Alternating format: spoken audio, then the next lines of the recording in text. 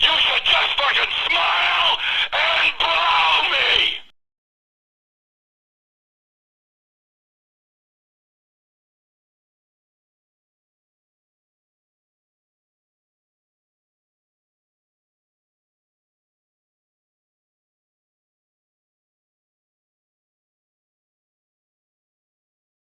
Do you think? Too much hormones? All the way Virginia, bitch.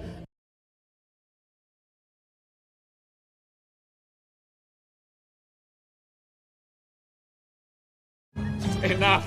I will hear no more of this Hebrew nonsense. Oh no! Oh jeez! Nobody's saying you can't own a gun. Nobody's even saying you can't carry a gun.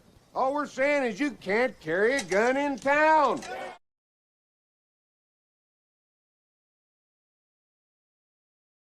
Well, I can't understand none of it. This one begat that one, and that one begat this one, and begat, and lo and behold, someone says some shit to someone or another. Just how retarded are you? Rest now, brother. We have the watch, and I'll see you in Valhalla. In certain extreme situations, the law is inadequate. In order to shame its inadequacy, it is necessary to act outside the law, to pursue natural justice. This is not vengeance. Revenge is not a valid motive, it's an emotional response. No, not vengeance. Punishment. Tonight we have a chance to say, yeah, you're right. We're too extreme, we're too wild, we're too out of control, we're too full of our own shit. Or we have a chance to say, hey, fuck you, you're wrong. Fuck you, we're right. Because you have all made it to the dance. Because believe me, this is the dance. Start the show.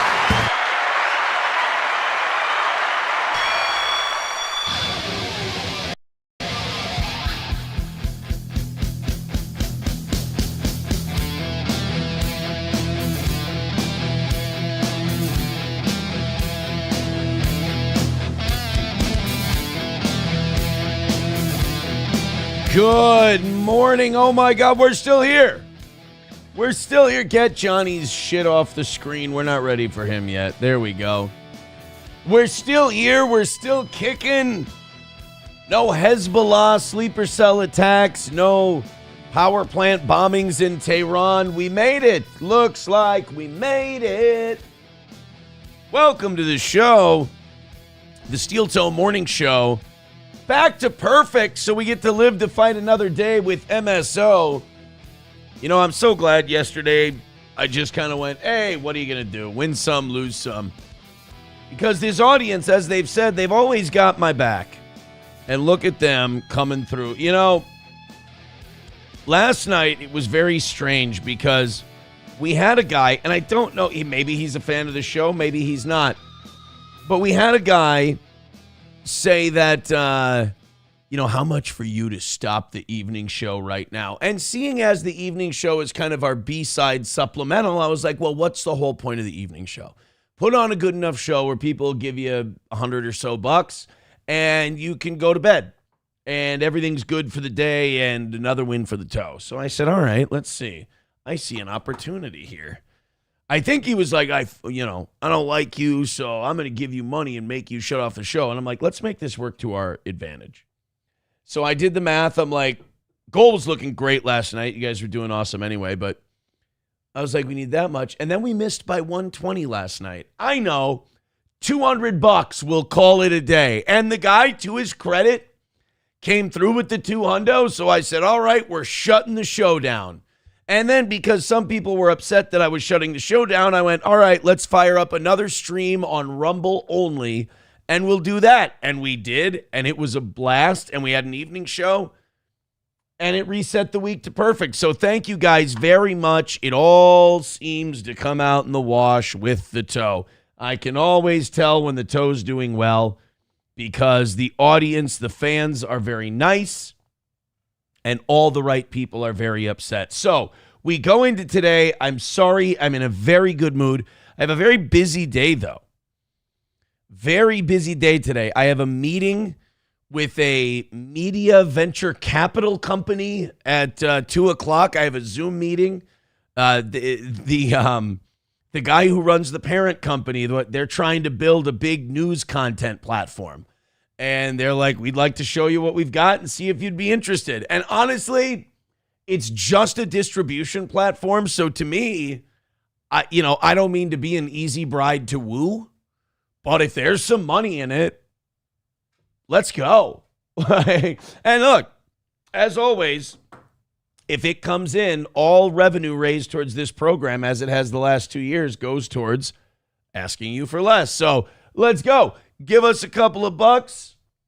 We'll knock it down a little more. We'll have an even better show. So I hope that goes well today at 2. But that means I got to get all my editing, all my clipping, all my posting done before I want to leave for the gym at 12. Then I got to be done at the gym by about 1:30, get back here at 1:45. Possibly shower quick and then get down here for the meeting. Then I got to mail a couple of beanies that came in. I'm waiting for a VIP package to get here, so we mail that. Then I've got a couple of orders this week for VIPs. I think 3 of them. And then you guys are buying the merch, which is fantastic. So thank you very much. It's been an amazing week so far. Let's continue. T. Thompson says, take the APAC money. Do you know what? I never even considered the idea that this could be that related. I never even considered the idea if they're like, well, Aaron, we want to give you maybe like a few grand a month and you can't say anything bad about Israel. I'm like, all right, well, could you make it 6? Could you make it $6,000 a month? And it'd be like, is that all it would take for you to? No, it would take more than that. All right, fine. How much per month to not say anything bad about Israel on your show? Oh, man.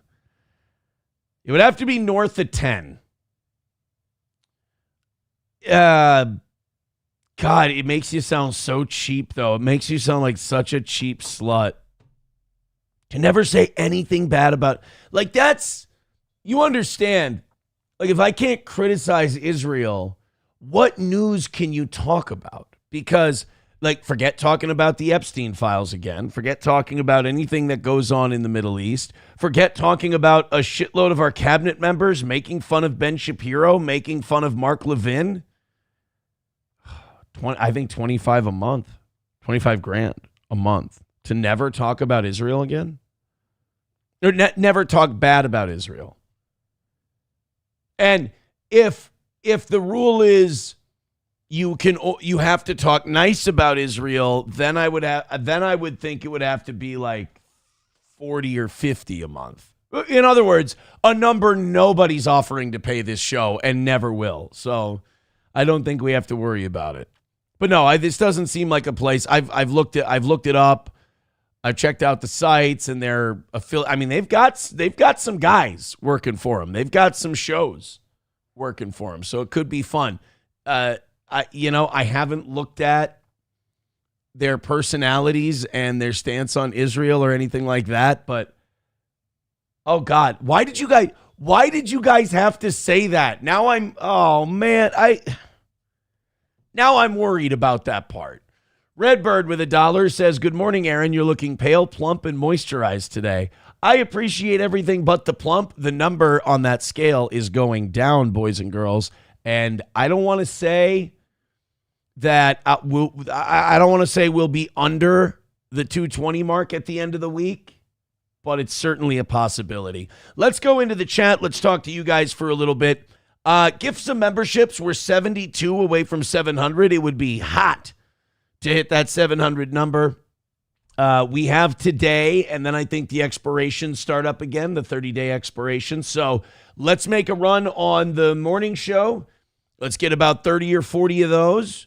Let's make a huge run on the evening show, about 20, 30 of those, and then boom, we'll hit our 700. Mountain Jews says, good morning, Aaron. The minute you went off the air early last night, the rehab center called me on my dad saying he had pneumonia and was sent to the emergency room. Are you trying to say that I sent your father to the emergency room? Are you trying to say that I gave your father pneumonia? What the hell, bro? What the hell? Eric Cartman says, no, it's not fair, Aaron. You're supposed to fail, bish. I know. I've been told that now for years, that I'm just, I'm supposed to fail. Well, I mean, I will eventually. History has taught us that I'll fuck it up somehow. You just got to be patient. Got all these people that get mad at me for doing a good show. And they're like, you're going to, like, they make up ideas that they think for this show. And then when they don't come true, they get mad at me for it. It's a very interesting character study. That's for sure. Veldrain first. Veldrain with $1 says, I can picture Aaron saying Zionists are wonderful people who are a great American ally. I said things, now money me a lot now. Redbird with $1 says, what's the point? You'll balloon right back up by next Wednesday because you'll let yourself go within 12 hours of hitting the goal. You can always tell when people have watched this show for a long time because they know way too much. Mountain Jews says, change the batteries in your scale. It's fine. This is fine. Dead Game needs a membership. There was one other person I saw in the chat who needed a membership. It was, Ray Peacock. Ray Peacock needs one. Dead Game needs one, and Ray Peacock and Mia Janiti need a membership. So thank you guys very, very much. Someone said, did you miss Silverwolf's $1? I don't think so. Oh, yes, I did. Hey, Aaron, I'm taking dinner out for tonight. Fried chicken or cheesy garlic venison pasta for dinner. Oh, cheesy garlic venison pasta for sure. Go with that.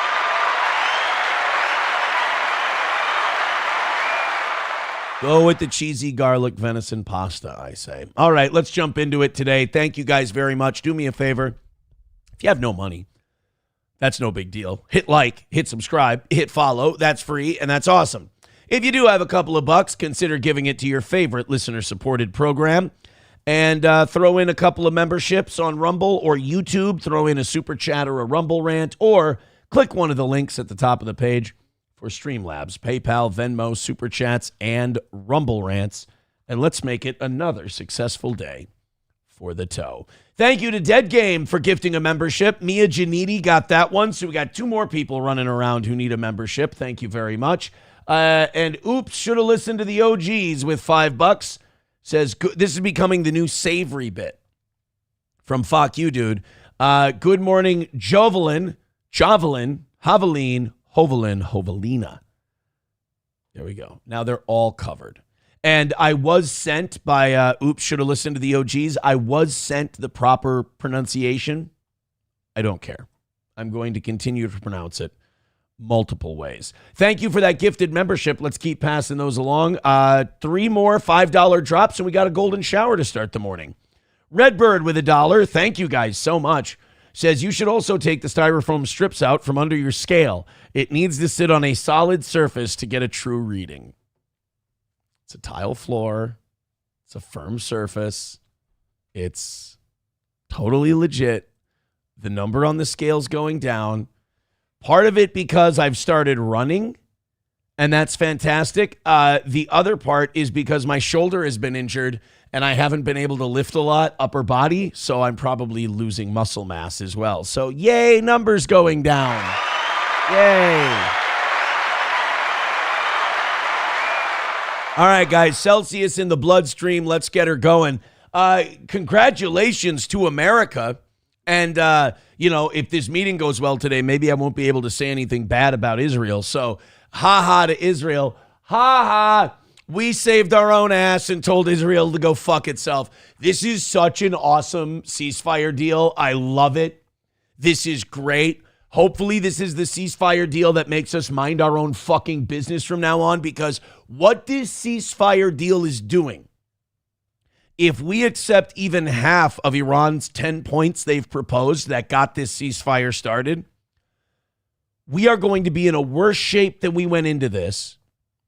We are going to be ceding control of the Straits of Hormuz officially to Iran, maybe even giving them reparations for this war. And Israel is, as far as we know so far, and we'll play the news clips that we have today, as far as we know, Israel is not part of this ceasefire, because 2 hours after the ceasefire was announced, Iran was lighting Israel the fuck up. I mean, they were launching missiles. They were bombarding them. Look, I don't want war to continue. I want war to end. I want it to all be over. It should have never started in the first place. However, if it's going to continue, we know that Israel is the aggressor in this war and that Iran is defending itself. And I think if Israel can be humbled by Iran, as bad as this war is, it would prevent future wars. It would stop future wars from happening, because if the United States, I mean, this is what we've needed to do from day one. Israel has needed a rug pull so bad. And I think we may have finally gotten that rug pull moment where Donald Trump, a creature of self-preservation, goes, oh shit, oil was up to $115 a barrel yesterday. We got to do something. It went down to 93 last night. Where is it at now? I think oil trades 24 hours. Holy fucking monkey. Sorry. Should have listened to the OGs. I apologize. Take a look at this, boys and girls. 71.88 a barrel. We are back down to almost to where it was before the war. Keep falling, baby. Keep going down. 71.89 a barrel. Now, this is the annoying thing about oil prices. Anyone who's been 16 years old or older for more than 5 minutes knows that as soon as it goes up to 100, gas price is up to $4, at least here in Minnesota. Bear with me. You can write in the chat what it is around you. But when it goes down to 71.83, all of a sudden we don't get back down under $3. We don't go down to 2 something for a couple of weeks. You know, they like to, and you know, when it goes up, they jack up the price right away. And we go, well, wait a minute. You don't have that oil. You don't have that gasoline in the ground. They haven't come and delivered that to you. You haven't bought that gasoline yet. You're selling $65 a barrel oil gasoline for $100 a barrel oil gasoline prices. That doesn't seem fair. And they always have some bullshit to say back to you. But then when it goes back down, and we say, well, drop the price, go back down to 2 something. They go, well, we can't. I mean, the gasoline we have in the ground, we bought for $115 a barrel oil. It's a hell of a racket, man. But look, I'm just happy to see oil at 71.83. You guys want to see the Dow futures? How much do you think I'm going to say we're up I'm going to say $1,200. I'm going to say it's a $1,200 jump in pre-market trading. 12.30. Look at that. Damn, man. I'm like, I'm better than that Kramer guy, which isn't saying much. 12.13. We're up 12.13. So it's got us back up to 48,000. Here's the problem. Dude, and I dumped. Like I threw a little extra, quite a bit extra into the market when it got down to low 46. I think even got to 45 something for a little bit. I was like, you know what? This is going to end at some point. See this come back up. I think I pulled a Jew move, bro. I think I war profiteered. Oh no. I'm war profiteering. This isn't good. So this is best of both worlds. We're up 12.05 today. We're going to probably see a rally for the next 2 weeks. Unless Trump says something stupid like, I'm going to put 900% tariffs on China. We're at 48,000. So the Dow is up, but it's still under the point where we can't talk about pedophilia anymore. and the Epstein files, so that's nice. Redbird with $1 says, as the number on the scale goes down, so does the countdown timer for your relapse pig out. I need to prove that guy wrong. Keybird Style, he's been one of the nicest fans of ours. He always leaves very nice comments on our stuff. Thank you, Keybird Style, for gifting 5 memberships over on YouTube. Thank you very much. Keep it going, boys and girls. Redbird with $1 says, you're making the classic Western liberal mistake of applying 21st century morals to 2 Bronze Age cultures with Bronze Age morals because they have 21st century technology. I don't think the Persians are 6th century people. I don't think they're Bronze Age. That's some Mark Levin shit. The Persians are a little more advanced than that. I put Persians above Arabs in my Aryan ranking scale. Trucker 18-wheeler with $1 says, I asked a gas station what dictates the prices, and they said it's the economy around the area, and by law, gas stations within the same area have to be within 10 cents. Is that law? I'm not saying you're wrong. I'm just saying, like, even if it's not law, it would be stupid to charge a lot more than the place that's right across the street from you. It just seems stupid.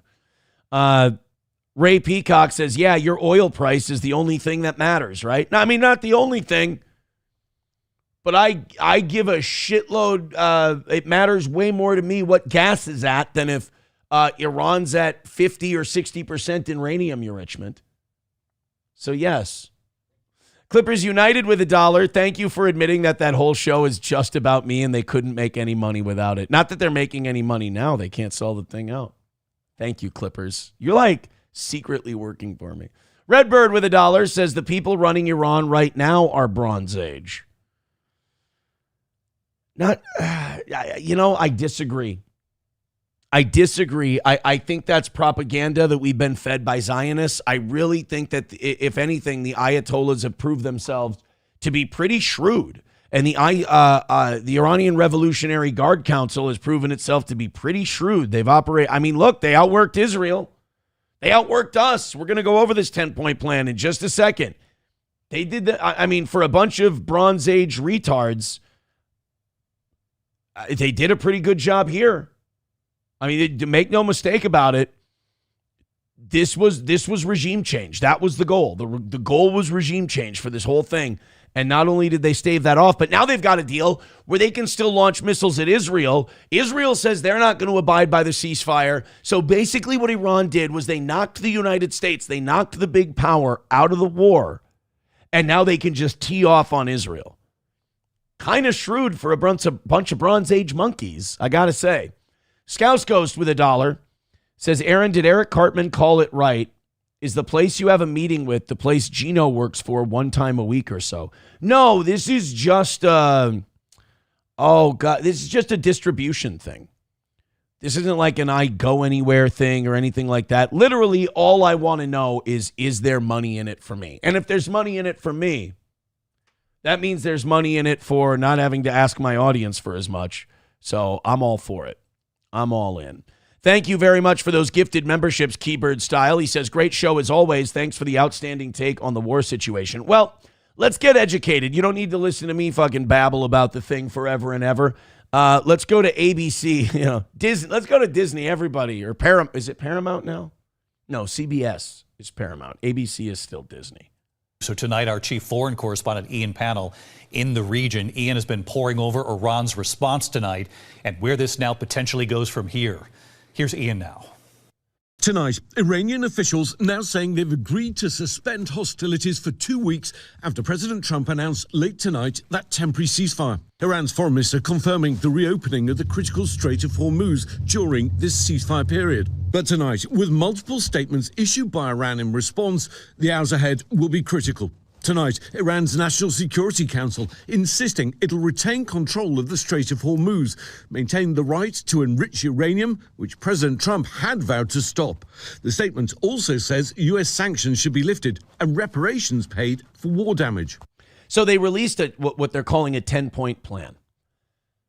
And obviously, they're not going to get all of their 10 points. We're not going to. If we capitulate to all 10 of Iran's requests, then I don't know how they call this anything other than a victory for themselves. But retaining control of the Straits of Hormuz, that's something that was happening before the war. So it's all for naught. Maintaining their right to enrich uranium, that's something they had before the war. All we did, now we may have blown up a bunch of shit and we may have messed up their military. We may have done a lot of damage. We got a big bad military. We spend 3 times more than China does, for God's sake. But what Iran did that was brilliant was they put economic pressure on an economic superpower, knowing they couldn't defeat them militarily, dared them to come in with ground troops, did not negotiate until we really started to feel the pain. And then when it came time to make a deal, they only made it with us. Iran knows they just got to knock us out of the war. Knock us out of the war, and then nobody in the world opinion has turned against Israel. Even in the United States, it's like 60 some odd % of people under the age of 50 are anti-Israel. 54% of Americans in general have an unfavorable view of Israel. So the majority of this country is not going to see them as our ally. They're going to see it as somebody we need to get the fuck away from. So Iran knocks us out of the war. They can handle Israel. They're a country of 90 million. Israel's a country of what, 10? 16, something like that. It's a very small, densely populated area. Let me make sure. It's very easy to know these things. Population of Israel. Over 10 million people. Oh, so my guessing game is on today from the Dow to that. So 10 million people, 90 million people, shitloads of oil money, a few $1 billion in American military muscle. Iran could kick the shit out of Israel if it was one-on-one. So this is very interesting. Trump has another thing working for the American people have another thing working for them. And that is that these are rumors coming out of White House reporters. J.D. Vance and Tulsi Gabbard are lobbying Trump very hard behind the scenes to end this thing, to be done with this. JD wants to be president, and he knows that if he goes down with this war, if he doesn't, in a way, like almost Joe Kent himself, he's fucked. And Peter Thiel wants JD Vance to be president of the United States. And Peter Thiel's an evil guy. We don't want Peter Thiel anywhere near power. I'm just saying that those two guys want to be in charge next. And you cannot do that and support this war. So J.D. Vance is trying to get Donald Trump to abandon Israel and end this war. Tulsi Gabbard has been the one saying Iran's not trying to get nuclear weapons this whole time. So there could be a point where Trump sees his popularity going down, oil prices going up, stock market not growing, because that's Trump's biggest thing. Even when he was confronted with the fact that he's covering up Jewish pedophilia, he was going, but the Dow, but the Dow, but the Dow, but the Dow. Well, there ain't no Dow anymore. Dow sucks. So he's got to make peace. J.D. Vance, Tulsi Gabbard pushing for the peace deal. That could be what's going on behind the scenes. So, and again, I cannot tell you how happy I am that Israel is not part of this peace deal, because this needs to be the moment in history where the United States says, this is not an ally. This is a parasite. They're sucking away all of our value. They're sucking away all of our wealth. They're sucking away all of our standing in the world. We need to split from these people. We need to get away from them. They can do whatever. We're not going to be their enemy. We're not going to invade. We're not going to do regime change in Tel Aviv, but they're going to fight their own battles now. Our allies are in Europe. They're not in the Middle East. And when it comes to the Middle East, the people who treat us better, hell, even Saudi Arabia, who murdered an American journalist and cut him up and put him in a suitcase, treats us better than the Israelis do. So let's continue seeing what's in this deal.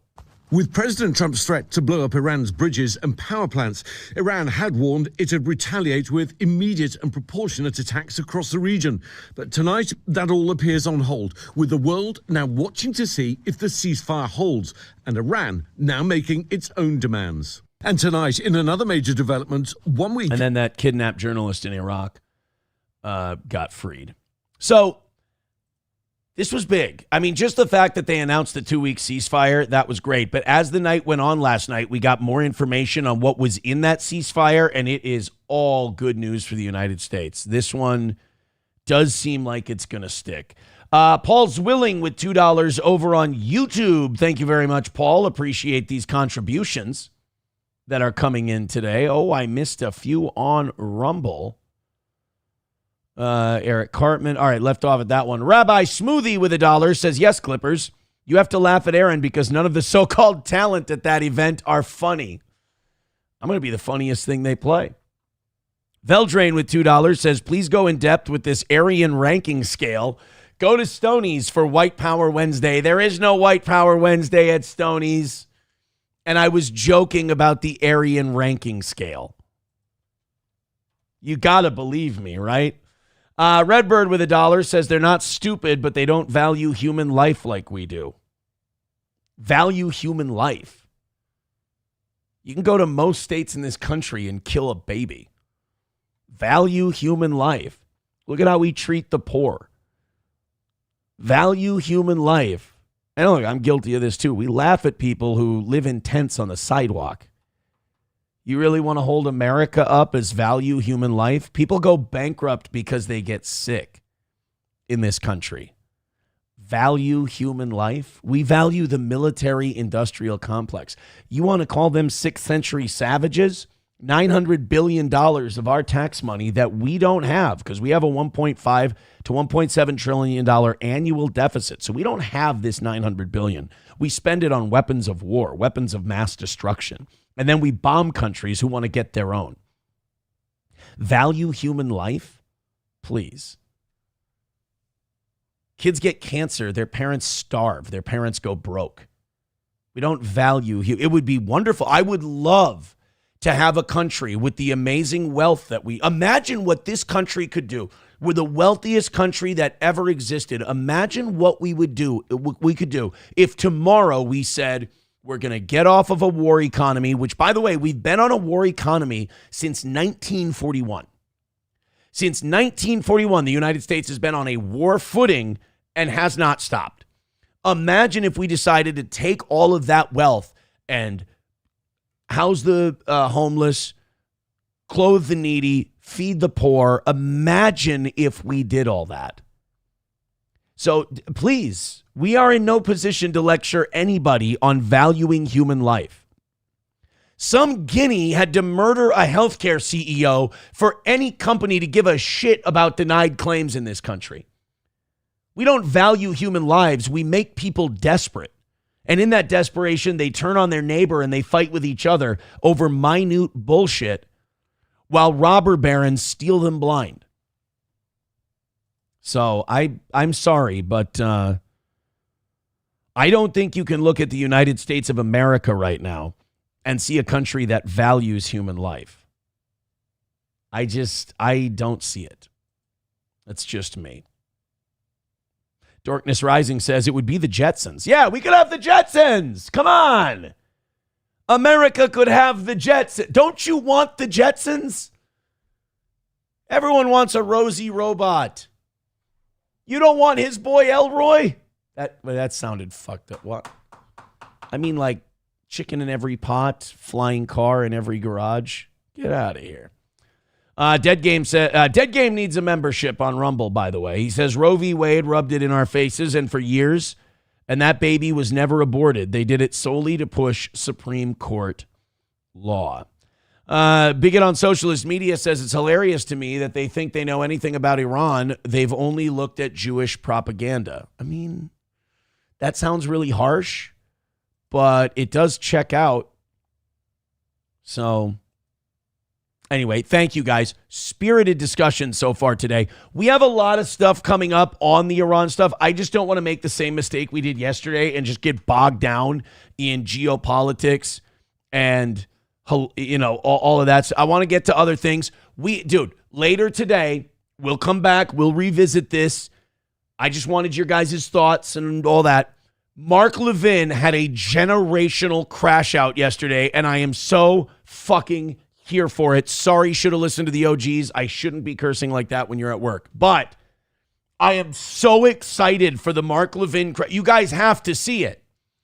Ben Shapiro losing his mind. Ben Shapiro was losing his mind before there was a ceasefire. He was using the Bible to justify flattening Iran. I have a new credo, by the way, after listening to enough, not enough, I'm going to listen to more, but religious debates and stuff like that. All these people who only read the New Testament, they got to go. We got to stop listening to these people. They're psychotic. They're sick. I mean, they really are monstrous. And the lessons they take from the Old Testament, it really is just a pack of people using it to justify their own selfish wants and needs. Whereas people who follow the New Covenant and the New Testament, they tend to be more about sacrifice, doing right by people. Mark Levin and Ben Shapiro, their reading of Scripture is psychotic. We have a 2-minute clip today of Ben Shapiro using the Old Testament because when you start reading the Gospels, his skin starts to sizzle, if you catch him adrift. So he spent 2 minutes talking about how it was totally justified if we decide to bomb all the power plants and light up Tehran. He's a great guy. Thank you very much, Zen Man, for a gifted membership. Ultimate TND got that one. Oh, so Dead Game still didn't get a membership. Let's hook up my boy Dead Game, guys. JD Straight Shot with $2 says, apologize for voting for the PDF boomer. You got it. You know what? I would love a 10 spot after I apologize. I'm a whore. I'm not apologizing for $10, by the way. I am sorry. I did fuck it up. I should have went third party again. But libertarians are just so ugh. And I'm not going to vote Green Party. Maybe I have to vote Green Party. I don't know. I don't know. But like I've said before, there's no voting your way out of this. So yes, JD Straight Shot, you're right. I apologize. I got it wrong. A lot of us are saying that now. We got it wrong. It feels good to admit you're wrong. There's a difference between being smart and being wise. Being smart is like, you know, facts, you know, little things, you know, this and that. Being wise is being able to go, I got to abandon this position because it's incorrect. It's wrong. I mean, do you ever watch Mark Levin or any of these guys who just stick with their position even though it's long since been proven false? It's awkward to watch. So yes, I was wrong. $1 from Oops, should have listened to the OGs. Thank you guys so much. This is a fantastic morning. Says, oh, I stopped playing you at work when you started dating that cokehead. Oh, shoot. Well, that's an uphill battle. MSO says you should pay each of us $10. Well, that's what I do in content every day. Brittany Boo says your vote didn't even count. Trump lost Minnesota. Yeah, so there's that. Yeah, you know what my biggest election coming up is where I might have hope that America can turn it around is Luigi Mangione getting acquitted. That's where I'm at. I was talking to someone the other day. Their kid, their child had a situation. And this really pisses me off. Our healthcare system is diabolically evil. Where their child had a situation where they had to be sent via ambulance to the children's hospital in Minneapolis. And the ambulance ride alone cost $3,500. And then this person found out that the children's hospital, this is insane to me, is considered out of network for their insurance. Like, that story alone, so how much is that going to cost? That story alone makes me, if I were to be selected for jury duty, say not guilty on the Luigi Mangione thing. And you could be like, oh, well, Brian Thompson didn't make those rules. Yeah, but he accepted the gig. Brian Thompson accepted the gig as the CEO of United Healthcare. He went to all the parties. He cashed all the checks. He took all the spoils, and he smiled and laughed the whole time he did it. He was part of an evil, I'm sorry, but United Healthcare, these private healthcare companies are far more of an enemy to me than Iran is. Because these healthcare companies do more damage to Americans than Tehran ever has. So Luigi Mangione and what he did, I understand it. I get, like they say in the Shawshank Redemption, it can be understood if not condoned. Luigi is a dramatic play. Luigi should be in jail for life. Okay, let's say that. Let's say Luigi should be in jail for life. Brian Thompson should have been in prison for the rest of his life. Everybody who runs a healthcare company, a health insurance company in this country should be in prison for the rest of their life. Evil. Brittany Boo says, so he deserved to be murdered. No, he didn't deserve to be murdered. It's terrible that he was killed. It is an awful thing. It's a sin to kill people. But what I'm talking about is if voting won't fix this, what changes anything? Look at these evil people at the top. What do they fear? They don't fear anything. It is like the scene in Dogma where they lay waste to the movie's board of directors. And you're like, you people don't fear anything anymore. What do healthcare companies fear? They fear losing their life and they fear losing money. What are you going to do? Dead Game says, what's the leading cause of death in the U.S. annually? Medical malpractice. Right? Chevrolet JB says, that's some real communist bullshit. This is the amazing thing these people have done. They've gotten people like Chevrolet JB, probably normal, working class, pays his bills kind of a guy. They've gotten you to believe that the people pushed into desperation to do desperate things are the evil ones, and the people who day in, day out live a life of manipulating, taking advantage of, and ripping people off and fucking with their lives. Those are the good guys. That is, I mean, to me, and they just use the word communism. Boom, communism. Oh, well, I'm not some pinko red commie. Well, I'm sorry. I'm never going to be on United Healthcare's side. That's it. QAnonymous says, you're rationalizing Luigi doing good the same as people rationalizing Trump genocide tweet.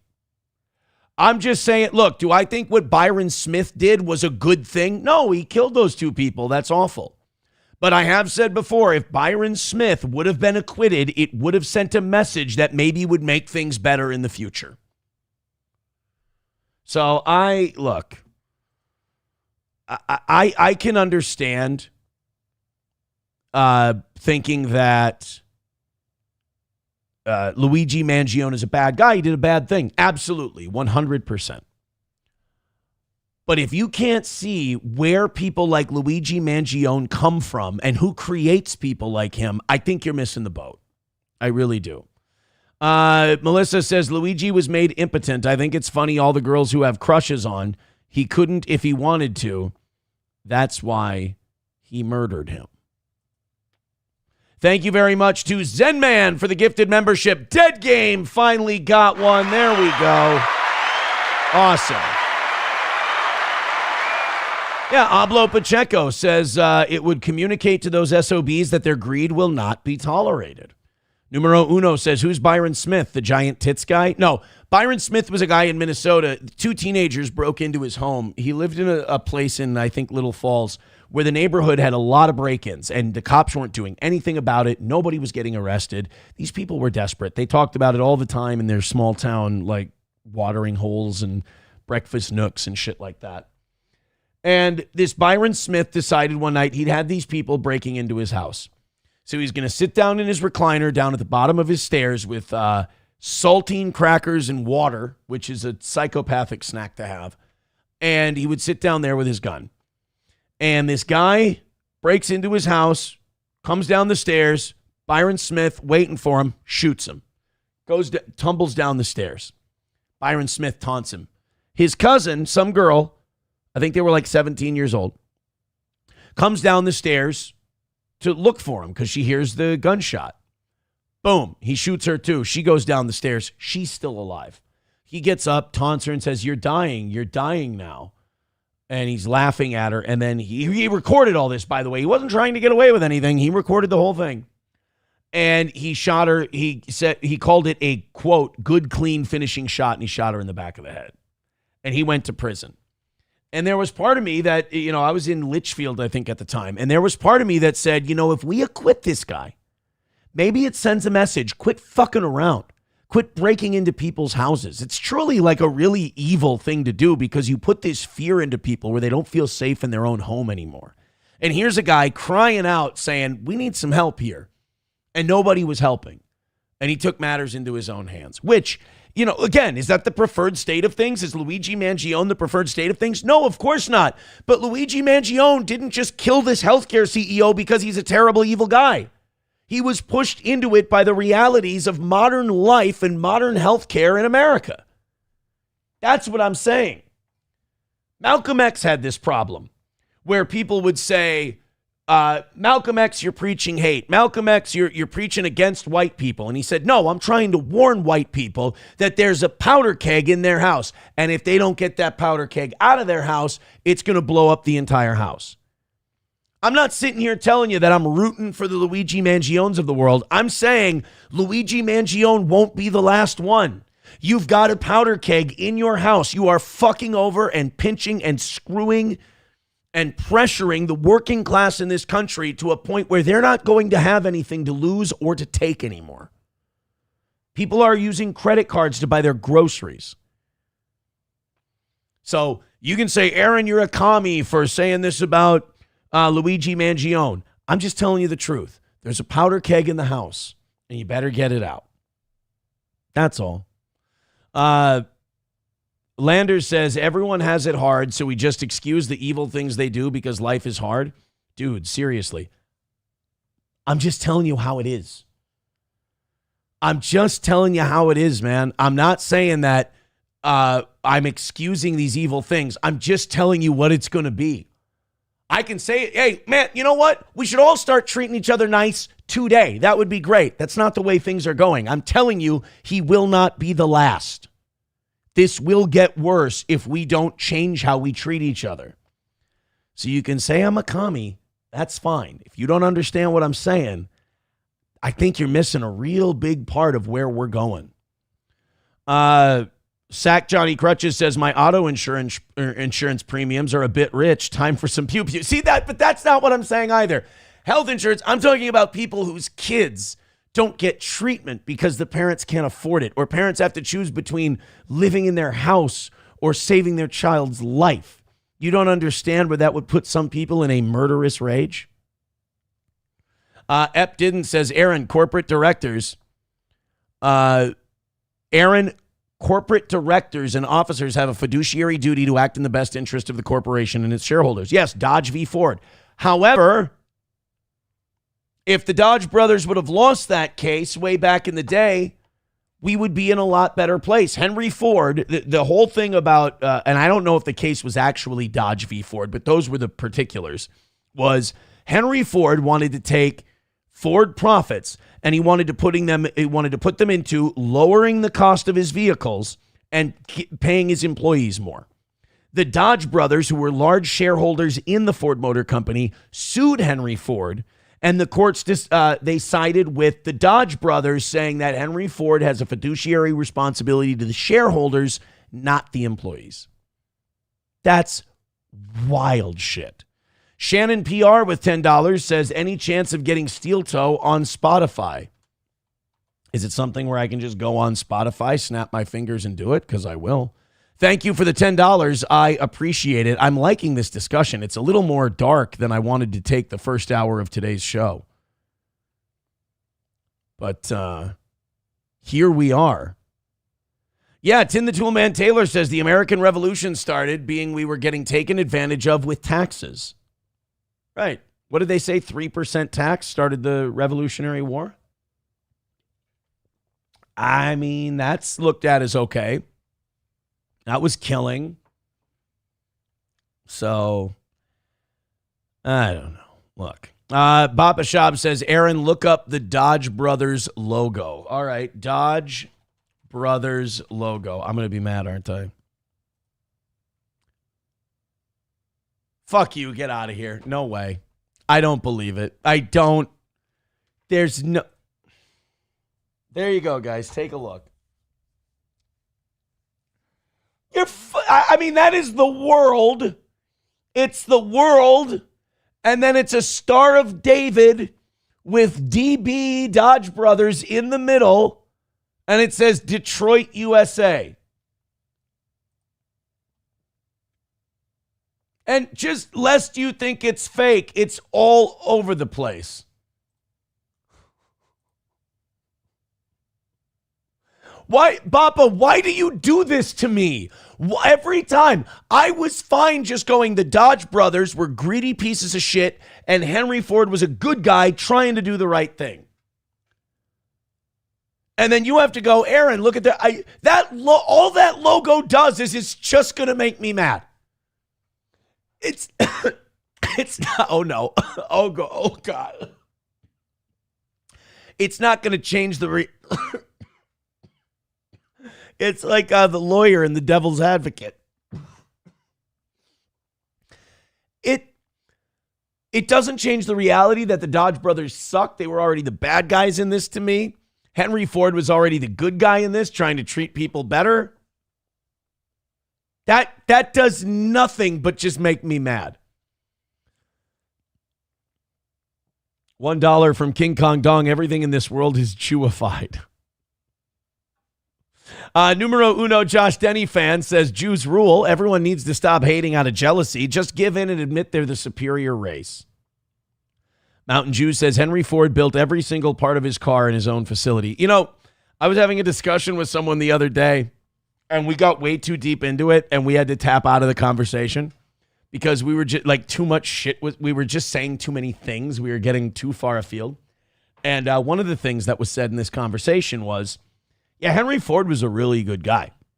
Like Henry Ford we were talking about the Dodge brothers thing.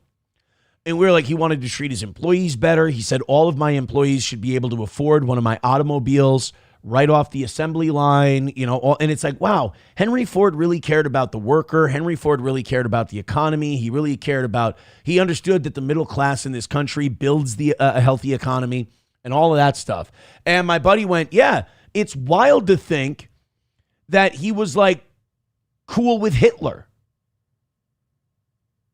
And we started going, yeah, because that's weird that he was cool with Hitler. And then we started talking about the Dodge lawsuit. And then we're like, Henry Ford was this good guy who really seemed to give a shit about human beings.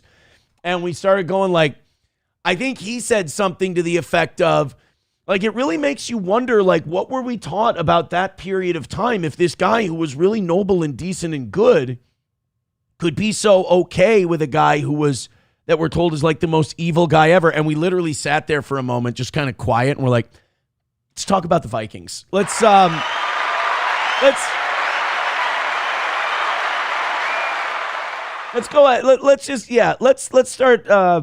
just talk about the Vikes. What do you say? Annoyed Wawa supervisor says, no, Aaron, you idiot. They weren't Jewish. The police must have rubbed the Star of David into the Dodge Brothers logo. That's all. Oh, thank God. Thank God. Sack Johnny Crutches says, I think Henry Ford's writings preceded Hitler. Well, we talked about this in our last members only show. We talked about how Hitler took a lot of his ideas from the United States. He took a lot of his ideas. Margaret Sanger, the founder of Planned Parenthood, was made an honorary Aryan. Joseph Goebbels called Margaret Sanger the most Aryan, the person who upholds Aryan values the most in the West. The Nazis loved Margaret Sanger, and they loved American eugenics.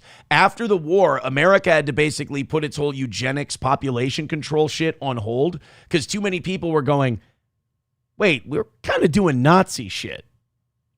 By the way, also don't tell anyone that we use some of Mengele's medical research because they'll go, no, that's been debunked. And then you look up the sources at who's debunking it. It's not really debunked. We used a lot of Mengele's research because he did the shit that we weren't legally allowed to do, but a lot of people in leftist academia wanted to do. Anyway, again, this is not where I wanted to take this morning's show. Welcome to the program. Look, we're going to get into this later in the show. I wanted to play a few silly things, a few wacky things.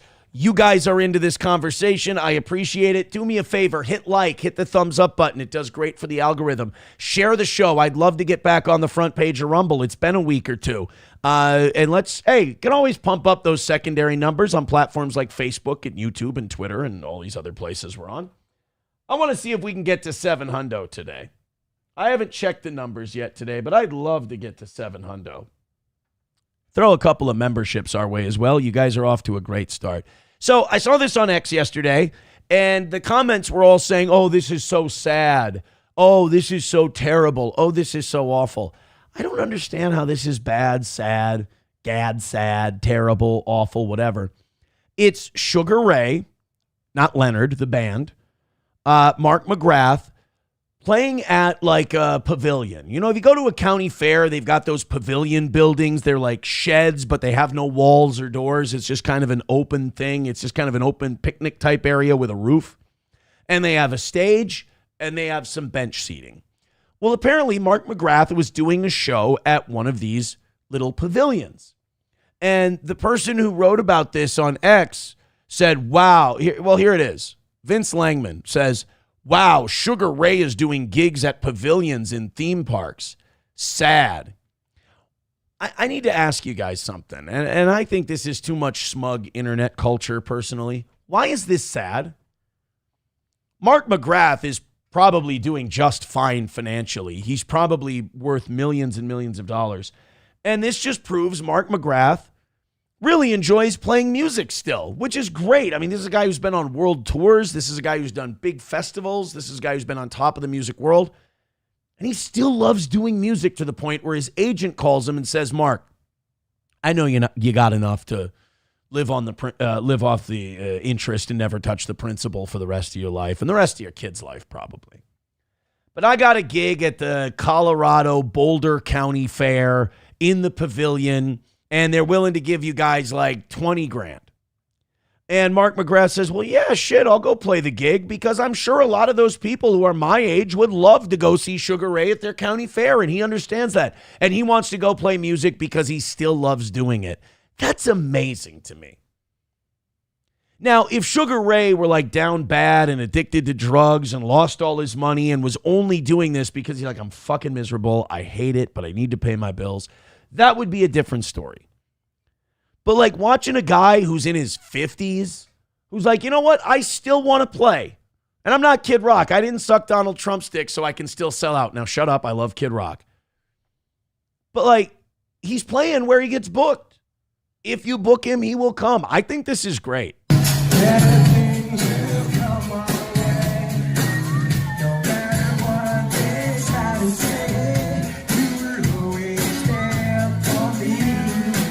And by the way, these people probably fucking love this. This is going to be the highlight of their week. I mean, this makes them feel wealthy. This makes them feel rich. They get to have what's basically amounts to a private show where they can probably go up and shake his hand and take a picture afterwards with Mark McGrath from Sugar Ray. For these people, this is going to be a really big moment. They met a big famous guy. We're too cynical, man. We're way too cynical. We have this idea that, oh, you used to play in stadiums. You're not playing in stadium anymore. Failure. Not at all. Not at all. He's a man who still gets to make a living doing the thing he loves doing. That is not a failure. He's a happy guy with money, a family, still being able to work even when he doesn't have to. This guy is winning, man. This is fantastic. Good for Mark McGrath. The little girl in a wheelchair, he gives her a hug. Oh, wait, is the girl in the wheelchair? I think the grandma's in the wheelchair. I don't. Kid seems to be doing all right. Is that a kid or is that a little person? Now, this is what's vexing me about all this.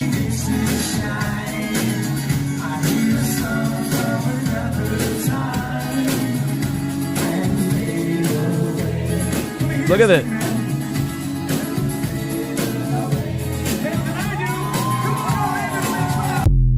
Good for him.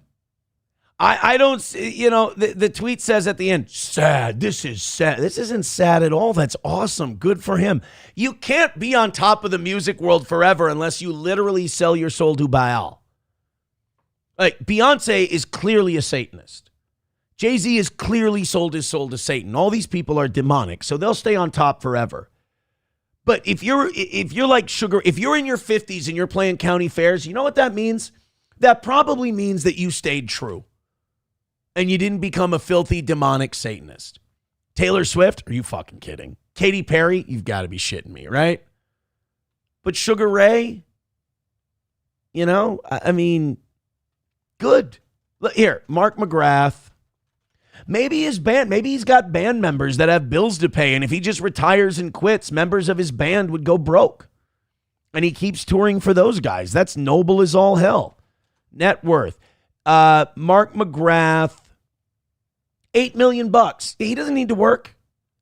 Mark McGrath would be fine. But he's still out there and he's still doing gigs. Good for him. Sakamoto Shinanomi says that's also why ZZ Top plays everything. Again, good for ZZ Top. Like, Tracy Lawrence is still out there, and he does pretty good-sized festivals and stuff. He's, like, on the undercards, but, like, Tracy Lawrence can still sing his ass off. I've seen him live. He's great. And he's still out there doing it because he loves it. Like, if you're a country singer, you get to go out there and basically sing bar songs all night. And people love you. Like, Sawyer Brown is still out there crushing it. Good for them. There's this whole world in music that is not on TV, going viral, top of the charts, but it's not living in a dumpster somewhere in California completely washed out. There's this middle ground of like Midwestern festivals and, you know, playing outdoor summer bar gigs where they open up for a street dance and stuff where you can make good money still. I think Sawyer Brown makes like $30,000 a show.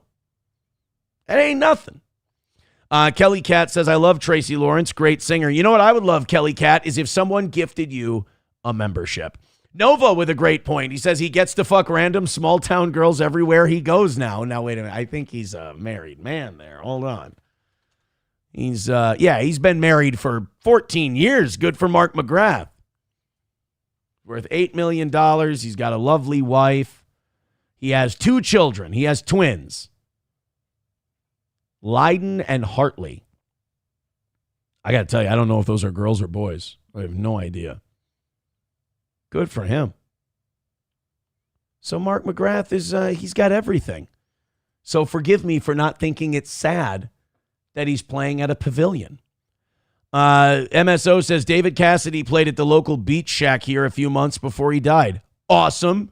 Cool. Nova says, Aaron, you of all people know being married with kids means nothing when it comes to fucking small town girls. Eat my ass, Nova.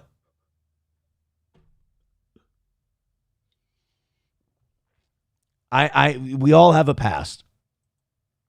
We all have a past. All right, let's bring Johnny in here and then let's get going. Guys, awesome show so far this morning. It has gone places I did not expect it to go. Thank you. Keep hitting like, keep hitting subscribe, keep hitting follow. Keep gifting those memberships. You're doing an incredible job. Johnny, good morning. Unmute and let's go.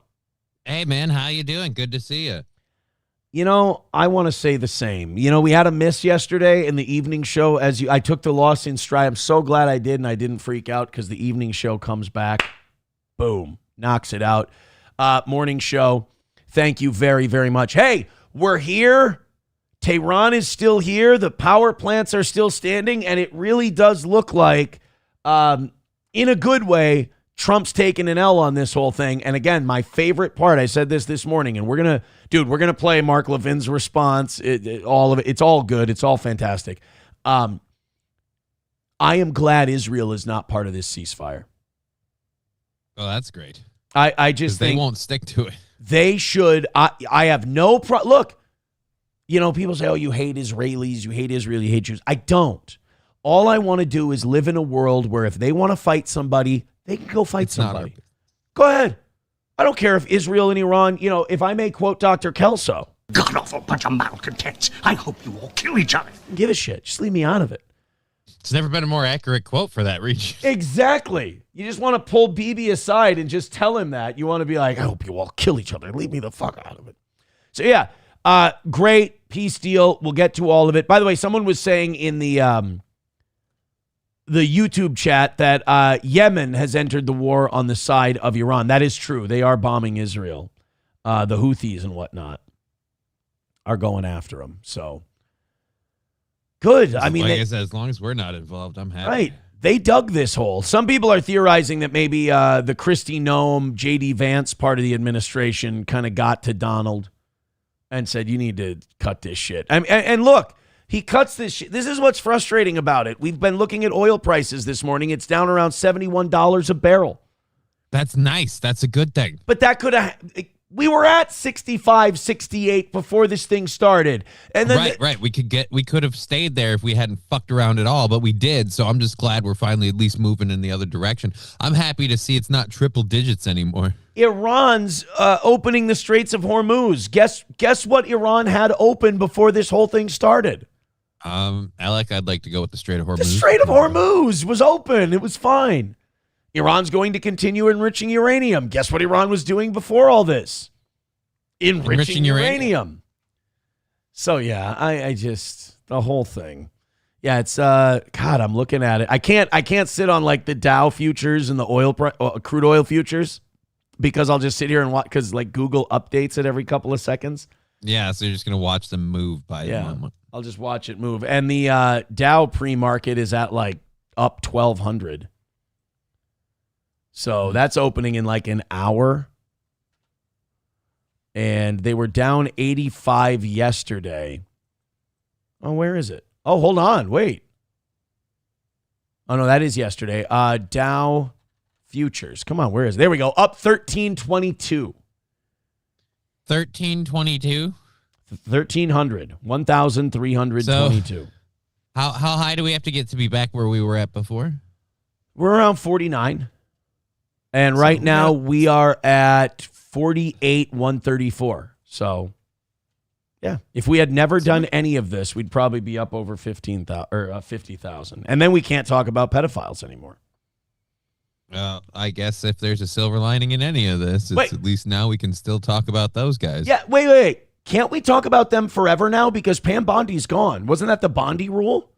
That if the Dow's I don't remember who made the rule. I just remember the rule was 50,000. We couldn't do it. It was Pam Bondi at that hearing. She said the Dow's over 50,000. Why are we talking about Mossad agents trafficking children to our elites?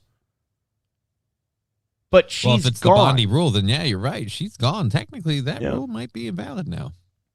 It's replaced by the Todd Blanche rule. The Todd Blanche rule, who's the current secretary or the attorney general, his rule is what pedophiles wear. Me, nothing. So I believe that's the new.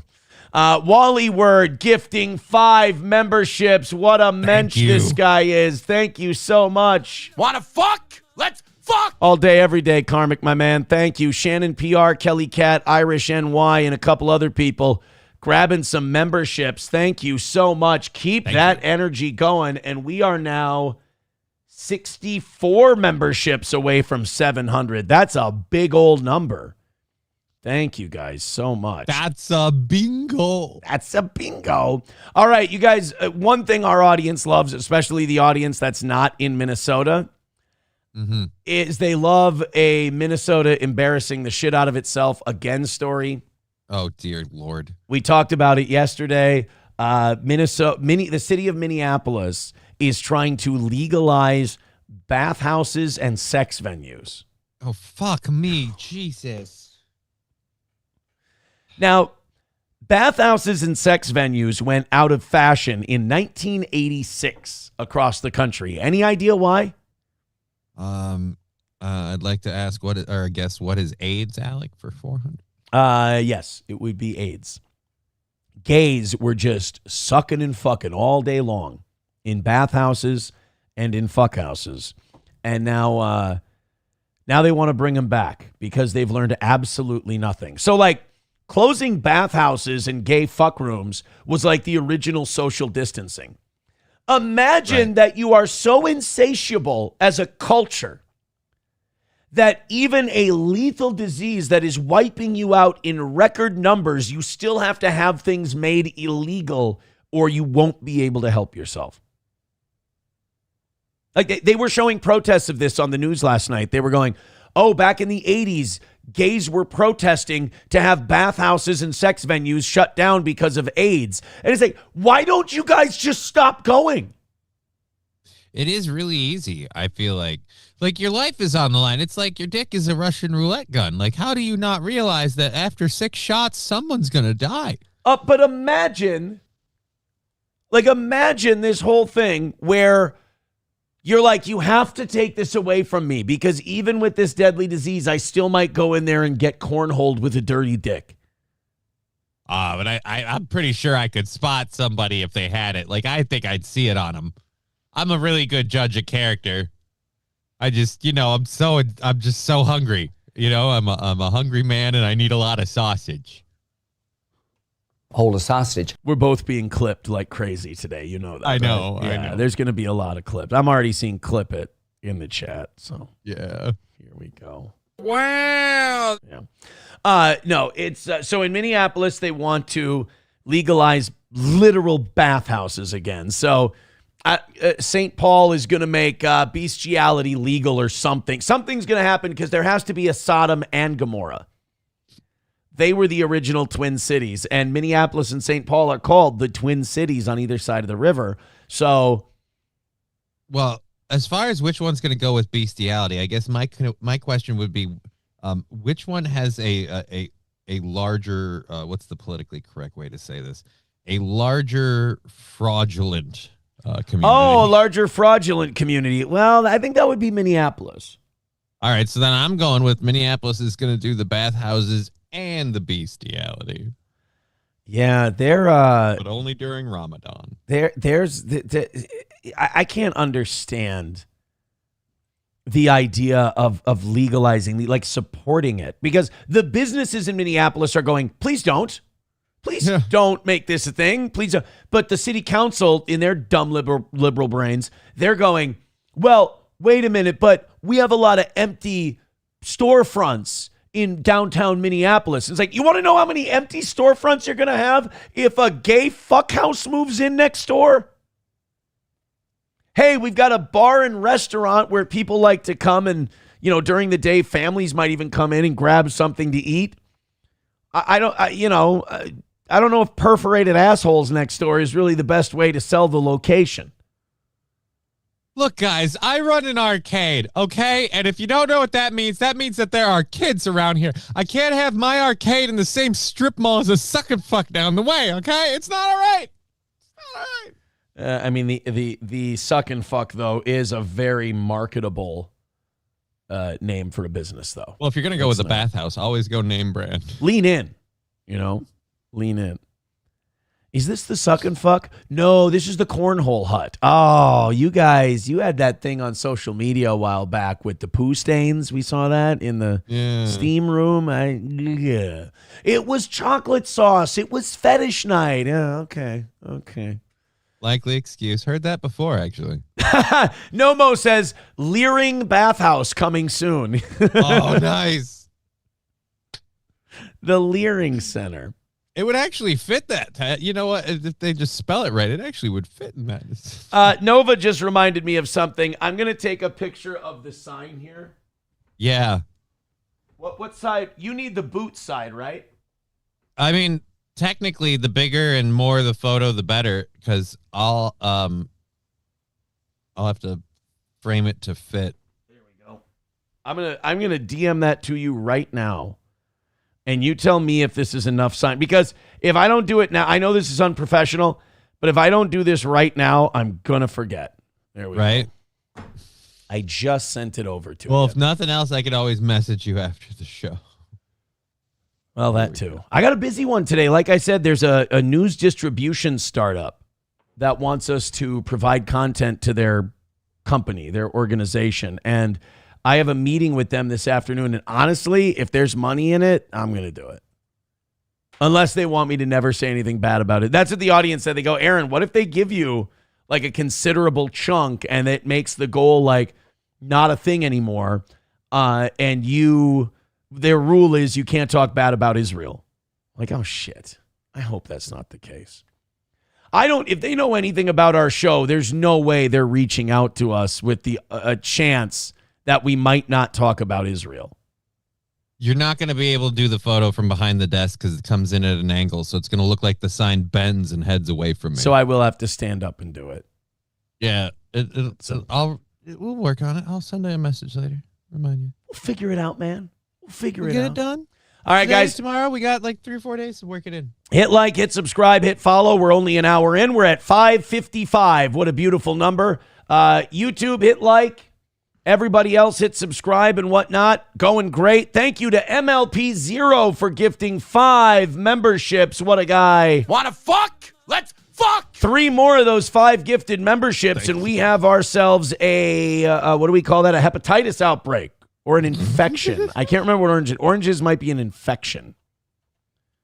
I'm not sure, but we've got some kind of pussy sickness if we get more 5 membership drops. Thank you, MLP0. Thank you to King Kong Dong for $1. He says, so STD rates climbing and legalized brothels aren't correlated. I mean, I guess we're trying to find out in Minneapolis. I feel like there's a lot, like, I feel like there's a significant part of the Minneapolis community that would kind of not be cool with bathhouses and what they involve.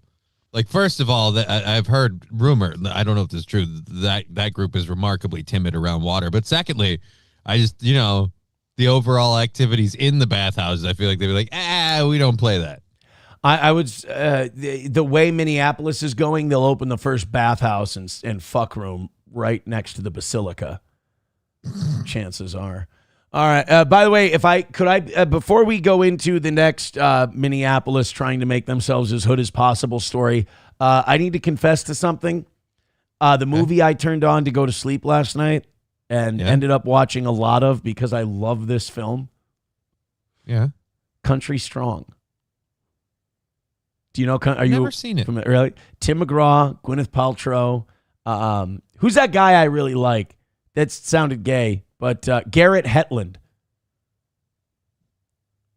He's. I'm thinking of it was Heart Something. I'm thinking of a different movie, but yeah, I've never seen Country Strong either. Garrett Hetland is the guy who plays the bartender in Tulsa King. Oh, I've been meaning to get into that too because of the second season or third. It's the third season villain. I'm waiting for, right, dude? I watched the first episode of the third season months ago, and I was just kind of. I was like, I think I'm done. It's just really. It's kind of Boomer Stallone, like it's Boomer bait. It's Landman is kind of getting that way too. The guy who makes that, Taylor Sheridan, like he's really low-hanging fruit. It's kind of nice sometimes because it's like not like intricate, heavy, follow everything. You can kind of just jump into it. It's kind of simple, but at the same time, there's some times where you're like, okay, guys, we're laying the goy slop on a little thick here. Come on, make it a little deeper.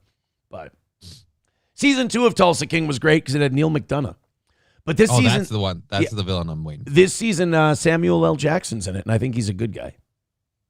Yeah, I saw previews with Samuel L. Jackson. I was actually kind of thinking, like, that would be crazy if it was Samuel L. Jackson and Neil McDonough at the same time. But yeah, I'm guessing. Oh, they got Frank Grillo and Neil McDonough at the same time. Oh, that's all right. It's not bad. And then there's another guy. I don't think he's Chow Yun Fat, but he's Asian, so we'll go with it. Darkness Rising with $2 says, daily Mossad payment. Tell your audience the Vikings owner is Jewish. That's true. The Wilfs are Jewish. But like, dude, if you need a billionaire to buy your football team, what are you going to do? Not find a Jew? Yeah. I mean, you need billionaires, bro. You said you wanted money. Yeah. You need billionaires. You need a Jew. Redbird with $1 says, you know what community would consider families and young children being within 500 feet and being forced to witness their degeneracy a bonus? Oh, are we back at the Wilfs? Veldrain with $1 says brothels lower STDs as the employees need to be clean. But if a Berg, a Chang, or a Patel owns it, there might be some things that are overlooked. Well, who do you think's going to fucking own them? A Smith? Get out of here. All right, so Minneapolis, we talked about the bathhouses thing on last night's show. I didn't even mean to talk about it this morning, but obviously people getting into it. This is the one I meant to bring up today. So yesterday was a city council meeting day. That's why there was a lot of news coming out of Minneapolis. And on top of the gay stroke houses that they want to allow, they're also proposing allowing people to sleep in their cars on public property overnight.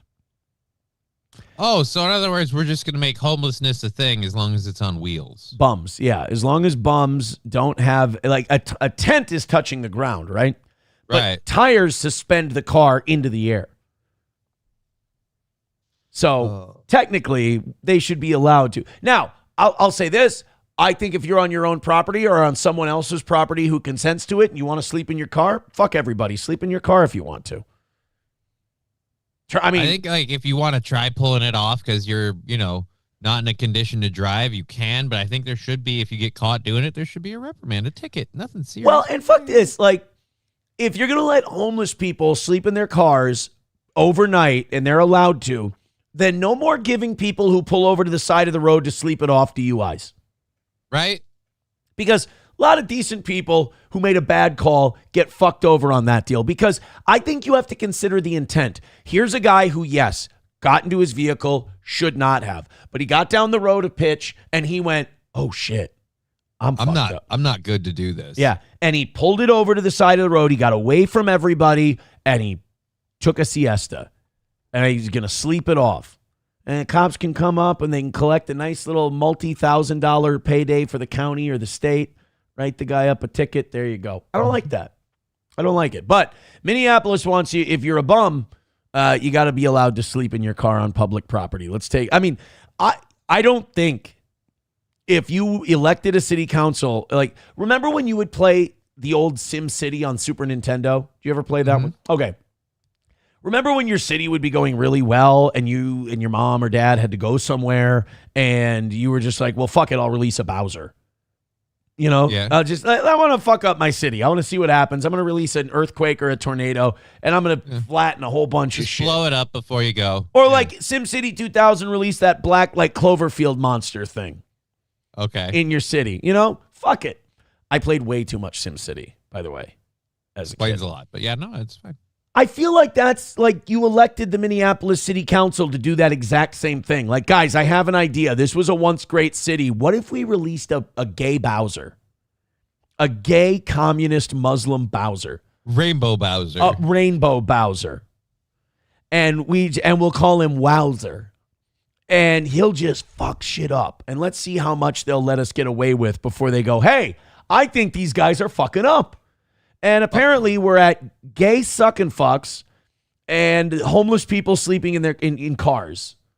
That's where we've gotten to. Let's take a look. New tonight, parking set aside for people living in their cars. The Minneapolis plan. Oh, yeah, I'm sorry. Not just allowing people to sleep in their cars, but special parking areas designated for poor people to sleep in their cars. Living in their cars. Yeah. Commission is moving forward with another tool to help address homelessness. Renee Cooper got answers tonight about how this would work, where, and what happens next. I don't mean to make this about a particular organization that I've pledged my soul to, but this is why communists went after the Catholic Church so hard for the last 50, 60 years. Because do you know who used to take care of all this poverty and all these people who couldn't get health care and all this? The Catholic Church.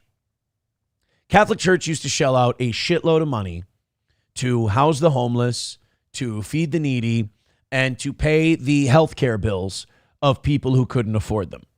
And that all got torn down. City governments and state governments made rules about charitable giving. They created government programs that provided these handouts so people went to the government and not the church. It was an organized effort to make people loyal to the state and not to their place of worship.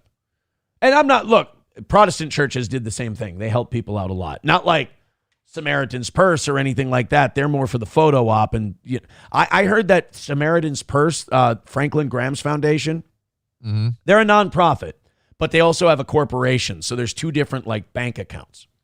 The nonprofit, they got to spend all their money. But if the nonprofit doesn't spend all its money, they give it to the Samaritan's Purse corporation, which has assets. Franklin Graham's corporation, his assets are at $2 billion in holdings.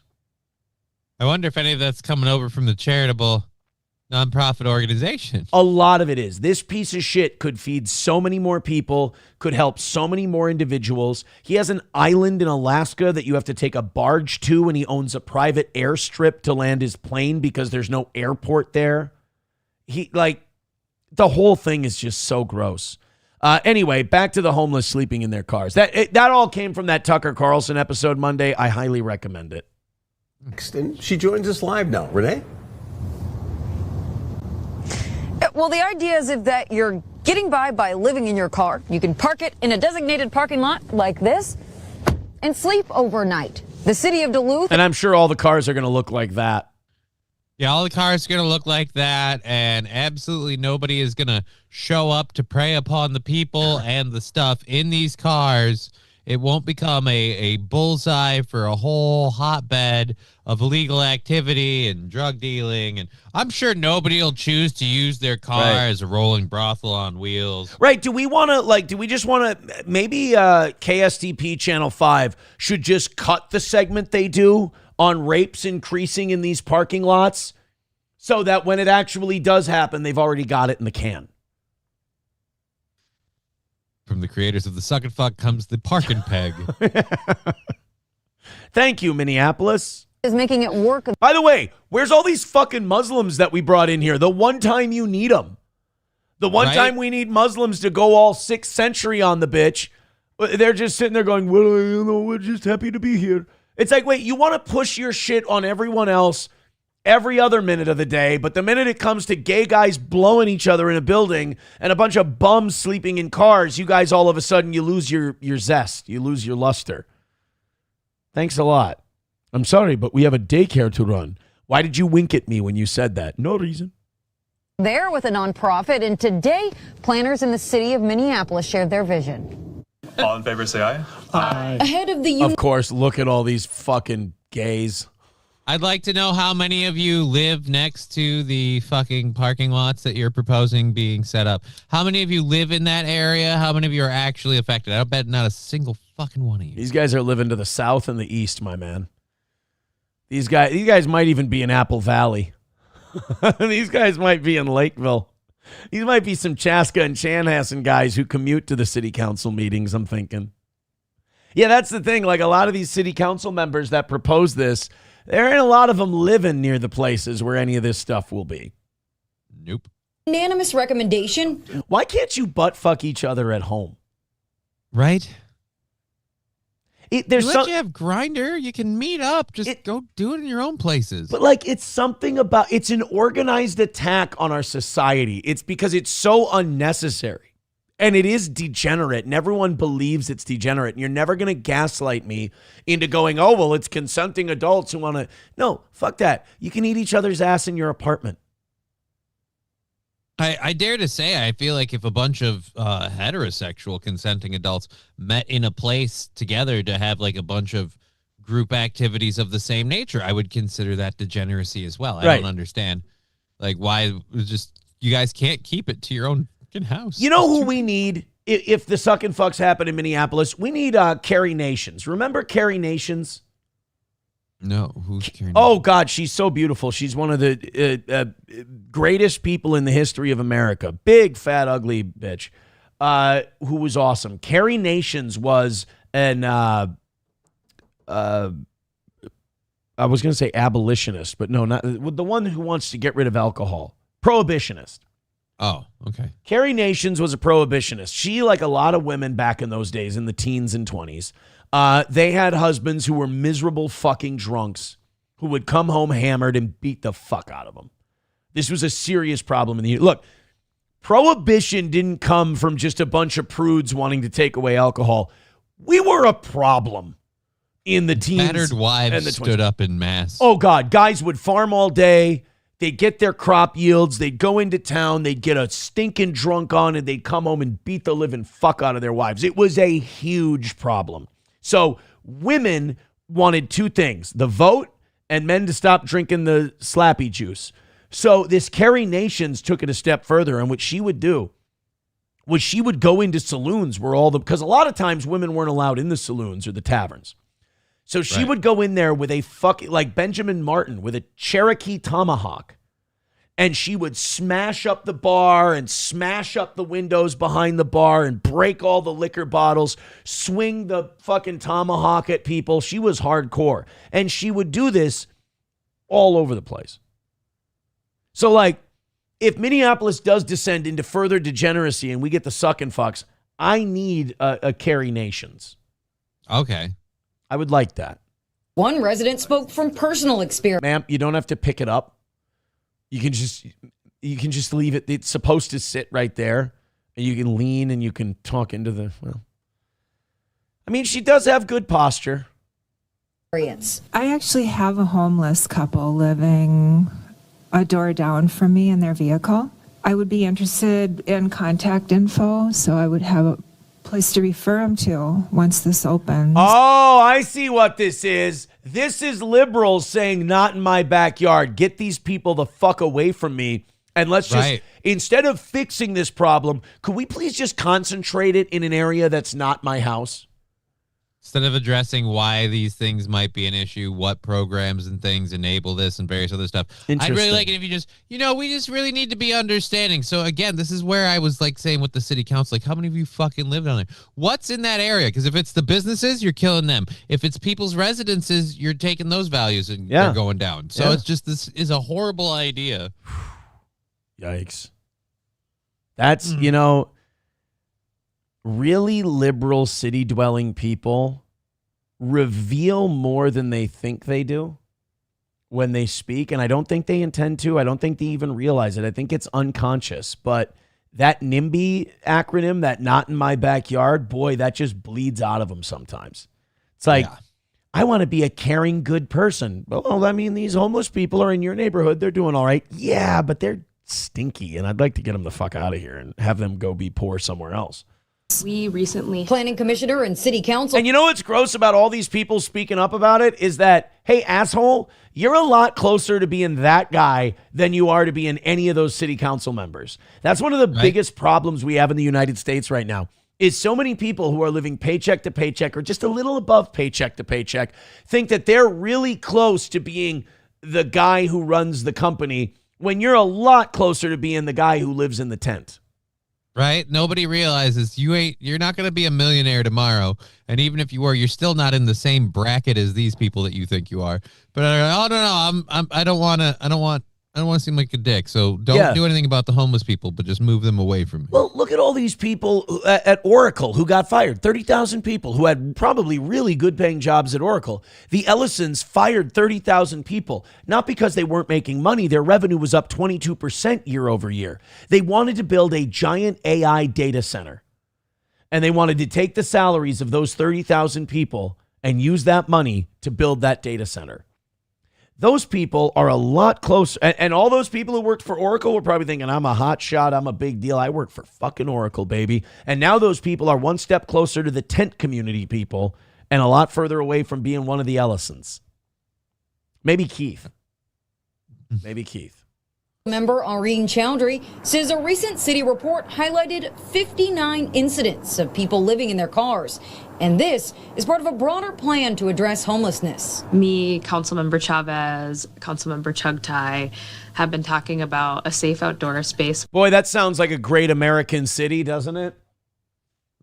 What? I'm just saying. Where we just have people living in their cars? No, Councilmember Chugtai, Councilmember Chaudhry, Councilmember Chigalakes and shit. Yeah. I hate to be a boomer, but like, what is our culture? What are we? What keeps us together? What makes us one? It's an interesting question. I don't have an answer for you, but it's just an interesting question to ponder. Model for over 4 years. The idea here is city planner Meg McMahon says you've got to be shitting me. No, dude, it's the usual suspects. Just put from top to bottom. Why doesn't she have a septum piercing? I'd point it out more and make more jokes about it, but it's just fucking reality at this point. We can't fight it. Safe outdoor parking would provide a legal regulated option. How about this? How about Minneapolis points at this lot and they go, hey, come on, we could just have all the homeless sleep in cars here. It already looks like shit. That's literally what they're doing. Yeah. They go, hey, look at all the places in this city that look like dog shit. Well, should we maybe try to develop them? Maybe invest in like a park where kids can go and be safe and everything. We could invest our money in that. No, we can either build a suck and fuck or let a bunch of homeless junkies live there and beat up cars. You guys have got, hey, you know what you could build on this property? You could build like a YMCA, like a community center where poor kids could go and they could, for free, they could play basketball, they could swim, they could do all kinds of stuff. Nice. They'd stay off the streets. You'd have people volunteering. It would be amazing. It would really be a productive thing for the community. What other plans do you have for it? Well, gay guys could all cornhole each other and then homeless bums could sleep in their cars overnight. Yeah, but how many of those cars are going to move after a while? I feel like some of those cars are going to park there, die there, and stay there. You might as well just give them free cinder blocks to bring their cars in, because that's what they'll be sitting on. And they'll call that building a deck. For people to sleep in their cars in designated lots of at least 10,000 square feet that belong to approved organizations. It's not really intended, for single-family home properties. She's tall. But for larger, institutional, religious, nonprofit. That's the only location-based restriction. McMahon says the vision is for these to be temporary overnight spaces, and safety and other plans would have to be submitted for city approval first. But it would be the expectation of the city that whoever is managing this does have staff on site at all hours and has some sort of security operation? That's correct. Has anybody expressed interest in this? There have been groups of advocates who've been asking for this change. I'm not aware of a particular operator that's ready to move forward. So there's another thing in liberal cities, if you don't know this. There's a lot of people going, we should do this, you should do this, you should do that, you should do that. And then they go, oh, great, so you guys want to volunteer to do it? Oh, no. We just think you should do it. Dude, it's honestly like I listen to these people and I'm like, I'm pretty sure we're letting people with the IQ of children run these cities, and that's dangerous. Oh, yeah. No, you know what? I apologize to children, because people with the IQ of children would go, why don't we build something nice that people could do for fun? It's straight tired. Well, no, because a kid's idea would be like, well, those people don't have homes. Why don't we build an apartment building in that lot for those people to have homes in? Yeah. It's like, well, we could, Timmy, but then unless we want those apartments to turn into dens of iniquity and kind of flop houses, we really need to enforce some very simple rules, like no drinking or drugs on the premises. Right. And then all of these homeless people really dry up in their motivation to come here. You could have, honest to God, you could have like a community center that had basketball and a bunch of stuff for kids. It could host like daily NA and AA meetings. It could have, fuck it. If you want to put a chapel and like a place where people of all faiths can go and pray or do it, like make it a community center where people can go and talk to each other and get resources and do stuff. I mean, if you're going to make it a government thing anyway. But no, I guess we got to just make it. Let's do the bare minimum and then pat ourselves on the backs and talk about what good liberals we are. But meanwhile, they have no one who wants to do it, and they have ridiculous expectations. Like, you're going to have people on staff on site to make sure it's safe, right? Right, we're going to get a guy who's trained to defend himself from crazy junkies at 2:30 in the morning while he patrols a parking lot full of fucking cars. Yes, Jean-Claude Van Damme is apparently going to be running the. And well, that's the thing. They're like, oh no, we're going to have staff on site and all this stuff. And then they go, well, who's volunteered? And they're like, nobody. Not anyone yet, Bob. Not anybody yet. But we are totally pulling this out of our ass at the moment. Passes muster. There does seem to be interest in making it a reality. I think if an operator came forward that was able to, meet the standards for the license and wanted to provide the service, I think absolutely that's the idea. If an operator came forward. Right. Hey guys, maybe this news story will drum up that operator that's got all this money and an NGO who just wants to come run a parking lot for homeless people because we're looking. If you've ever wondered what a city run by underpants gnomes would look like, I give you Minneapolis. I give you Minneapolis. Wanna fuck? Oh, let's fuck! That's one of the people who will be using the services of that lot eventually. So I know you guys, I know you guys like the Minnesota stories, and I know you like hearing about what our state's up to. Nothing good is the answer. The usual. How special, if you will. Oh, and by the way, oh my God, the chat was going fucking insane during that segment. We have a lot of catching up to do. Joey Caravello with $2. Thank you, buddy. He says, for Johnny's Massage Fund. $2 from Wally World says, would you do ad reads for the bathhouses? What's my answer always? How much are they going to pay? How much? How much? Aaron, $1 a listener. Well, so on bad days, you're going to give me $600. On good days, you're going to give me $750. I'm in. Redbird with $1 says, careful with this line of reasoning. The Catholic Church is the single wealthiest entity with the most assets to its name on the planet. Yeah, let those assets loose. Let that money loose. Let's fix all of these problems. The problem is it's kind of a feast or famine thing, diocese to diocese. Because, yes, there are some Catholic dioceses that are doing incredibly well. Here's the problem. The St. Cloud Diocese, for example, has like $40 million shortfall in its pension fund. Oh. So it's pretty big. The Catholic Church, like dioceses in other parts of the country and other parts of the world, are going to have to take what they have, shift that over to like that diocese, another one. It's a massive organization with a shitload of moving parts. 383 Novocaine with $1 says, don't forget decriminalizing drug paraphernalia. Oh God, people. Now we've opened the floodgates. I'm actually clicking out of numerous Minnesota stories. Right now, I've clicked out of 2 because we've spent so much time on this, and people are still sending in more. Thank you, Novocaine. King Kong Dong with $1, thank you, says, here's an idea. Hear me out. Maybe we should fix the parking lots with a giant pothole at the entrance before paying for signs and repaving the new homeless lots. I really think that the community center idea is a solid one. Veldrain with $1 says car wheels are mainly air, so it doesn't count as touching the ground. One was filled with a fresh fish delivery consisting of mainly capybaras. Because capybaras are fish, according to Catholic Church.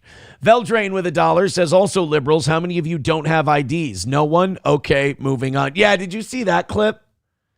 Which one? There was one where the truckloads of people were getting IDs? No, there was a black politician, in I think it was California, and he was having a meeting at a church about the voter ID, the SAVE Act, another thing Trump's not going to get done. And he was trying to prove that the SAVE Act would be bad for blacks and Hispanics, and his district is mostly blacks and Hispanics. So he goes to these people and he goes, all right, now raise your hand if you have an ID. Oh, no, I'm sorry. He said, raise your hand if you don't have an ID. Nobody raised their hand. He goes, oh, everyone has one? All right, let me try something else. So he literally tried to pitch it's evil, it's racist, and all the black people at this church were like, yeah, we all have IDs. We're not monkeys. We all have IDs. What the fuck? It's apparently remarkably simple to get one. Yeah. Paul's Willing with $2 over on YouTube. Thank you very much, buddy. Appreciate that. Hulkamasha Baby with $1 says they attacked the nuclear family because we have nothing that binds us together once that's gone. We aren't like China and Japan where we have an ethnic culture. The kid ain't lying. Guys, thank you very much. Unbelievable start to the show. Hit like, hit subscribe, hit follow, and throw a couple of bucks our way. $5.90 is the number. Keep it going on Rumble, on YouTube, on Twitter, and on Facebook. Hit like, hit subscribe, hit follow, and share the show. We are about 10 away from that kind of bottom number we like to be at of that nice 600. Let's get there. Call it a win for the toe. Keep gifting those memberships. Oh, no. This is breaking news. Stephanie says, Hackamania is failing so bad, they've actually opened it to the public in lieu of karaoke and cornhole. Well, you got to have, if you have karaoke and cornhole, you'd be doing far better. Right? Opening it to the public after the shows are done. That is a failure, my man. Well, that's too bad. I guess I don't have the drawing power I used to. Shit. All right, let's do the decriminalization of drug paraphernalia. Oh, God, this was another one they were doing yesterday. What the hell happened? Was everybody on meth at the Minneapolis City Council meeting yesterday? Because it was just a bad idea bonanza. And they passed a shitload of them. Well, here's the decriminalization of drug paraphernalia. So think of we got fuck houses, right? Homeless sleeping in their car lots, and now the drug paraphernalia is going to be A-OK. Those three things form an unholy trinity of self-creating crime. Right. Because I'm sure nobody in these cars will have drug paraphernalia. And, gay people who get together at bathhouses and have orgies, they never do drugs. Nope, not once. Controversy today on the issue of decriminalizing drug paraphernalia. Oh, my God, there's an earthquake. The fuck was that? Did you see that? Yeah, the air shot was shaking like crazy. Drug paraphernalia in the city of Minneapolis. A city council committee taking up the issue that will be voted on this coming Thursday. Fox 9's Karen Scullen joining us live now with what this is all about. No, that's just the news. That's just Fox 9's reaction to what Minneapolis has been doing this week.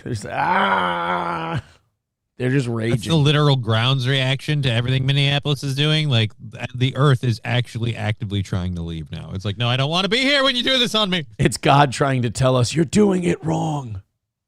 By the way, they have an aerial shot of the same thing we sometimes use as our background, the U.S. Bank Stadium, on our thumbnails. Karen? Nice.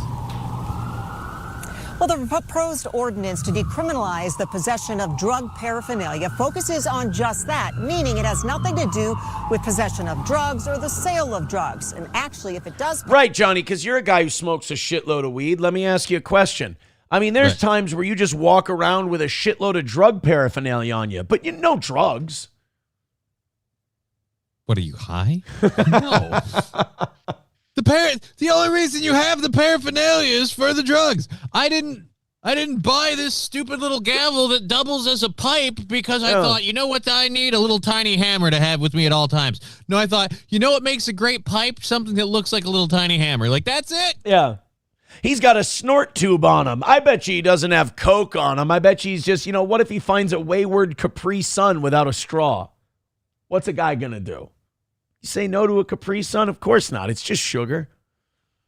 It would bring it in line with state law that was passed in 2023. But even with that, there are plenty of people that are against this idea. Now, decriminalizing the possession of drugs. See, I see the drug paraphernalia and all that shit. The same thing with the bathhouses. Go do it at home. Right? People have kids. Stopping you. People have families. People want to go out and have a nice time. They don't want people just bringing all their drug shit out into the public. Leave us alone. It's kind of the same thing with like drinking out on the streets. I'm against that too. Like, look, do I love going to Nashville and Las Vegas and all that? Okay, fine. It's a tourist town, whatever. But like a normal city, like I don't want people walking around with 40s and cans of beer and shit like that and just drinking it out in public. I like there is something about, if you keep up appearances, it's kind of like the broken window theory. If things look nice, they are nice. Well, and like I said, this is one of those things where you don't do one without the other. So if you are going to make it okay for people to have paraphernalia, it's literally asinine to be like, this has nothing to do with legalizing drugs. Like, no. This is the first step to legalizing drugs. Because first you start with saying, hey, the paraphernalia is okay. Case in point with marijuana, one that I use medicinally and I care a lot about. You made it okay for the glass shops and the places to have their big bongs on display and all this stuff. It's like, but we use it for tobacco. Wink, wink, nudge, nudge. Yeah, I bought a 3-foot bong because I really like smoking cigarettes through that. No, that's not what it was. We all knew what it was, but you made the paraphernalia okay. Look where we are now. Now, all of a sudden, the marijuana is medicinally okay and then recreationally okay. And I'm not saying that shouldn't be the case, but it's asinine to think if we make all paraphernalia across the board legal, like you're just encouraging more drug use. And, there's a difference, right, between decriminalization, legalization, and encouragement. And if you're telling people, walk around with your drug paraphernalia, who gives a shit? It's like, it's an encouragement, and that we don't need to do. Now, that's like when we would do those remotes at Buddha Glass, and they were like, now promote our glass art. Oh, you mean your bongs and pipes? Well, no, we can't say bongs and pipes. Just call it glass art. Okay. It's glassware. It's, By the way, SP had an interesting point. Because now that she's watched Breaking Bad and Better Call Saul, like I've got her on this money laundering kick of like, seeing it everywhere. She's like, Buddha Glass, places like that. That's like an easy, like an e-cig places and stuff like that. Like would be an easy mark for money laundering. And I'm like, yeah, I guess it would. Yeah, there was someone else in the strip mall too that turns over like Pokemon cards and stuff. So you got. Can I ask you something? I want to ask you something about the mall now that you brought it up. Yeah. There's a place in the mall. I don't want to say the name of the business because I don't want to put them on blast because they might be totally innocent. I just have a wacky theory. Do you know that place in the mall that deals almost exclusively in watches? It's got yellow signage. It's next to Target. No. Okay. I haven't been to the mall in quite a while. It just looks like the kind of place that, like, when I walk by it, I just think Red Dead Redemption. You know when you rob a bunch of people and you take the shit to a fence? Yeah, you got to go to the shady dealer guy. You think it's the just- shady dealer? No, I'm not saying that. Oh. I was bringing up two completely different topics. Oh, I apologize for making that correlation. My bad. Dick. Paraphernalia falls under the idea of harm reduction. Those in favor of it believe arresting or citing people for paraphernalia creates a barrier to seeking help. But those against it... You know what? No, it doesn't. You know what? These people aren't going to go get help. No. You know what? Do you know what causes people to get help? Hitting rock fucking bottom. And you know what might be rock bottom for people? Hitting them with like a $2,500 fine for having paraphernalia in public. Let's do that. Hey, we caught you with a pipe. Hey, we caught you with snort tubes. Hey, we caught you with syringes. That'll be $2,500, please. Well, shit, I'm a drug addict. I don't have $2,500. Well, you can't suck your dick out of this one. So you better keep the fucking paraphernalia at home. Like, just how about quality of life laws where we just punish the shit out of people for being degenerates, and then that'll cut down on the degeneracy? That'd be nice. We tried it the other way, and I fell for it too when I was younger. Let's give it a shot. Let's be a more open, libertine society. It failed. We turned to shit. We took an amazing civilization and we killed it with whores and drugs and booze. Like I said, we just need to carry nations. That's all we need. So they yeah, legalized a whole bunch of shit in Canada. Now they're repealing all that. They learned that, like, hey, if we're totally accepting of drugs, you know what happens? A massive rise in drug use. not only that, but how about the fact that now in Canada, if you have a backache, they'll blow your head off for you. Where do you think they landed at that problem? They're like, all right, now we've just got an entire country full of drug-addled idiots. I suppose if you don't feel well, let's just put you out of your misery. It's going to solve a problem.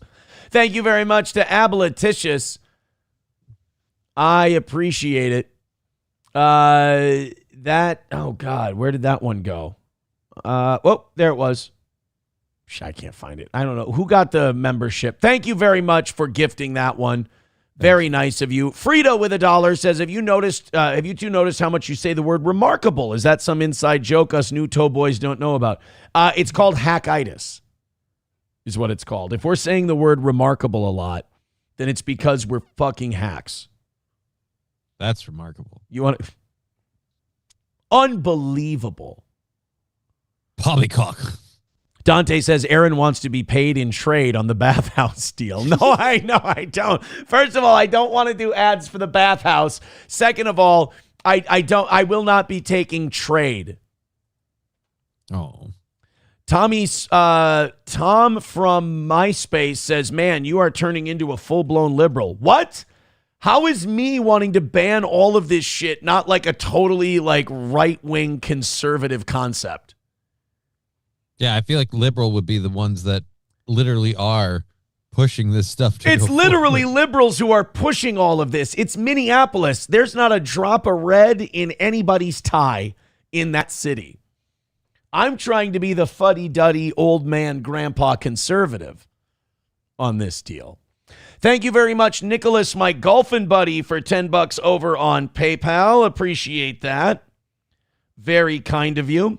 Oz for Ayatollah with two $1 contributions. The first one is, did Eric Gayboy Church show up in Country Strong for Aaron's sake? No, he did not. Oz for Ayatollah with another $1 says, coming to a Minneapolis near you, everyone gets a cocaine-fueled polycule in public. Have fun. I mean, it's where it's going. And that's gonna draw crowds.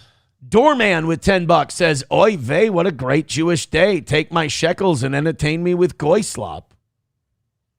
That's what I do.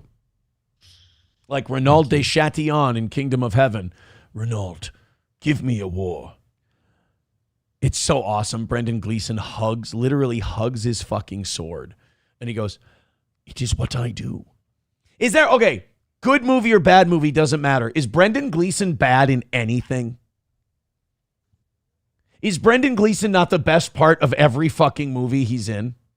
I don't know about the best part because, like, Kingdom of Heaven, there's a lot of really good parts awesome. in there. Yeah. And by the way, when we say Kingdom of Heaven, we're always talking about the director's cut. Always. Well, yeah, I don't really care for if they do director's cuts. They're almost always better. Case in point, the Snyder cut of the DC thing. Or if it sucks, it just sucks even longer. Yeah, right. 594. We need to hit like, hit follow, hit subscribe, pump up past 600. Rumble, you need to go up by about 40. YouTube, you need to go up by about 40. Thank you very much. Oh, there we go. 600 people checking out the toe today. Looks like we made it. I still want to get to 400 on Rumble. That's for sure. I still want to get to that 400 on Rumble. So keep hitting like, keep pushing us in the old algorithm. Red Fox Mad with 499 says Canada passed a bill to criminalize some religious texts, Bible verses, and removed religious protections. Oh, yeah, they totally did. Yeah, that is a real praying like as a Christian, this one might affect you. Catholic, I guess. Openly praying in before eating your meal in public is something now that you can be criminalized, penalized for. Open prayer. I pray in church. Right, but I'm just saying, like, and at if someone home wanted to be a fuddy-duddy, as you just said earlier, they could just sit there and go, hey, that guy's praying to Jesus before he eats his food, like, does the whole bless us, Father, thank you for this meal, whatever that crap. They can go after you for that. And, you know, one thing I've learned about Canada is don't sit there and go, oh, come on, they won't take it that far. They always do. Oh, yeah, no, they always do. It's just that's where we're at now. Yeah. Redbird with $1 says letting the cops beat the shit out of people doing drugs in form of business again would work better than fines in jail. Here's the problem, though. Like, if you endorse police brutality for one thing, they're going to do it for everything. And it's going to... You cannot count on the cops to fix anything because they're a blunt tool. They know one thing. Beat the living shit out of everything that moves, you know? I got boots. Show me your neck. 383 Novocaine becoming a member for 46 months says when Minneapolis is burning to the ground, don't look at it. You'll turn into a pillar of salt. 46 months. Holy shit. Thank you very much, buddy. Appreciate it. You know, it's funny somebody brought up the cops beating the shit out of people. It dovetails perfectly into our next topic. You know who could actually end up making a difference is judges. Okay. You know, judges have the ability to pass harsh sentences, put people away. One of the big problems you hear about states like California, New York, is you hear about people who or the guy who killed Irina Zarutska. You hear about all these judges who pass down these very lenient sentences. They pass down all of these, we're going to give them another chance because the system wasn't fair to them. Maybe we just need some hard scrabble judges who are like, no, we're locking you the fuck up for a long time and hopefully you learn something from it. I have a solution to that. Is it final? Well, I've got one of those too, but I don't know if I should say it here. Maybe not. Anyways, but yeah, no, we should start putting like time on judges' records when they cut lenient sentences, like especially if they a sentence that's under the minimum or at the minimum or whatever, and that person repeat offends. If the person is like a serial repeat offender, they come across this judge's desk and the judge's like, oh, well, I'm going to cut you some slack. And it's like, oh, but he offended again. Like, well, now it's on you too.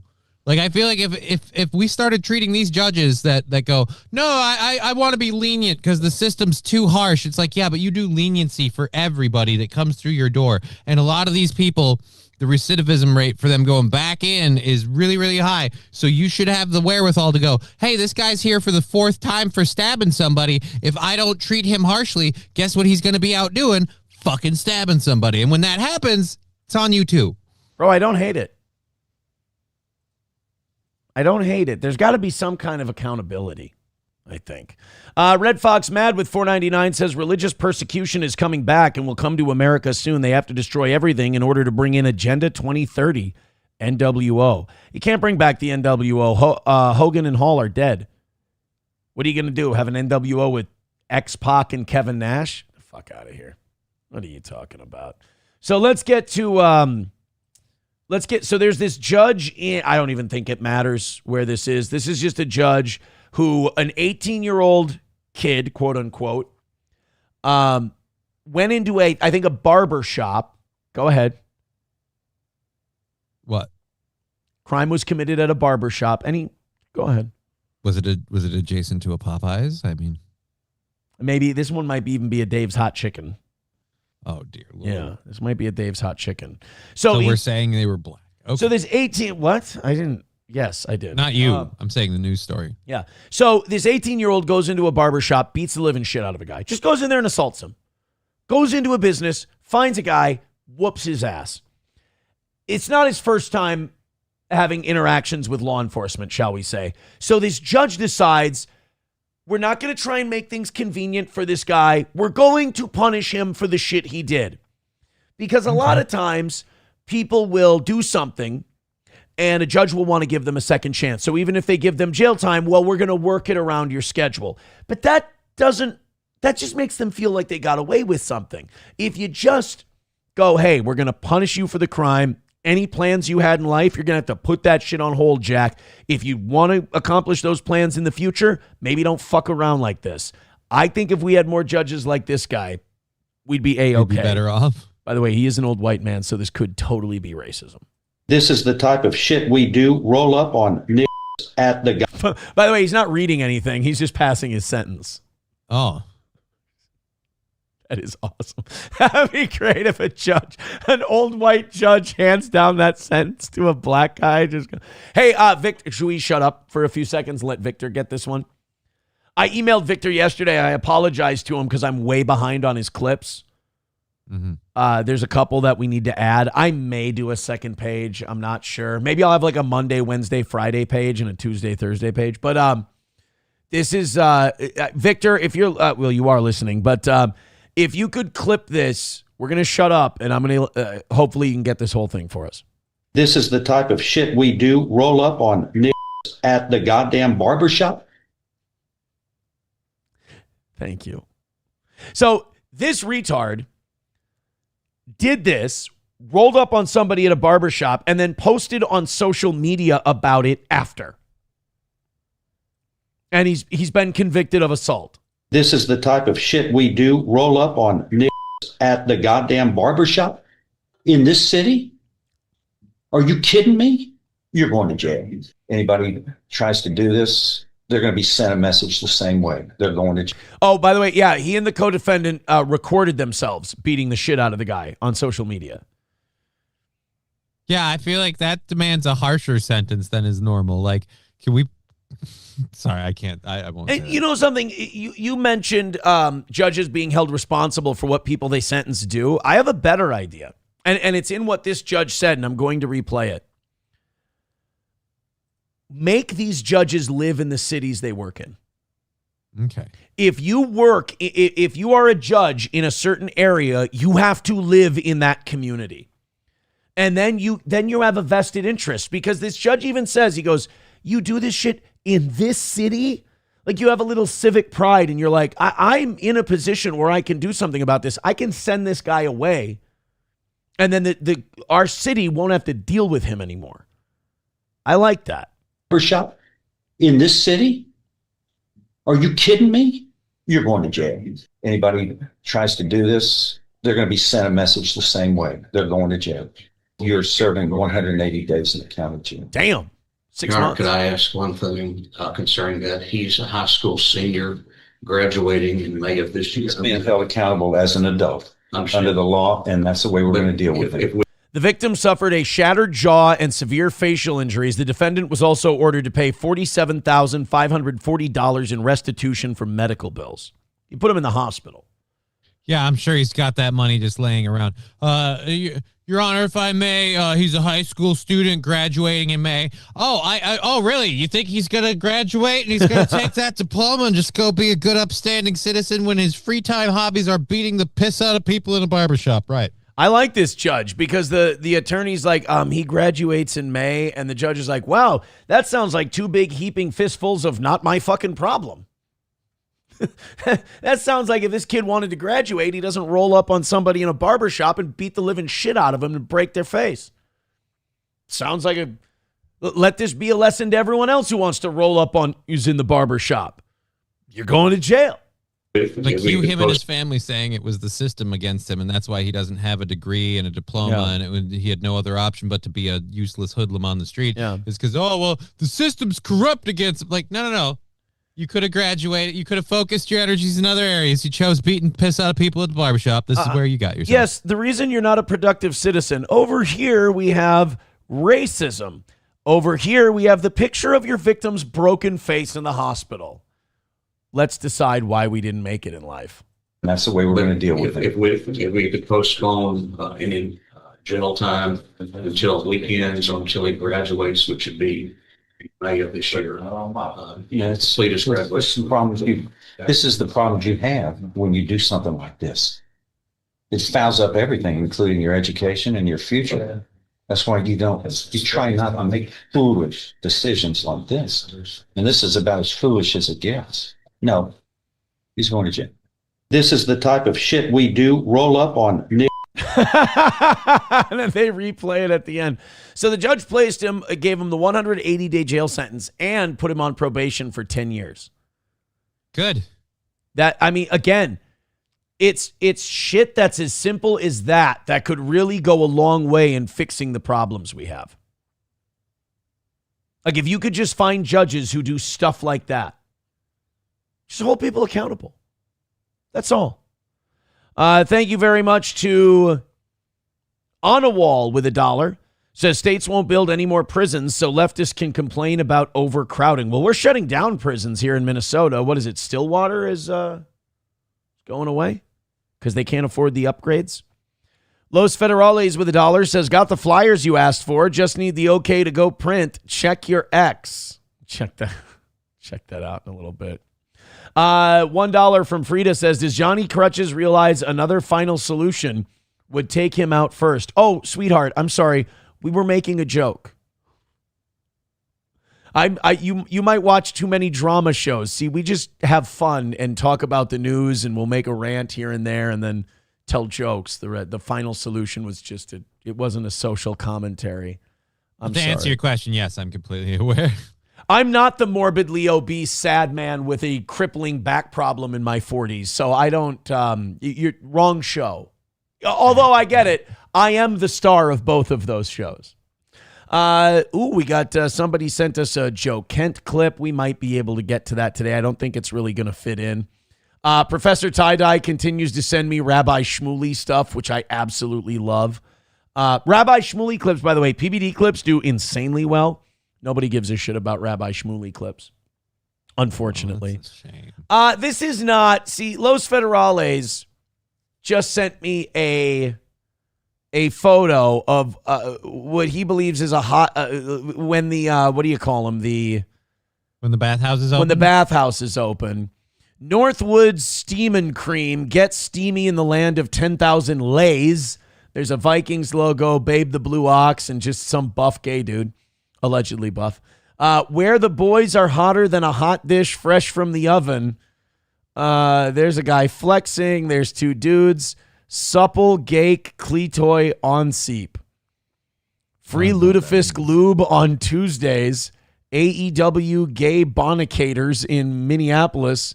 Pleened in Minneapolis. Boy, the AI really fucked this up, didn't it? Fake a dirt a dweep. Brought to you by Steel Toe Media Incorporated. It's not true. I repeat, not true. Well, at least they got that part right. No, they didn't. They absolutely. No, they spelled it right. You're like Steel Toe Media Incorporated. I am not operating a Steam and Cream. Well, I didn't say you were. I was just saying that they got the name right at the bottom. The only Steam and Cream I would be operating is if I had a service next to an ice cream shop. That would be a Steam and Cream.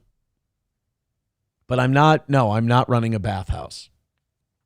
Thank you very much. Thanks for listening to me and hearing me. All right, guys, you are doing a fantastic job. Keep it going. Streamlabs, PayPal, Venmo, Super Chats, and Rumble Rants. Those 1s and 2s, man. Always great to see you guys doing that. 57 memberships away from 700.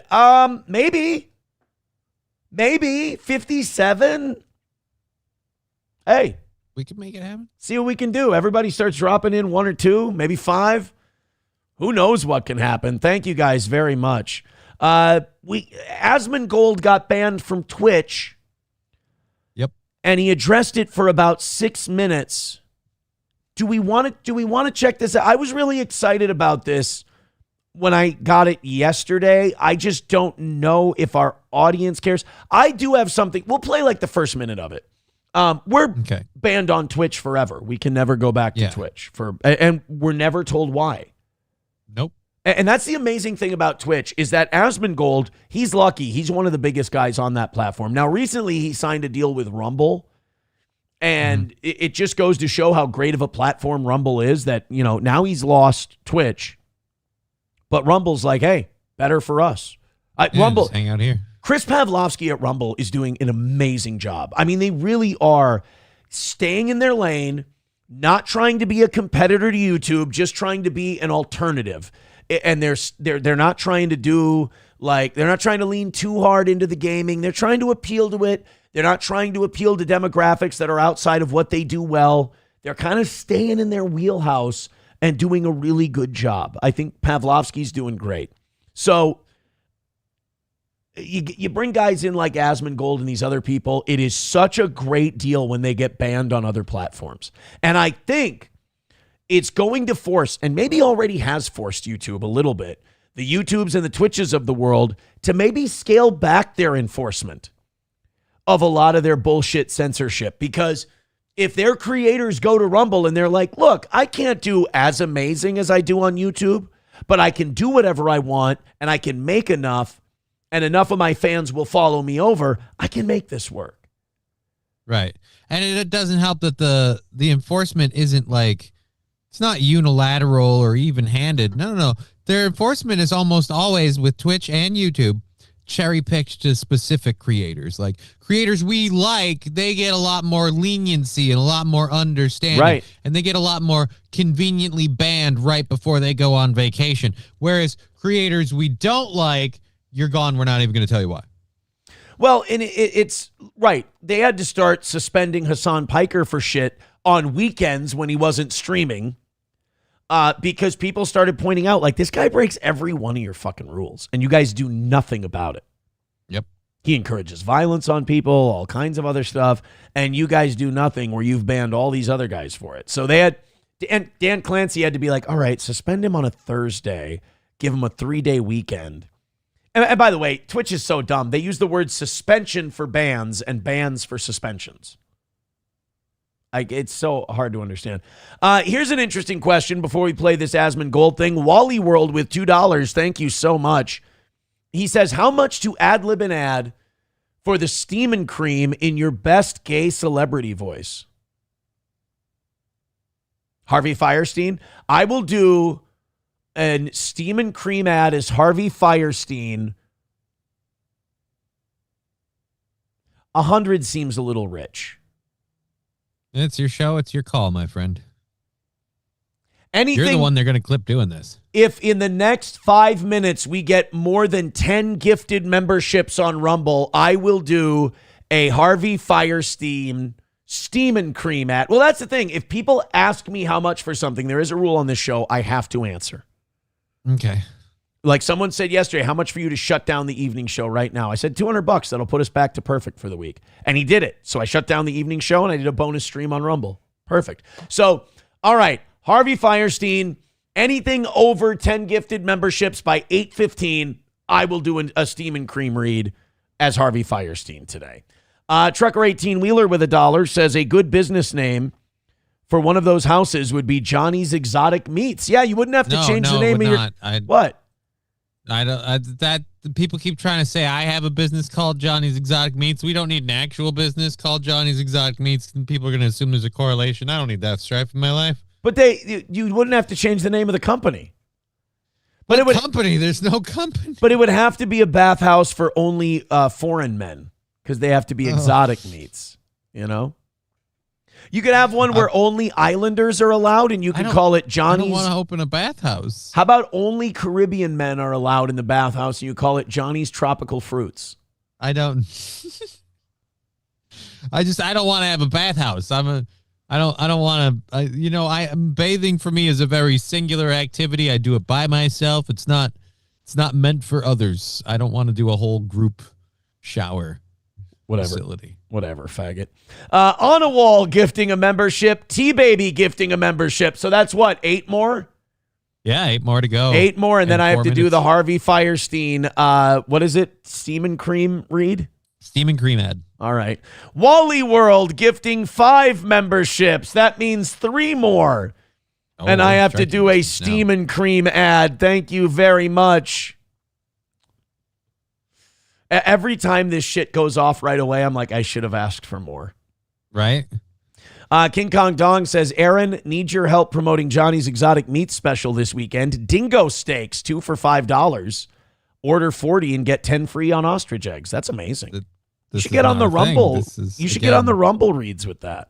This is just annoying that people are paying you to read ads for things I don't have. They're going to get pissed when they come to me looking for this shit. I don't got this stuff. It's annoying. I hate disappointing people. Joey Caravello with $2 says, I have a theory on homos. Are you excited about this? Oh, yeah. Says they love their mothers, right?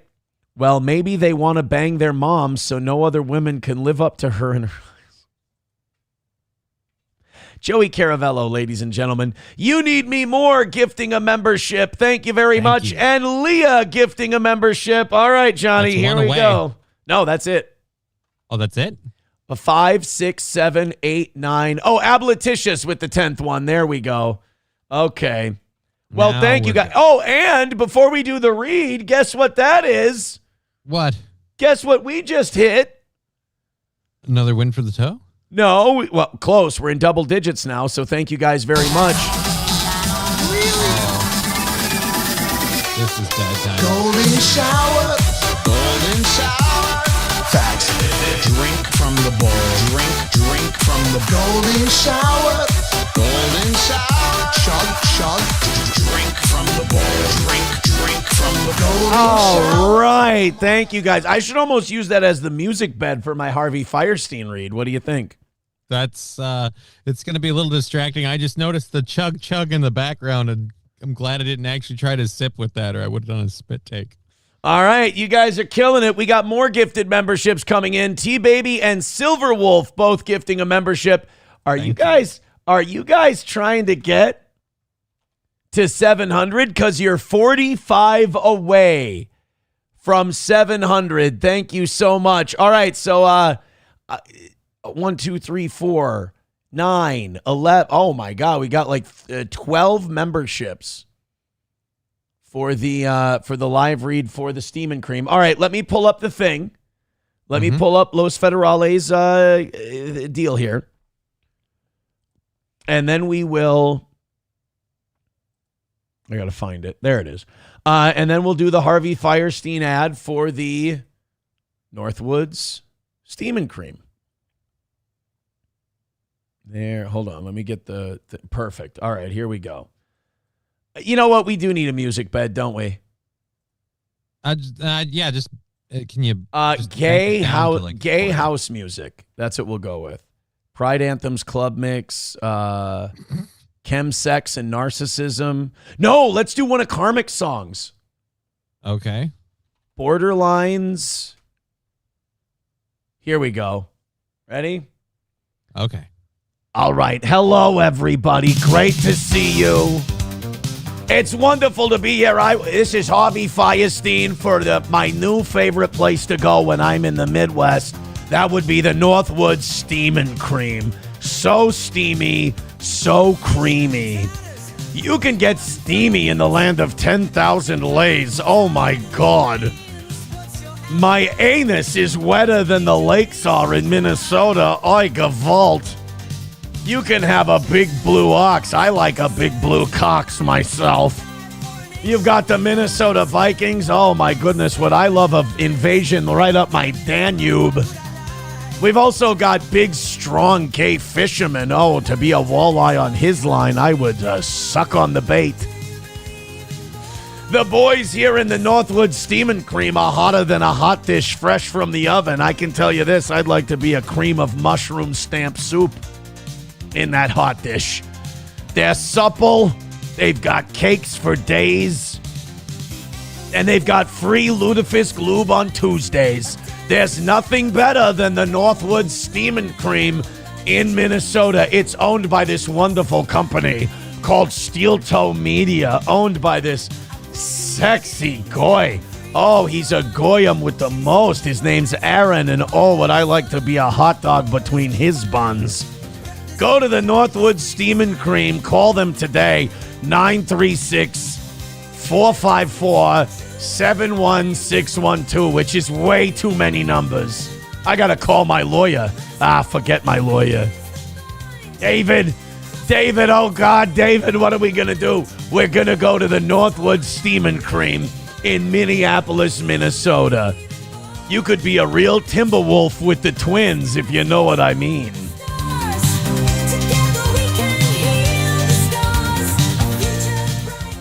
Is that good? You think that made him happy? I think it's pretty decent. You think they liked that? You could have thrown in like skull my balls. Skull my balls for my mother. Somebody said my mother in the chat, so. Mike Go said, see, this is why there's no winning with shit like that.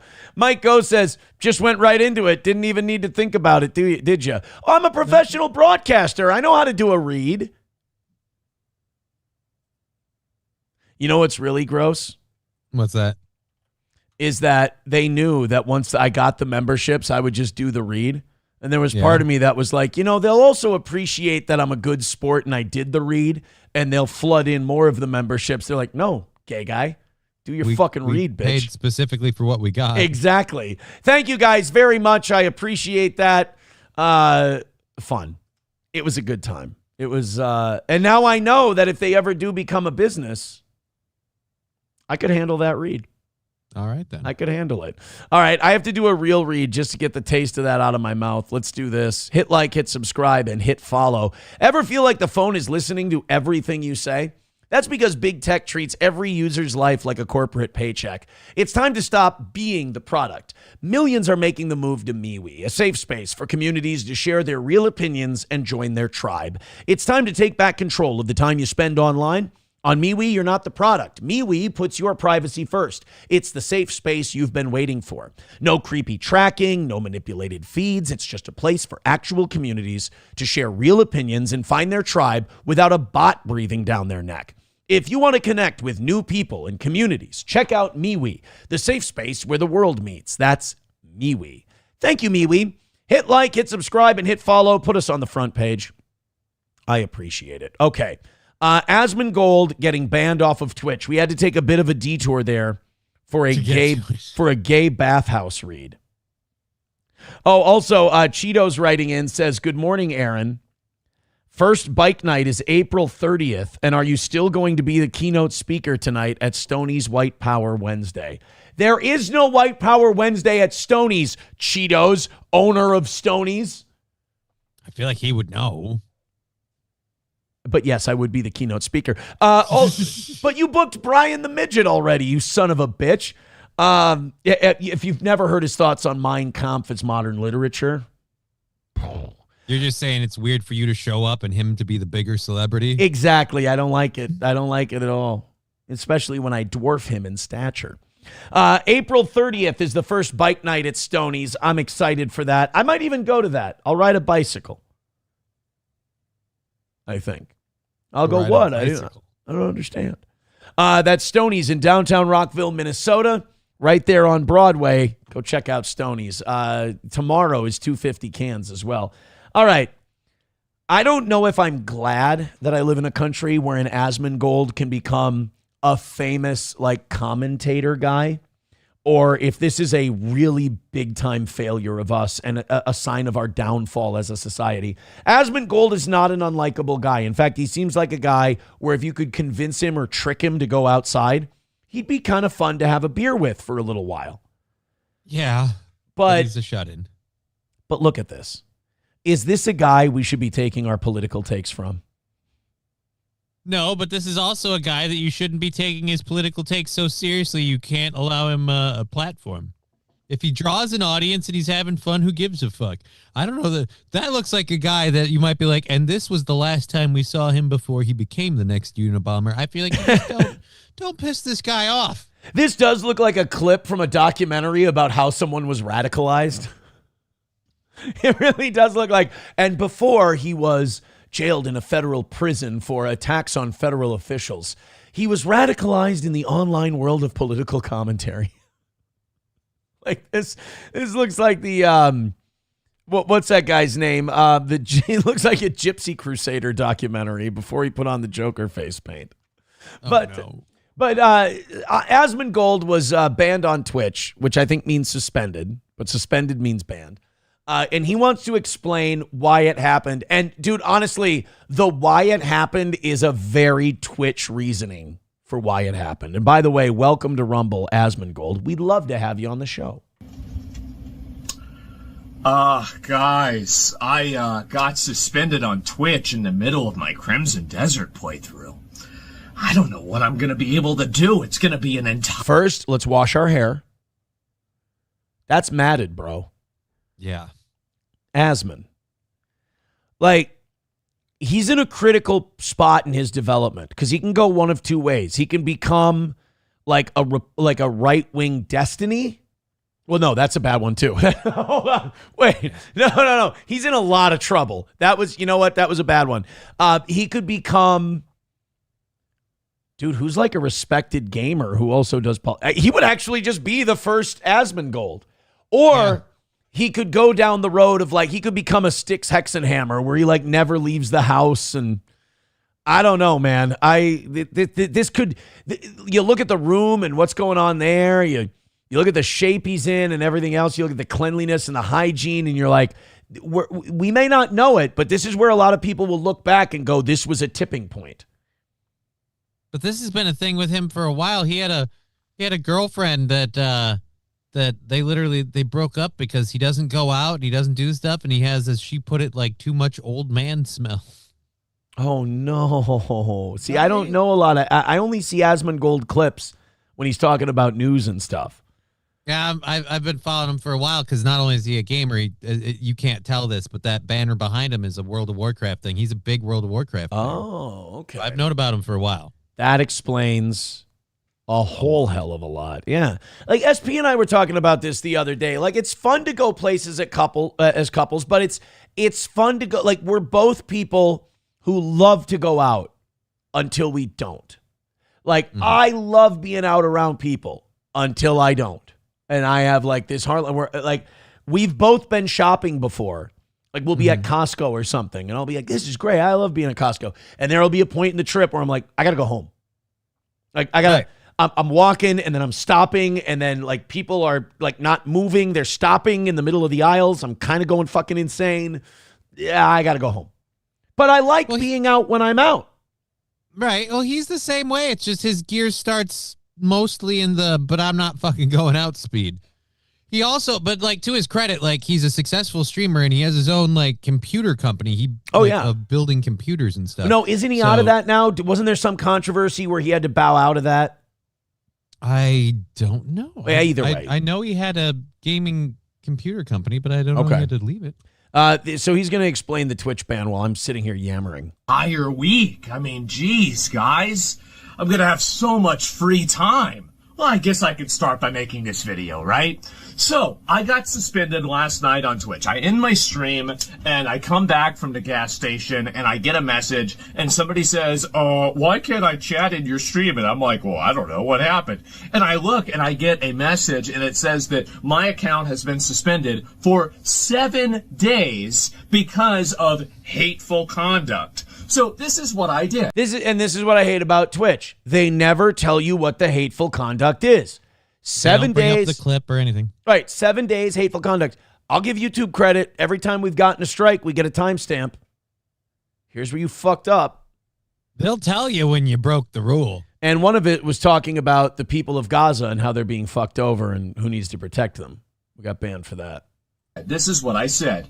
I said that I didn't give a fuck about the opinions of third worlders. And then particularly in the thing that they reference, I was referring to illiterate goat herders from Afghanistan. Again, the way this looks out in the public is not a United States. The opinions of third worlders don't matter. Like, I don't care what some illiterate goat herder thinks in Afghanistan. It doesn't matter. I don't see. We can stop it there. So that's what he got banned for. Right? Was that comment? I hate to say it, but he's got a point. I don't hate to say it. Why would I? What? Okay. Not only do I not care about the opinion of an illiterate goat herder in Afghanistan, I doubt that he gives a fuck what I think about his country. That's called nationalism. I agree with you there. Yeah. That's called nationalism. That's called, I care about what's going on in my country. Do I expect a third world goat hoarder to give a shit what's going on? No, not at all. I don't care what's going on in his. That's not even hateful. That's not disrespectful. That's just like, you run your own shit. I'll run mine. Right. So, I mean, I don't know where it is in the video, so we probably don't want to go back for it, but he makes a very good point about the fact of, like, you know, Hassan Piker shits on Americans and America constantly. Right. And yet he doesn't get banned. And like you said, it's one of those things they're having more and more trouble with squaring the circle of their unequal treatment of Hassan Piker versus other people. But it's just one of those, like, okay, so a nameless group of people who probably, let's be honest, aren't on Twitch. Yeah. We're going to ban you for 7 days because you really offended them. Name one of them. Well, we can't because they don't have Wi-Fi. They're too busy herding goats. But yeah, whose feelings did he hurt? Right? Who saw it to be offended by it? Some innocent goat herders just out there. You know what? As my God, I subscribed to you 3 years. Fuck you. Like, that's not happening. And also, if you are the goat herder who's offended, he's already made it clear he doesn't care if you're offended. And if you're not a third world goat herder, it doesn't matter. He wasn't fucking talking about you. Right? So Twitch basically takes the term third world goat herder and goes, oh, no, that's hate. We got to ban that. No, he's literally talking about goat herders in the third world. Meanwhile, Asmongold can say he wants certain politicians to die. You mean Hassan, but yeah. What did I say? You said Asmongold. Oh, Hassan Piker. Yeah, Hassan Piker. Yeah. But yeah, no, he can say that. He can support that. He can support the actions that radical groups have taken against other groups of people for whatever his political or personal reasons are. And he just, not a big deal. Right. Not a problem at all. Redbird with $1 says, you didn't even have to get in character, and it was still the best ad read you've ever done in the last 10 years. I don't agree. Brett McCart says, I didn't see Asmongold. I was busy fucking a goat. See? I feel like if you have to herd goats for a living, you don't have a lot of time to be upset by Asmongold. Well, guys, look, you say there's no victims, but I present to you poor Khalif. Now, Khalif here was balls deep in a goat when that comment was uttered, and he couldn't bring the strength of will to finish because of what Asmongold. Poor Khalif broke his dick in half inside the goat while trying to exit quickly after he heard Asmongold's terribly offensive language. Couldn't believe it. All right, we got a lot more to do today. Let's open up these 7 o'clock hour stories. I need to get to the Mark Levin copes today. Mark Levin crashed the fuck out over this ceasefire, and it is a lot of fun. Ben Shapiro was using the Bible to justify committing genocide and war crimes. That's, I mean, pretty on point for Ben Shapiro. And then, I'm going to say it, I got to suck a little Matt Walsh dick today. Matt Walsh, I hope he leaves the Daily Wire soon because he has been very common sense on this whole Iran thing. I'm telling you. But the thing you're going to want to watch today is Mark Levin's crash out over the Iran war ceasefire. That's going to be the star of this next couple of hours here. But that's not coming up for a while yet. Let's talk about our friends at All Care Towing, 320-253-5203 for All Care Towing of St. Cloud. All Care Towing, of course, if you go in the ditch, there's still the roads can be a little slippery yet. It's fucking cold still here in Minnesota. And you don't want to get stuck out in that cold? Well, then my friends at All Care Towing will pick you up whenever you need them. That's All Care Towing, 320-253-5203 for All Care Towing of St. Cloud. Midland Armory, downtown Foley, Minnesota, midlandarmory.com. Of course, with Midland, they can handle everything, the suppressor process from start to finish. They've got what you need for home defense, self-defense, carry, sport, hunting, whatever you need, they've got it. Just talk to Greg and Stacy at Midland Armory in downtown Foley, Minnesota, midlandarmory.com, and find them at your local shows. They make a lot of trips. They're very active in the Gun Collectors Association and all of that. That's Midland Armory, downtown Foley, Minnesota, midlandarmory.com. And, of course, we already told you about Stoney's Bike Night coming back April 30th. Chevy fan for $1 says that's what he got banned for. LOL, a few months ago, he said he wanted public executions for people protesting against ICE. Well, see, like that, they might have just missed that one because they would have banned him for that. Oh, shit. I'm sorry. I muted you. Go ahead. Yeah, no, I was going to say he got in trouble for that one, too. Oh, he did? Yeah. Okay. By the way, that was another one where he was able to just go, look, Hassan Piker does this stuff. And then suddenly they started coming down on Hassan Piker more. Yeah. After that happened. Just to kind of appease everybody who complains about it. Joey Caravello with $1 says, would you suspend Johnny from the ceiling of his ex-wife's basement by his nipples, Aaron? 20 gifted memberships. I would guess why? That seems low. I feel like if we're going to suspend, we should ask. If we're going to pull what? God damn it! What was the name of that one with the sphere or whatever? No, sphere was the one where fuck it. I was trying to think of a movie with you got Vincent D'Onofrio where the oh mind game I own that movie on Amazon. The Cell. The Cell. Yes, Yeah. there we go. The Cell. Underrated If film. we're gonna pull a Cell knockoff, we've been making little buckage for this. Yeah. Who's the detective in that one? Who's awesome? Vince Vaughn. Vince Vaughn and then J-Lo. Lopez. J-Lo's in it. Yeah. Yeah. Yep. All right, we got to. Oh, there's somebody else who's in it for a brief second, and you're like, oh, that's that guy from The Thing. He's one of the investigators. I can't remember. Son of a dumb dick. All right, we have something very funny to kind of break up all the news talk here today. You know our boy, tow boy, Ethan Ralph, and tow girl Scarlett Hampton. Yeah. They want to get married in Las Vegas this weekend. And God bless, right? We wish them the best. We should send them a gift. Should I, next time the Kill Stream's live, I should send some gifted memberships as a wedding gift. That's a nice idea. I should probably wait until the wedding happens. Okay, so that's kind of part of this whole thing. Will the wedding happen this weekend in Las Vegas? The biggest thing going down in Vegas this weekend is the Ethan Ralph, Scarlett Hampton nuptials. Here's the drama, though, because you can't, what little you've experienced of Ralph, nothing can happen with Ralph without there being a couple extra scoops of drama attached, right? Yeah, it's the way it seems. I feel bad for the guy for that. Now, I don't know a lot about the historical Ralph lore, so people maybe will have to help me out with names and shit. But Ethan is married to a woman currently on paper. He's married. So there's a risk that if he flies into Las Vegas and he and Scarlett get married, that could be a bigamy charge. You can't be married to more than one person at a time. So Ethan is trying to get this divorce done. He's trying to get names on paperwork so he can get divorced from this other woman that he married in Las Vegas. I believe. Okay. I think. So he can marry this other woman in Las Vegas. So he did a marathon kill stream yesterday. He's raising money for his trip to Las Vegas and his wedding and all this other stuff. You can do weddings for nice and cheap out in Las Vegas. I didn't. Great investment. But Ethan decided that the way he would get his current wife to sign off on a divorce would be to call her father while he was inebriated on stream.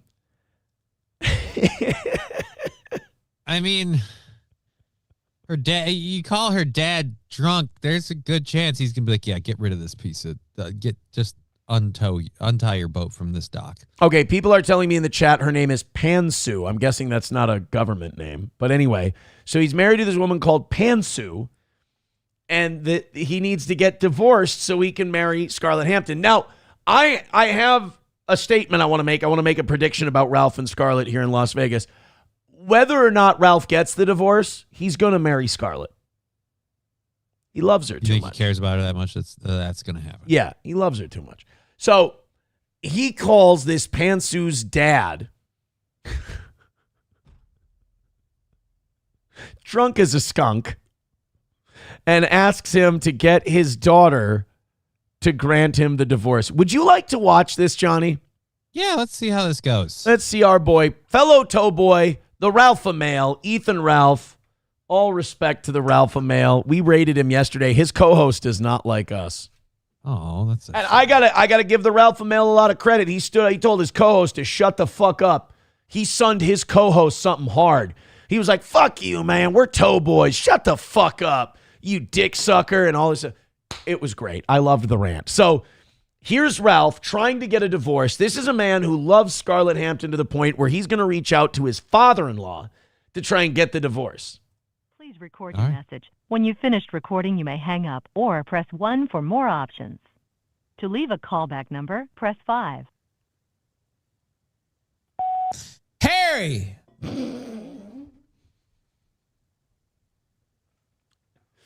It's off to a great start. Just a big drunken, Harry! Let me talk to you, you son of a bitch.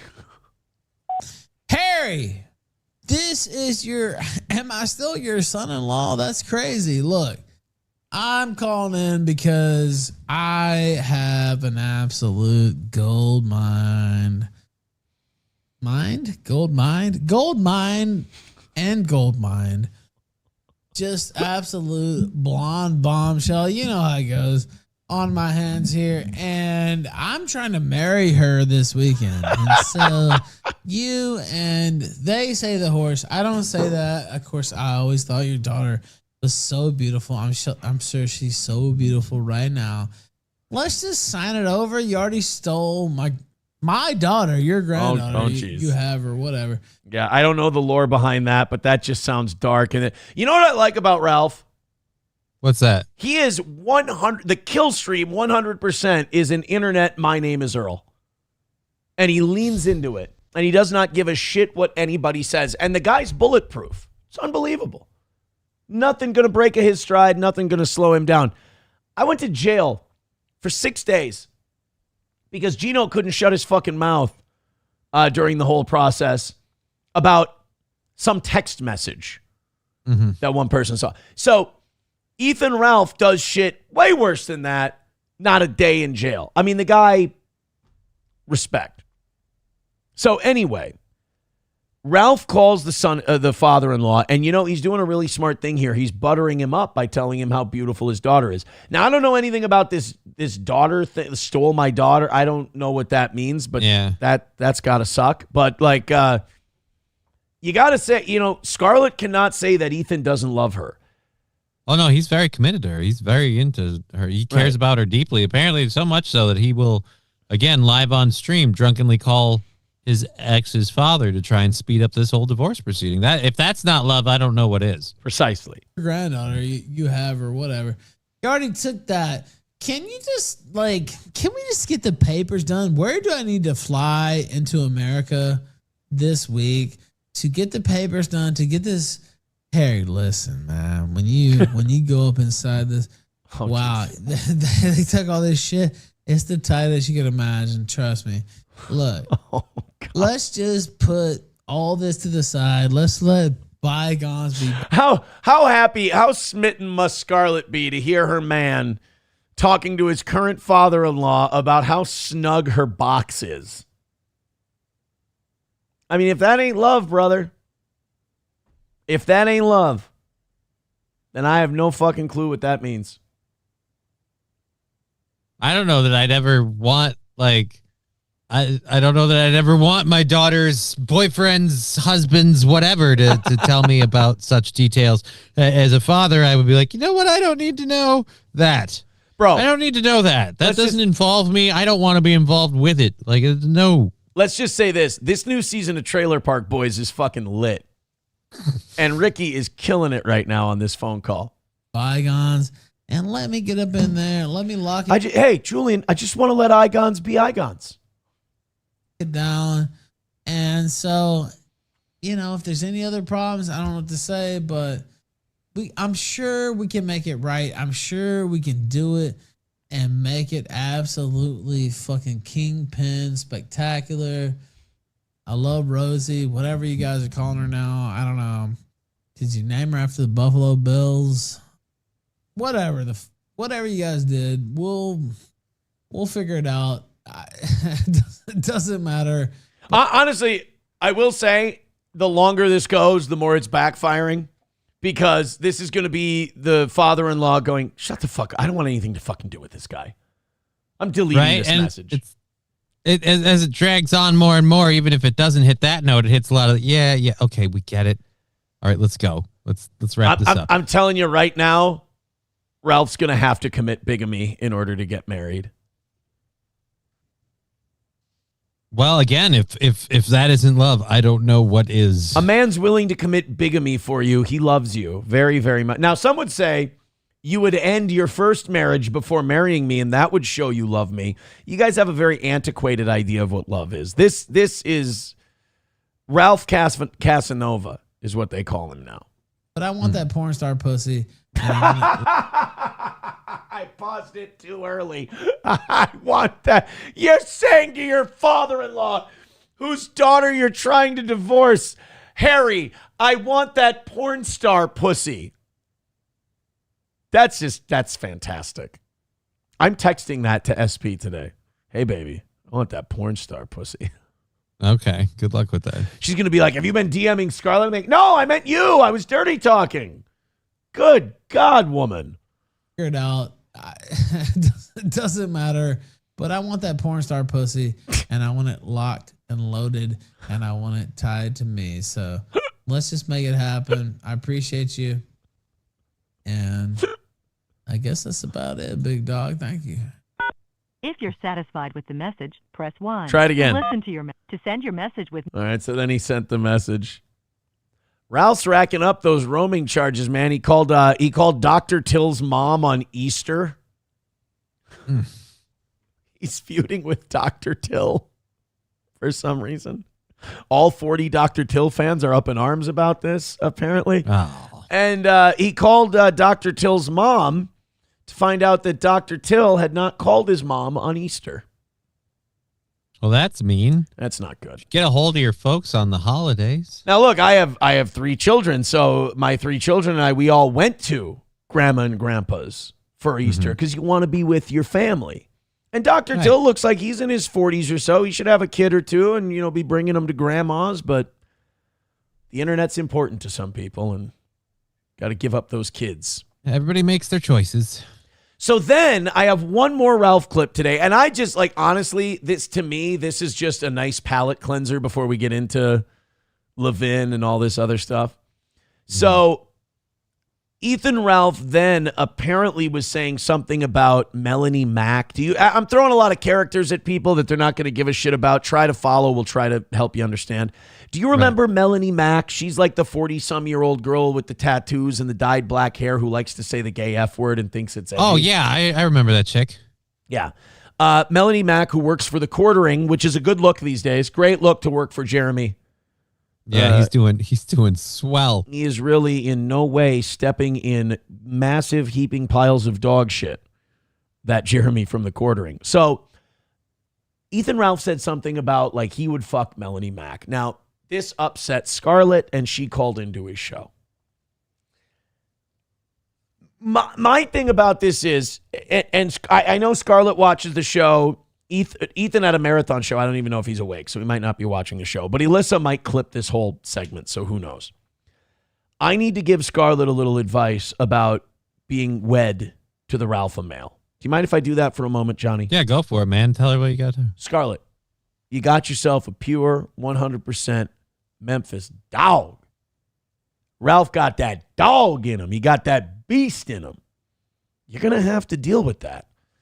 The Ralph male, his eyes, they prowl. His eyes, they wander. But it's always going to be words. All right?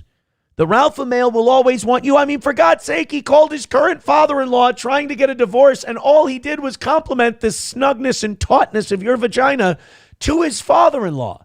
It's amazing. So, Scarlett, you can't get mad at Ralph. When you get mad at Ralph for saying, I'd fuck Melanie Mack, you know what you do then? You tweet to Melanie Mack, you go, Melanie, he's mine. That's right. You don't get the Ralpha male. I get the Ralpha male. Don't turn that anger on Ethan. Ethan, again, he's got that Memphis spicy barbecue dog in him. You know? He's got that weave shop next to the check cashing place, Memphis, down the hill from Graceland, fucking doggy. Miss, that's who you're marrying. You're marrying the beast. You're marrying the Ralpha male. Got to be okay with him wanting to fuck Melanie Mack. Well, I mean, he said he would. That doesn't mean he's going to. Exactly, honey. That's the whole point of this thing. Okay, good. She's not in the chat. DP Granny with $1 says, if Johnny would troon out, he could start a new stream called Ditch and Digger. I like that. I actually do like that. That's a good marketing angle. Would you cut your cock off to do that? No. How about tuck it back? No. Put some rouge on, tuck your sack back. I don't think I'll be comfortable that way. Okay. I got to sit a lot. My legs don't work very well. I'm going to be sitting on my balls. It's not. Hulkamash Baby with $1 says, I've seen the thumbnails of her videos. No way anything on her is tight. Well, that's a myth. That stuff goes back. It does snug up. Veldrain with $1 says, I can't believe Ethan Ralph had to get a divorce because his wife turned out to be Steve Franzen in a wig. Silverwolf with $1 says, and I would do anything for love. Yes, I would do anything for love. I would do anything for love. And I will call Harry. I'm in a Meatloaf tribute band. Nice. Sounds like it's going to go well. Fucking gangbusters. We got a gig at a VFW. We're going to lock that shit down, homeboy. I heard you're doing a White Power Wednesday today. Well, I am not doing that. Thank you very much for the $1. Veldrain. Hey, you guys are in double digits already today. Thank you so much. And those 1s and 2s are really doing it. The gifted memberships are insane right now. We're like 45 away from 700. That's awesome. Thank you. Veldrain with $1 says, hey, Aaron, Melanie Mack, would you? Same age, 40. I think she's like 41 or 42. I'm 39. Thank you very much. I have a beautiful, amazing, lovely girlfriend. She's fantastic. I can't even see Melanie Mack. I can't see any of these internet bitches because of what I got. Thank you very much. I see crazy in the eyes. Yeah. She looks very attractive lady. Definitely think she's a very attractive lady, but would you, like, as a one-night stand maybe, but no. Crazy in the eyes. I'm a taken man, forsaking all others. You are taken man white, forsaking all others. You go marry that Jewish princess and you make her your own. I stand corrected, Aaron, you're an oak. Prior to this moment, Ethan Ralph said that he would fuck Melanie Mack and Dr. Till's mom with permission. Look at that. Not only is the Ralph male a go-getter and a poon hound, but he's respectful too. He believes in getting consent first. It's not just some random guy out just trooning for poon. And, honestly, judging by the phone calls, I don't think Dr. Till's mom is necessarily adverse to it. I mean, for God's sake, the Ralph male shows her more love than her own son does. So apparently, she doesn't even hear from him on Easter. That's really, you got to call your guys. Call your mothers today. If your mothers are alive, give them a call. Just tell them you love them. Send them a text. Yeah, well, you're fucking lazy if you want to. So then Scarlett calls in to confront Ralph. Now this is the problem Ralph is having because Ralph's been a single dog for a long time. He's been trolling the bonita senoritas in Mexico. Some one-night stands here and there and whatnot. He's been getting it on. He's been hooking up, getting his ass eaten by Mersha's girlfriend and all this stuff. So he hasn't really been in like a committed relationship where a girl might get a little possessive of her man. So Sometimes you got to change the content a little bit out of respect for the woman you love. In this case, apparently, you're not supposed to go on your stream and just start listing women you're going to fuck. People get mad. So Scarlett, imagine why. Scarlett calls into Ethan, and I have not heard this yet, but she reads him the riot act. It's no more of this fucking Melanie Mac shit. Thanks, Respector sent $5 Ralph would dog out Dr. Till's mom, respectfully. Would dig out Mike Tyson saying that Ethan Ralph would dig out Dr. Till's mom. What do you mean Melanie Mac shit? You got jealous. And then Till's mom. No. I feel so bad, like hearing Scarlett's voice so sad, just like, and Till's mom. And by the way, I got something wrong on yesterday's show. Apparently, Dr. Till called Ethan Ralph's mom. Wait, no, she's dead. I thought she died.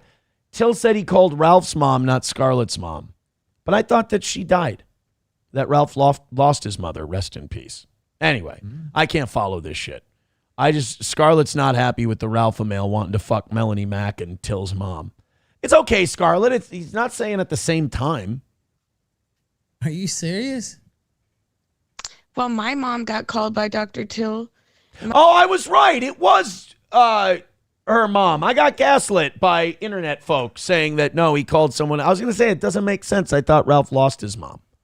My dad got called by Dr. Till. I know. We hit the goal. Should I play it for him? We hit the goal.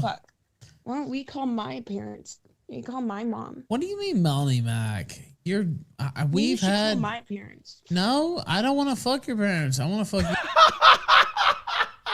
I don't want to fuck your parents. I don't want to fuck your parents. I want to fuck you. If Scarlett doesn't respond to that with an, "Aw, Ethan, you know exactly what to say," I don't know what you respond to that with other than total unconditional love.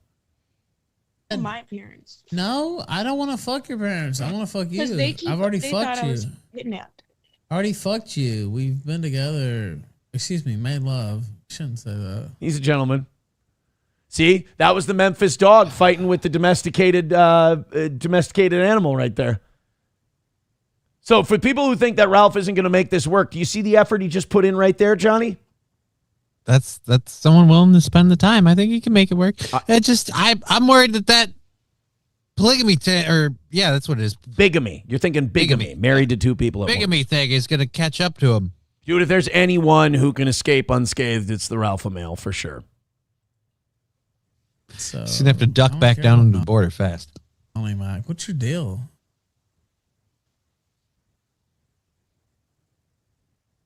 I'm not. Why are you being all quiet now? You're muted. No telling what you're doing. No telling what you're saying. Unreal. Now you're muted. Jealous over Melanie Mac. What in the fuck? This is ridiculous. I'm disgusted. Now, Ethan, come on. We're just days away from the wedding. Don't let this fall apart now. I'm rooting for these kids. I think they can make it. And honestly, I hope that Scarlett is sending Melanie Mac DMs right now. Just, not mean ones, not nasty ones. Just letting her know, hey, that's my man. I want you to stay the fuck away from my man. Does Melanie Mac even know who these people are? Everybody knows. I feel like he's probably got enough people beating down her door being like, hey, what's up? That she, lost in the shuffle. I don't know. Unless she watches a lot of Ethan Ralph, then maybe she knows what's going on. Link in YouTube chat. Till calls Ralph's mom. Okay. Thank you, Balls Deep, for the $5. Appreciate that. DP Granny with $1.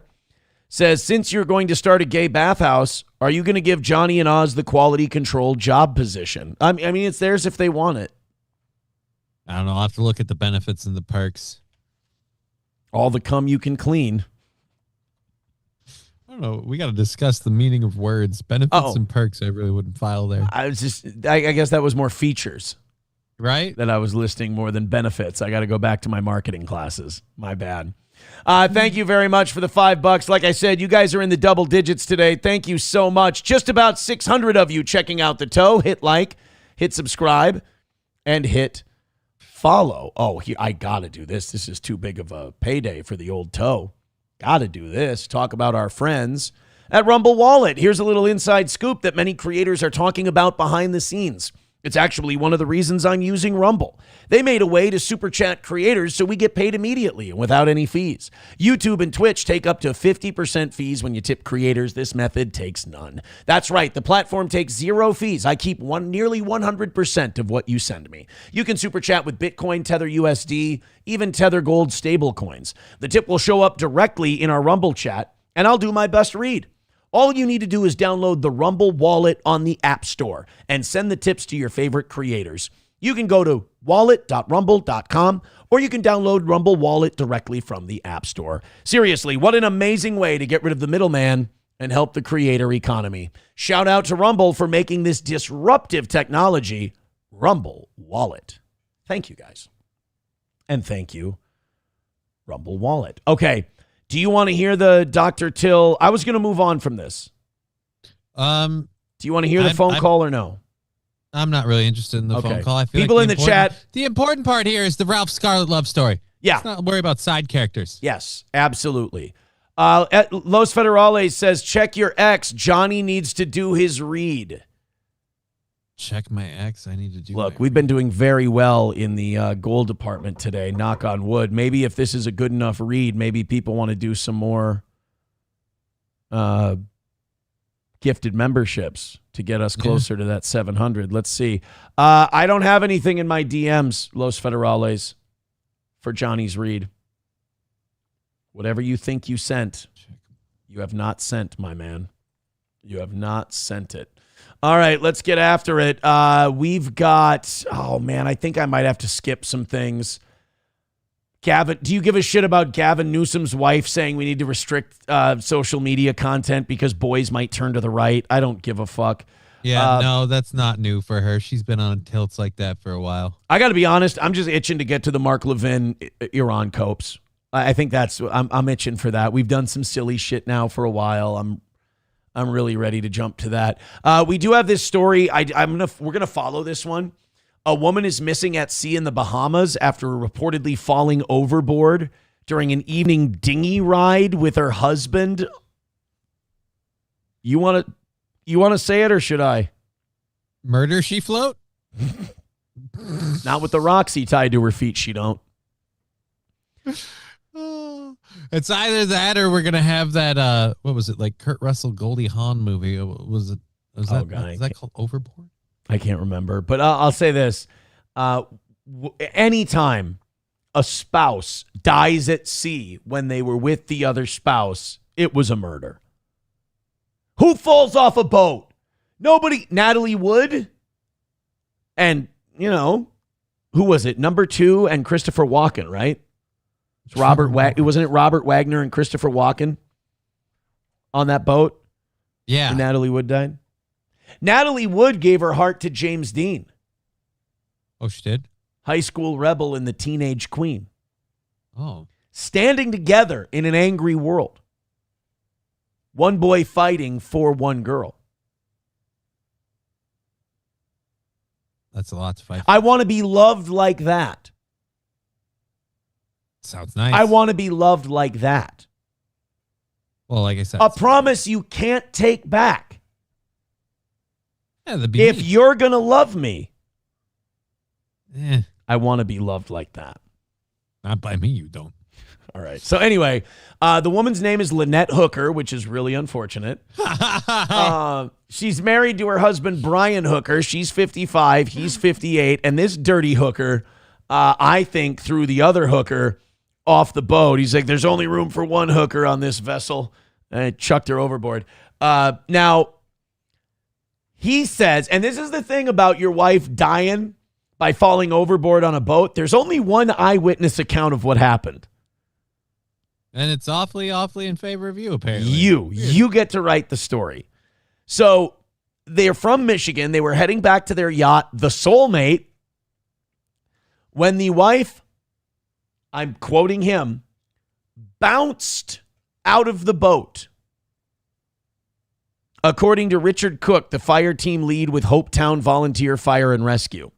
The woman's husband said the couple hit strong currents after they had left Hopetown. Oh, this is just full of unfortunate names. Yeah. And we're headed to Elbow Cay Saturday night. That's what he did. He went Elbow Cay, boom, knocked her right out of the boat. In a small 8-foot hard-bottom dinghy. Cook said Lynette Hooker was not wearing a life jacket. However, her daughter told CNN that Brian Hooker left her a voicemail saying authorities had found a flotation device he threw to Lynette after she went overboard. I have a question. How long after she went overboard? Waited a good 30 minutes till she stopped blowing, until bubbles stopped surfacing, and then he threw the dinghy out. Here you go. Hope that helps. First light, Chief. Sharks come cruising. I'll never get married to a woman again. Farewell and adieu to you, fair Spanish ladies. Farewell and adieu, fair ladies of Spain. According to police, Brian Hooker told them strong currents subsequently carried her away, and he lost sight of her. Damn, I hate it when that happens, because no husband would jump in the water and just start frantically swimming towards the woman he loved in a desperate attempt to try and save her, even if he died too. Well, and as we all know, you can't turn a dinghy around. No. A dinghy goes in one direction forever and ever. Hooker told officials that he last saw his wife swimming toward the shore. So she fell out of the boat and didn't try to get back to the boat. The workers come on Sunday to fix the door and patch the walls. Sorry. They say, you know what I heard? What? They say she just went crazy, screaming out his name. She ran out into the ocean, and to this day they claim that if you go down by the water, you'll see her footprints in the sand. Because every night she walks them beaches of Cheyenne. Nobody can explain it. Some say she's still alive.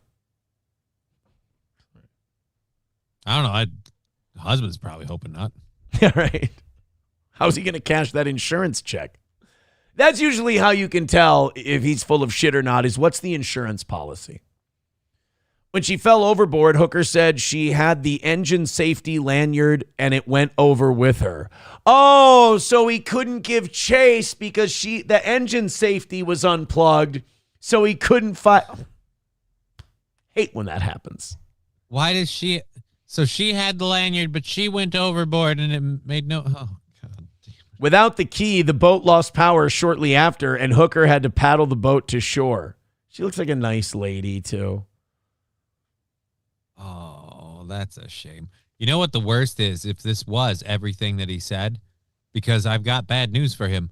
Nobody's going to believe you. Nobody. All of us hear this story and we immediately go, you push that bitch in the water. Dude. Like, he's going to have to sit there and be like, no, this really happened. I lost the love of my life and I had to sit there and watch as she drowned. And we're like, yeah, and you cashed that insurance check, didn't you? Well, I had the mortgage payment. Like, fuck you. Like, honestly, dude, everybody, like, even if the authorities never investigate him for wrongdoing, everyone in the back of their head is going, you fucking killed your wife, bro.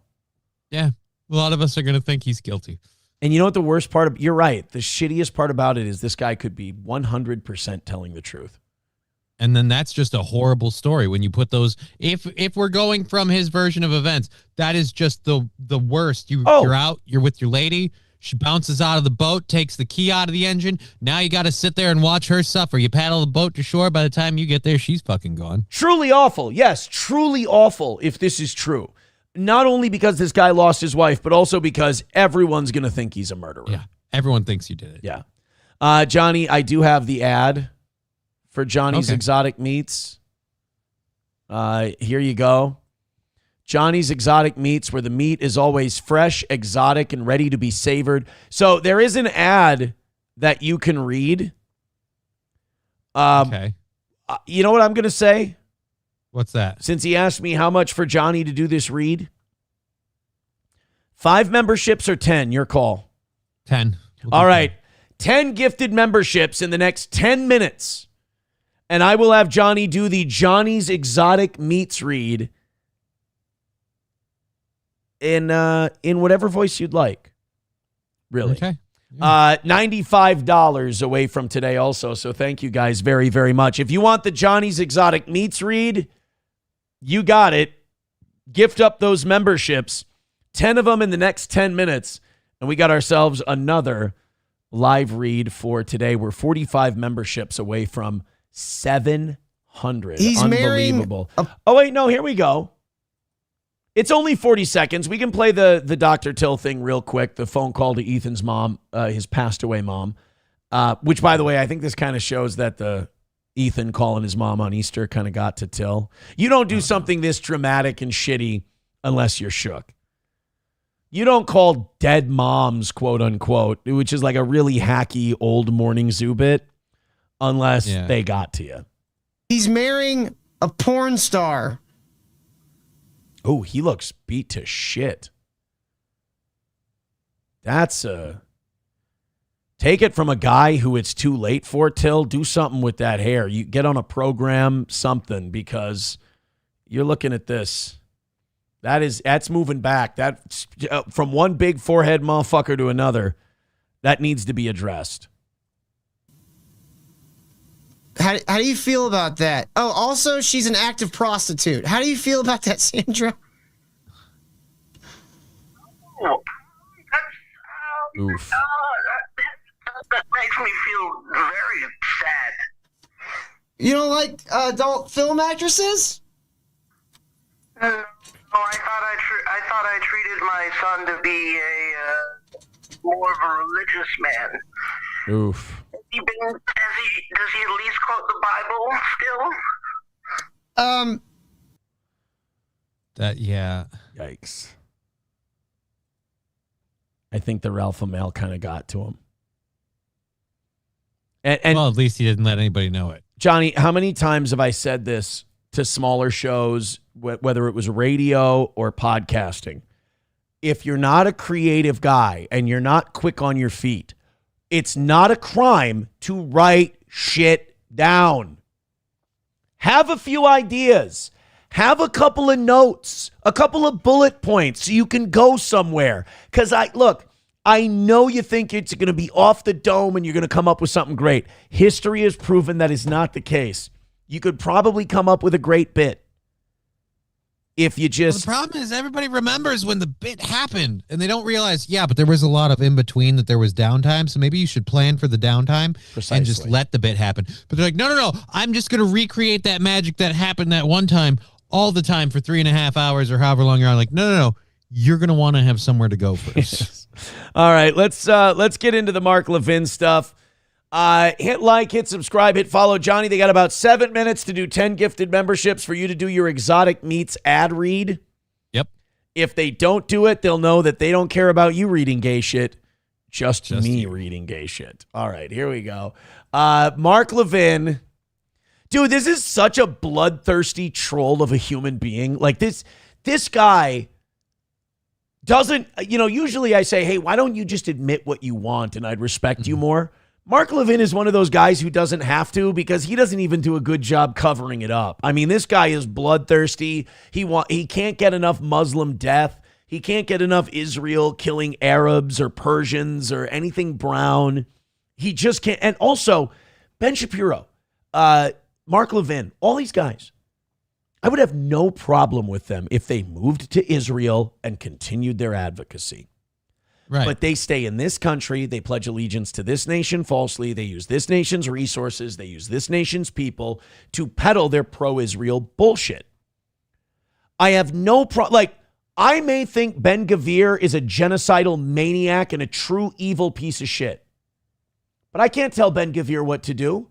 He's over there in Israel. He's serving the Israeli government. It's out of my jurisdiction. Ben Gvir can do whatever the fuck he wants. Levin, Shapiro, Adelson, Ellison, all of these people, they sit here like ticks, sucking blood out of the American system.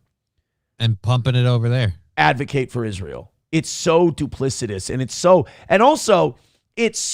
evident, like it's so just out in the open. There's no shame whatsoever. So Donald Trump kind of he backed off his threat with Iran.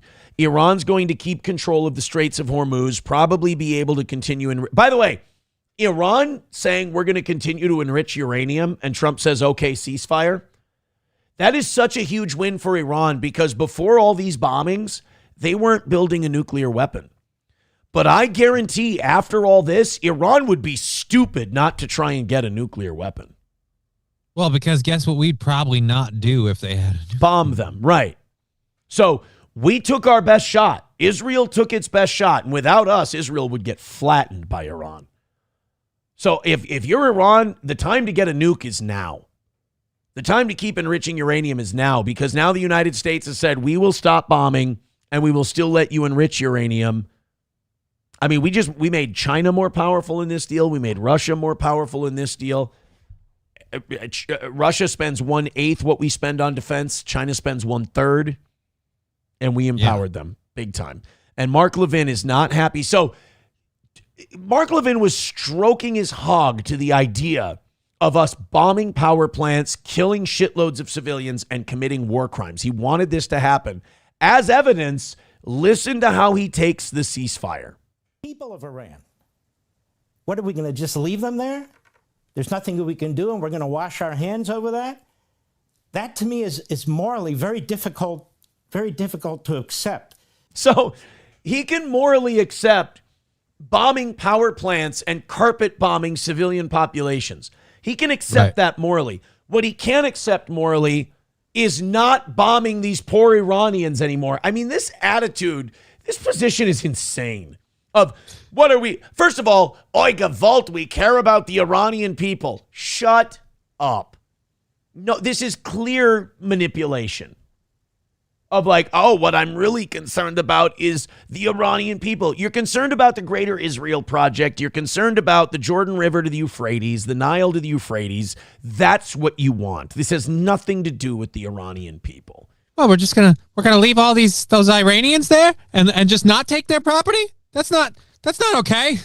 Did you see Ben Gvir and some Israeli officials were on a news show where they started laughing about the idea of dropping a neutron bomb, which is banned, by the way, dropping a neutron bomb on Tehran because it kills the people, but it leaves the buildings intact.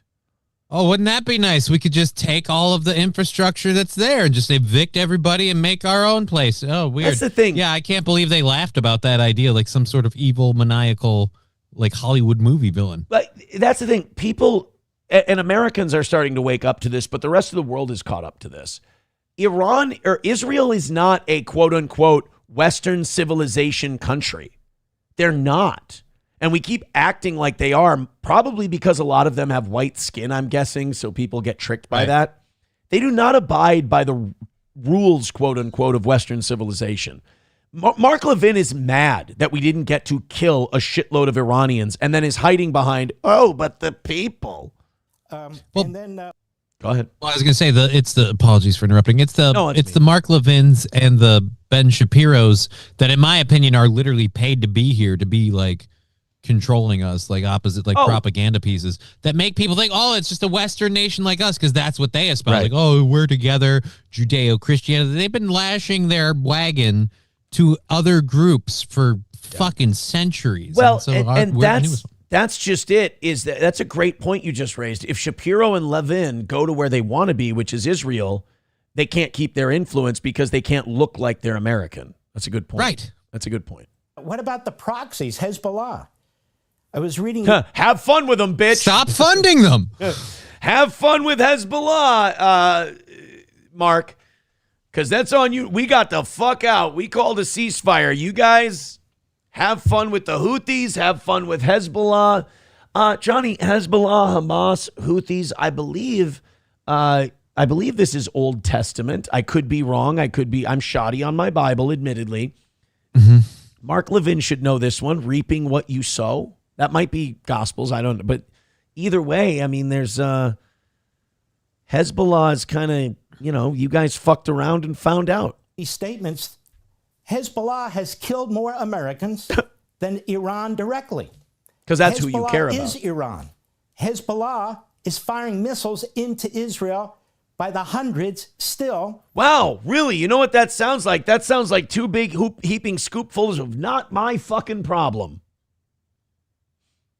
Mark? I have a hard time feeling bad for Israel with getting missiles and rockets fired into Israel. Like, yeah, you remember when you guys agreed to a ceasefire and then like minutes to midnight when it was supposed to take effect, you dumped more than you had at the whole campaign up to that point. Yeah. Just like, all right, so if we agree we're going to ceasefire, we're going to ceasefire because we've literally run out of bullets. Fire everything. Dude. Like, yeah, no, I'm sorry. I don't feel like I feel bad for the civilians caught in the middle. I don't like innocent civilians getting harmed or hurt because of political bullshit, but you guys did kind of kick this hornet's nest repeatedly pretty hard. And look, I would not be giving Mark Levin shit right now, but he has been so shitty to all of us who were against this war. And during the 12-day war, it didn't become World War III. You guys are all panicking. And dude, you and your entire movement stole MAGA.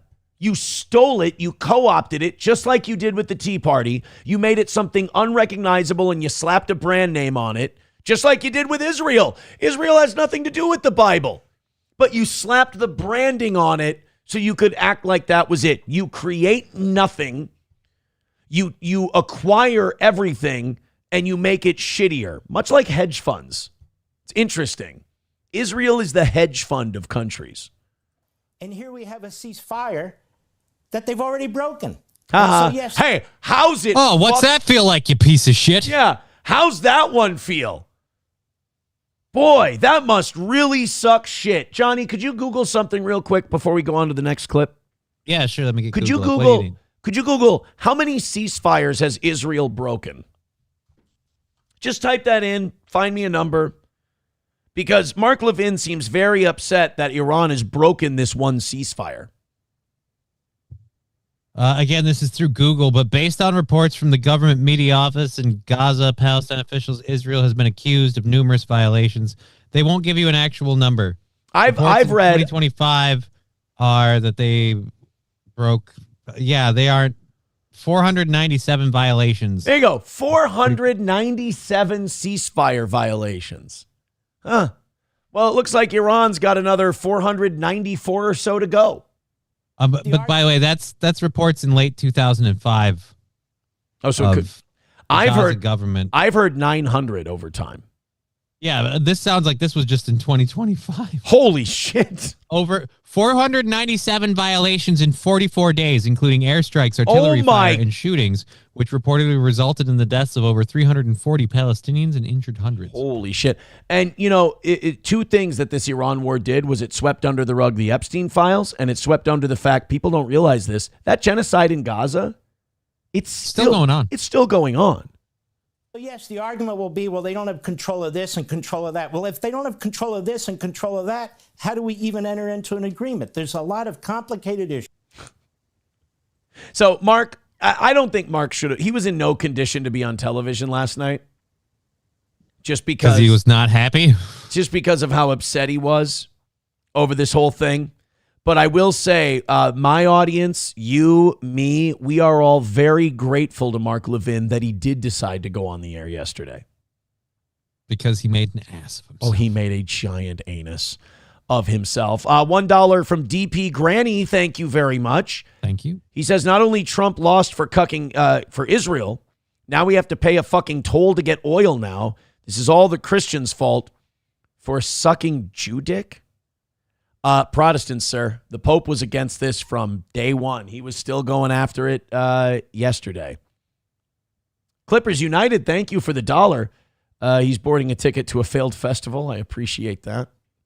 Thank you, Clippers United. I appreciate you so much. Good to know that you can't even take a vacation from me. I'm still right here. Frontal lobe, right front and center. Mark Levin, we've accused him of being a warmonger numerous times on this show. Mm-hmm. And, you know, look, I can forgive someone an emotional moment. And that's what Mark Levin was having yesterday. Mark Levin wants to know, Johnny, wants you to know, he's not the warmonger. Oh.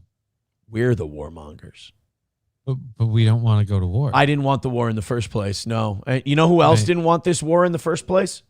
The American people? Yeah, you know who else over there didn't want this war? Iran? Iran didn't want this. You know what Iran wanted to do? Sell us oil. And just keep on keeping on. Have some nuclear power. Fight Israel. I mean, I'm not gonna deny that. Iran hates Israel with a passion, and they want them gone. Israel is their enemy. Not my enemy.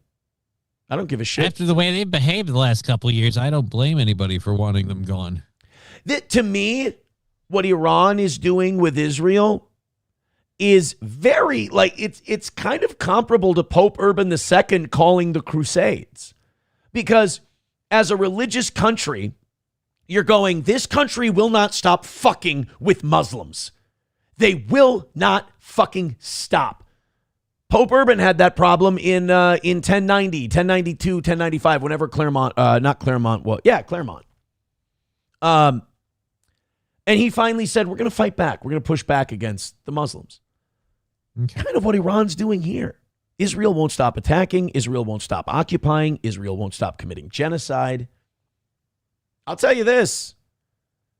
If the Turks were doing to Christians what Israel was doing to Gazans, yeah, there would have been a crusade called. That's for sure. But Mark Levin wants you to know, and again, I don't want to stop Iran from hating Israel. I don't want to stop Israel from hating Iran. All I want to be able to do is go, let the best man win. We're out. Yeah. Let me know how it works. Hey, let me know how it ends. So this is Mark Levin letting us know that it's Iran that's the warmongers, not the people who started the war. You know, that's kind of how I feel. Like if those fucking Poles wouldn't have been cocking off, Hitler wouldn't have had to do what he did.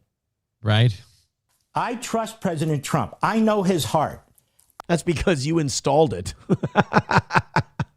By the way, Joe Kent did say that Mossad talks to Mark Levin, gives him things to say on his show because they know Trump watches Mark Levin.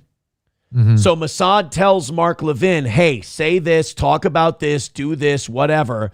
And then Joe Kent said it was amazing. Like 2 or 3 days after Mark Levin would say that, Israel would do a certain thing. And that's how he kind of surmised that Mark Levin was on Mossad's payroll. I know he wants to do the right thing. I know he has Lilliputians who are telling him to do something else. I know Lilliputians. He's talking about J.D. Vance. J.D. and Tulsi telling him, hey, come on, let's cut this shit out. He has other advisors telling him to do something else. He's the most understanding. He's shaking, dude. He is shaking right now. Because he doesn't know his whole game plan this entire time has been suck Trump's dick, inflate his ego, and he does what we want. Now he's in a situation where Trump's already not doing what you want, and I have to pray that I fillet his ego well enough on air that it changes international policy. And the fact that he's not getting his way, he's stroking out. He's shaking. He's having a breakdown on live television. Competent of the bunch, and he's the president of the United States, and his instincts are very, very good. Dude, listen to this. Can you hear the slurping while he's doing this? Kind of. But if his instincts are so good, so you're saying you're all down for what he's doing, because again, great president with, oh my God, amazing instincts is pulling out of this thing. You're wrong. That's the Lilliputians. Oh. That's all these people chirping in his ear. See, when Trump does what Mark Levin wants him to do, he has great instincts and he's very insightful. When Trump does something Mark Levin doesn't want him to do, it's the Lilliputians and he's being manipulated. You see, at the same time, according to these Zionists, Trump is brilliant and he's amazing. He plays 5D chess. But then at other times, apparently, he just slips and he's completely malleable and people can manipulate him and get him to do shit he doesn't want to do. It's weird how your words in his ear aren't the same as Not their at all. words in his ear. Not at all. But I would say this enemy is still the enemy. They're still surviving. Their military may be destroyed, but the communist Chinese will still help them. The Russians will still help them to rebuild. And so this thing's not over. And it's not that I'm a warmonger. It's that they're a warmonger. Oh! It's not that I'm an interventionist. They're an interventionist. It's not that I'm a warmonger. They're a warmonger. So that's why my country, Israel, that I keep supporting, keeps picking a fight with this country, because these goddamn warmongers, you just can't leave them alone. I'll be honest. I know that we've maybe already spent too much time on this. Mm-hmm. I don't want to stop. Like I want Mark Levin coping about this ceasefire injected right into my veins. Now here's what's interesting. Israel is not part of this ceasefire. They're not honoring it. They're going to keep fighting with Iran. Cool. Fine by me. America has gotten itself out of the war. Oil prices are down. The Dow is up. So if Mark Levin is an American, you should be thrilled about this. You know who should be really upset about this and feel kind of betrayed? Israelis. Not really. By America. Oh, yeah, sure. Why? They blackmailed and pushed us into this. You No, heard Marco Rubio saying we had to attack because we knew they were gonna. I'm not saying based on reason. I'm saying based on their own bias. Like, all right, well, then, okay, fine, yeah. But if you're if you're rooting for America first, you're going. Then you're all for this. This is great. We're not fighting a war in the Middle East. This is what we voted for. This is what MAGA voted for. Yep. Now, if you're an Israeli, you should be pissed because this was your chance to get Iran, and you should try to get the United States to get back in there and fight. So I ask you, who does it sound like Mark Levin is advocating for? It sounds like Israel. He wants to make Israel great again, also known as the MIGA movement. MIGA. Ma MIGA. So Mark Levin, by the way, you'll notice a lot of these guys that used to wear the American and Israeli lapel. You can tell Mossad got a hold of these guys and said, the polling is shit. The American people fucking despise this Israel first nonsense. You got to just start wearing the American flag. The dual Israel America thing is fucking dead. Forget it. Right, because I can't see your dual loyalty when you open your mouth if you have that lapel pin on. Yeah, I mean, take a look. Notice just the American flag. The American flag. People of Iran. What are we going to just leave? Okay, so we've done that clip. I just want to see if I've played all the big viral clips. Yep. Oh, no. Yep, I think I've played the 2 big viral clips. Yeah, we got the Ben Shapiro one there, too. Oh, he also called for the president to arm the people of Iran. Here, we can do this one. We have to arm the people. Because if we're not going to do regime change, they need to have the ability to do it. Reagan did it in Afghanistan. He did it in Nicaragua. He did it in Honduras. He did it in Angola. We've been going around. Now, listen, we've been going around committing evil atrocities and overthrowing democratically elected regimes all over the world. And all it's cost us is a shitload of people hating our guts. We ought to keep doing it. I was going to say, he's listing all these countries, and I was like, yeah, that just sounds like, oh, that went bad, that went bad, that went bad, that went bad.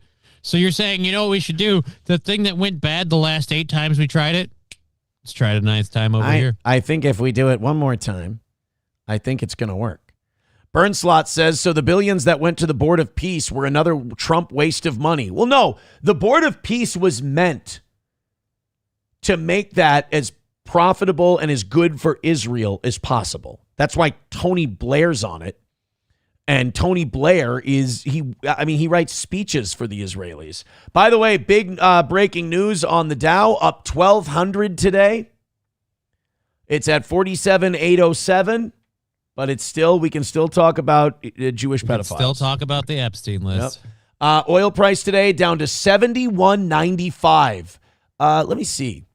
Before the war, February, we were at 60. The low, February 13th, $60.71.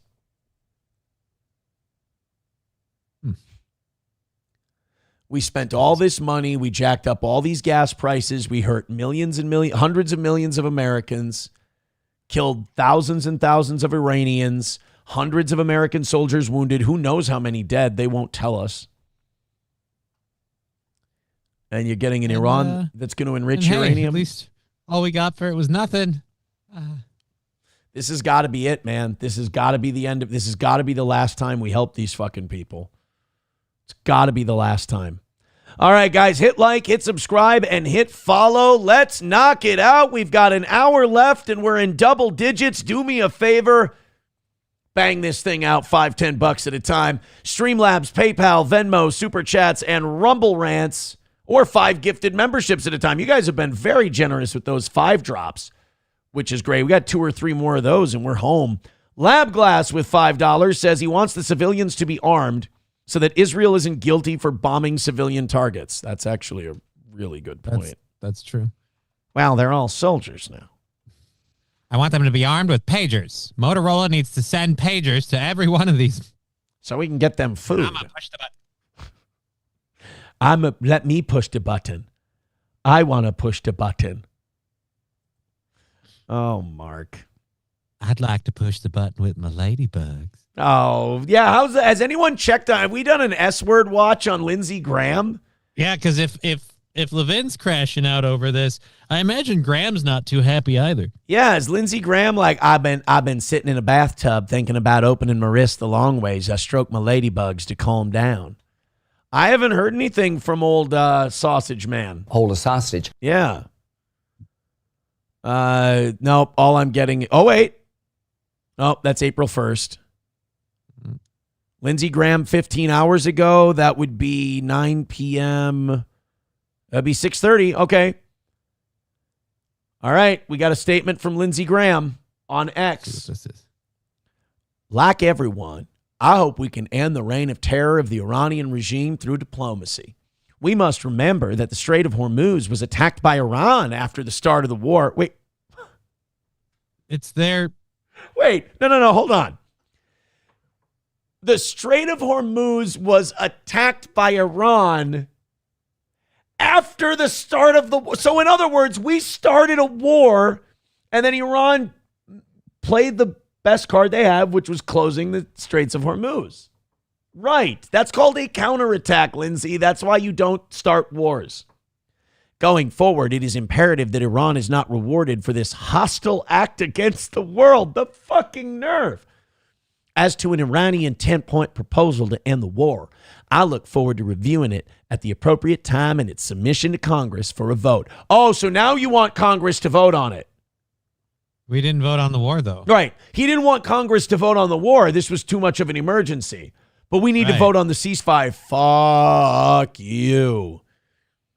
I want to reaffirm that from my point of view, every ounce of the approximately 900 pounds of highly enriched uranium, 60%, has to be controlled by the U.S.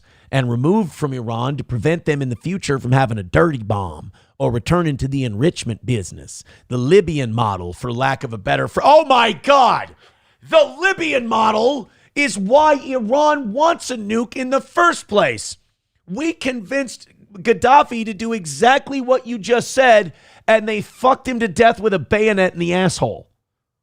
And that is not hyperbole. That's literally how he died. He was sodomized with a bayonet to death. You know who doesn't get sodomized with a bayonet to death? Countries with nukes. Countries with nukes. Oh, man. Hold a sausage. You hold that sausage, Lindsay, you big gay elephant. All right, off we go. So I got one more cope, then I have a hero. Okay. We got Ben Shapiro. So people were trying to tell Ben Shapiro. Now his audience is dwindling. Ben Shapiro has probably hit the hardest by this, outside of Gaza and Tehran. I'm sorry. That was going to sound really stupid. Ben Shapiro has been hit hardest media-wise by all of this stuff because people, Mr. Facts don't care about your feelings is all feelings when it comes to Iran and when it comes to Israel and all this. Right. He won't debate anybody on this. He's a gigantic hypocrite. He's been caught coping out about Dave Smith, Piers Morgan, and a bunch of other people time and time again. Joe Kent, the whole deal. Look, Mark Levin's a goof, but at least he had Joe Kent on and spoke to him. Right. Ben Shapiro won't do it. So people were calling out Ben, saying, Ben, aren't you like a Jewish, religious, Orthodox Jewish guy? Like, isn't this war like evil? Isn't it wrong? And then they were saying, hey, Ben, bombing these power plants, bombing civilian targets, those aren't dual use. Under the Geneva Convention, you can't attack those. That's a war crime. Ben Shapiro is going to use the Bible to justify the war crimes. Get ready. Interesting. Here's Ben. When the president says that he thinks that God supports the United States, when we take out tyrannical dictators, when we kill Ayatollah Khamenei, a mass murderer. First of all, I will say I believe as a Christian to claim to know the nature of God and whether or not he would pick someone's side in the killing fields, I think is a sin. I would think publicly espouse you know the nature of God is a sin. Like even people of the clergy, they go that they always kind of stop short with their interpretation of God, the way I see it, or as I understand the religion. They always kind of give you that buffer of like, through me, this is how I see it. Or they say we go directly to the Word of God. Okay. Which, the New Covenant, the New Testament, the Gospels, we know what Christ thought about these things. And we can know how he feels about these wars. And as the Pope has said numerous times, no, God does not hear the prayers of those with blood on their hands. When we try to destroy the forward function of terror groups, he is correct about this. See, here's the thing. You're seeing a lot of people. Right, because God loves all of his people, except those heathenish brown Persians. He's totally fine with you killing them. And by the way, apparently not okay with you killing Israel no matter how many people they kill. Isn't that amazing about Ben Shapiro and the God thing? Yeah. Attacking Israel is always bad and wrong, and God's against it. But even if they fire the first shot and start a war with somebody, God's always got their back. That's really convenient. That's amazing. Shall we say, a casual acquaintance with Scripture, like who admit that they had not fully read through the Bible until 2 to 3 years ago, or suddenly it turns out bishops in their church. It's amazing how quickly they have learned biblical literacy. Shitting on Christians again, classic Ben.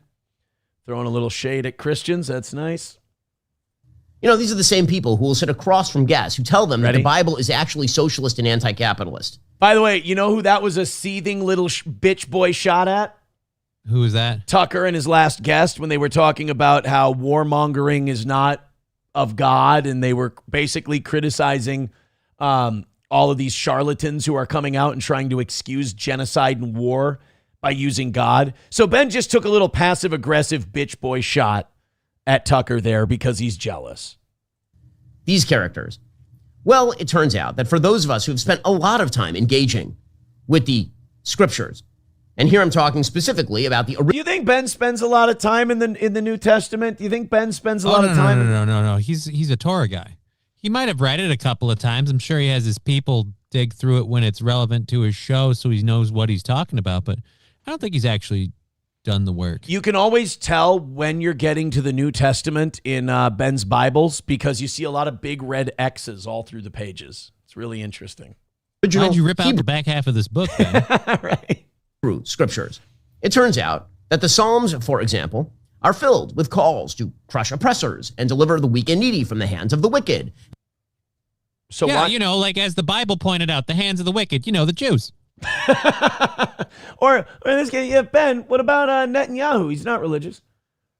He's been kind of wicked, I would say. The World Court has indicted him as a war criminal.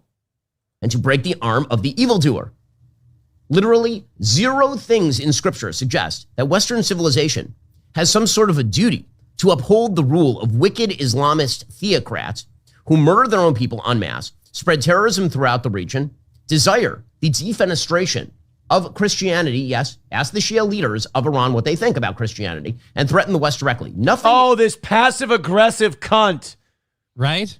Oh, Christians. You could just easily substitute the Islamic terrorists that he was talking about. You could just easily substitute that for the Zionist murderers that exist in that region too. But this is more of this dress pulling and apron hiding. This is when it's convenient, try to manipulate the goyim. Go, oh, Christians, you wouldn't believe what they said about you. No, bitch, we're not fighting your war. Why do you hate Jews? You're anti-Semitic. Wait, you were just really concerned about my safety a minute ago, but you won't do what I want you to. Oh. I'm not anti-Semitic, but all you extremely vocal Jews are making me that way. If you just sit down, shut up, and stay in your lane, we'd all be fine with you. We've told you that lesson 109 times, but it turns out it looks like we're gearing up for 110. Right. Then I have one last clip, and then we're going to get to nonsense and silliness today. Back to silliness. I've had a good balance today. I have to throw credit to Matt Walsh. Yeah, you mentioned that. Matt Walsh apparently, that with that kind of rant from Ben Shapiro, I imagine Matt Walsh is probably getting a stern talking to. Do you think? Or do you think they're... Dude, you have no idea. I'm praying that Matt Walsh and Michael Knowles, who have been breaking from Ben Shapiro on just about everything. I hope they see the sinking ship that is the Daily Wire. And they see their ship, which is still pretty good, pretty afloat. Like those two, the sum of the part, they say sometimes the sum of the parts are greater than the whole. The sum of the value of Michael Knowles and Matt Walsh separately is worth more than the Daily Wire right now. At least you think they could get more people outside of the Wire sphere? Just like Brett Cooper did, just like Candace Owens did. Both of them left Daily Wire, got bigger than ever. And Matt Walsh is storing up some good points, some positive points on his end because he's not carrying water for Ben Shapiro, and so is Michael Knowles. So Matt Walsh has been true MAGA in calling out where this president has been lying, where he's been fucking up. Matt Walsh has been against the Iran war from the beginning. This is the Matt Walsh I'd like to see rather than the guy who's obsessed with looking under skirts for cocks in locker rooms all the time. Not that that's not something that we should address. I'm just saying, but for a while there, it was every fucking time you heard the guy. Yeah. So this is what Matt Walsh has been writing the last couple of days. Our elections aren't secure. The SAVE Act was not passed and won't be passed. It's time to end this war in Iran and focus on our country, our people, our future. Far too much of Trump's second term has been spent on foreign adventures. It has to end. Turn the attention back home. Anyone that supported Trump originally probably believed in that. Yeah, in late March, Walsh said, but it's pretty clear from how things have gone that our concerns were absolutely reasonable and legitimate. Maybe Trump will get us out of this thing soon and it still won't spiral into a long and drawn-out war. But even if that happens, and I'm not convinced it will, no thoughtful person can deny at this point that the spiral and long war scenario is very much a possibility. No reasonable person at this stage can say that our concerns were irrational. What looks irrational now, and always did, is the demand for blind allegiance and unthinking trust in our elected leaders, as though we are called to have faith in politicians like we have faith in God. I mean, tell me when he's wrong. Look, to show, and to show I'm not a hard-hearted man. I have shit on Matt Walsh endlessly. I have talked all kinds of shit about Matt Walsh, but only because I thought he was wrong, or only because I thought he was fixated on the wrong thing. With this and other things recently, Matt Walsh gets nothing but a bunch of credit from me. And if he and Knowles walk out of the Daily Wire and they left it with Ben Shapiro and his boomer audience and Andrew Klavan and his no audience, I think that would be stellar. Yeah, it'd be great. I think it would be awesome. Hey, guys, go ahead and throw a couple of bucks towards the old toe. We're in the double digits. We're about $90 away from a W today. Ooh, we got some sex scandal coming up in just a second. I'm excited to tell you guys about a bit of a sexy time scandal in the NFL. This is dirty. This is filthy. This is scandalous. Oh my goodness. I can't wait to tell you about it. There's that Johnny's Exotic Meats ad. Oh, I forgot about that. All right, we're going to do that in just a second. I'm just getting these 8 o'clock hour stories nice and opened up. Guys, 536 checking out the toe here in the later stages. Thank you very much. Hit like, hit subscribe, and hit follow. One more of these for today. Thank you to 1775 Coffee. If you haven't tried it, now's your shot. The 1775 starter kit just dropped, only 1,000 units. You're getting the bold dark roast that hits hard, the smooth medium roast, and the Vitality Mushroom Coffee for clean energy and laser focus, no crash. All single origin, small batch, toxin-free, and mold-free. Plus, you're also getting a gold spoon clip because freedom isn't scooped with plastic. A frother strong enough to stir up your coffee and your mother-in-law's opinions. And a black 1775 tumbler. $170 worth of coffee and gear, yours for $99. This is for the ones who've been watching 1775 blow up on Rumble, wondering if it's actually worth it. Spoiler, it is. Go to 1775coffee.com/studio and grab your starter kit before they're gone. Bold beans, clean fuel, and a morning routine that stands for something, just like Rumble does. 1775coffee.com/studio. Thank you, 1775 Coffee. All right. Thank you guys for all of your support today. We've got a little bit of a surplus here today. We'll figure out how we're going to use that a little bit later on. But as for right now, Knock out that 90. Let's call it a win. Someone says, how much to go an extra hour today? Dude, I wish I could. I really do. I wish I could. I got too much to do. I got to get the clips and the editing done. I got to get some deliveries made. I have to some tumblers or not tumblers. What are they called? Beanies came in. I got to deliver those off or have those sent out. You were wearing your Amazon shirt. I didn't want to say it. Am I? No, that was yesterday. I was wearing my Amazon shirt. Today I'm wearing I think they call this one my Best Buy shirt. Ah, it does look like a Best Buy shirt. They call this one my Best Buy shirt. But then I have a meeting at 2:00 today with with that news distribution company that may want to work with the show. All right. We'll see. All right. So hit like, hit subscribe, hit follow, and let's a couple of $5 drops, couple of 5 membership drops on Rumble. We're 45 members away from 700. That's incredible. Thank you guys so much. We'll have to, if you guys did get to 700 today, I'd have to figure something out, but there would definitely be an extra show involved. So there is a juicy gossip story in the NFL, and it has nothing to do with football. There's this woman who works for the New York Times. She covers football for the New York Times. And let me tell you, some of the hot takes you're going to see from like outside the ESPN world and all of that is going to be, oh, this is what happens when you let women cover sports. They get too fucking, this and that. You're going to hear a lot of that. But there's this woman who writes for the New York Times, and she gets all the scoops. She gets all the inside scoops on the NFL, the rumors of where guys are going. Look out for this, look out for that. Her name's Diana Rossini. Now, Diana Rossini is married to a Shake Shack executive named Kevin Goldschmidt. Shut up. It's fine. There's nothing wrong with that. That's not what the story is. Diana Rossini is hot on the case of multiple different NFL stories because the NFL season has started. We're not, we're only a week or two away from the draft. Shit's about to go down. She's got to cover these rumors. So she ends up in the same Sedona, Arizona hotel as the head coach of the NFL's Super Bowl runner-up, Mike Vrabel of the New England Patriots. Okay. That happens. Obviously that can happen. There's all kinds of league activities going on. A journalist. Right. Guys gather in similar spots for stuff. It's bound bumping each other. Absolutely. However, Mike Vrabel is also a married man. I don't see what the relevance of this is, but okay. Nothing, because she's a journalist and he's a head coach. This could be totally business. I want to ask you something. Does this look like totally business to you? It's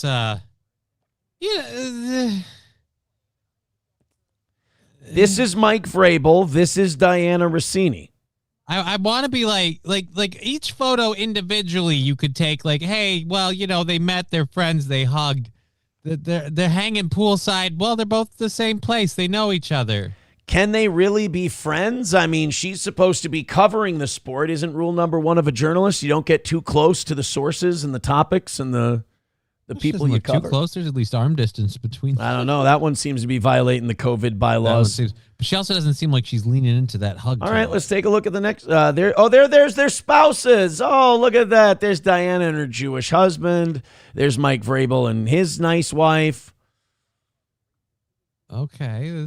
If you're married, I don't know. I feel like their spouses aren't okay with this. I was just gonna say, my gal SP would not be happy if these photos were of me and some slot, some quim, just meeting out at the pool. Right now, personally, to me, this is a fireable offense for the New York Times.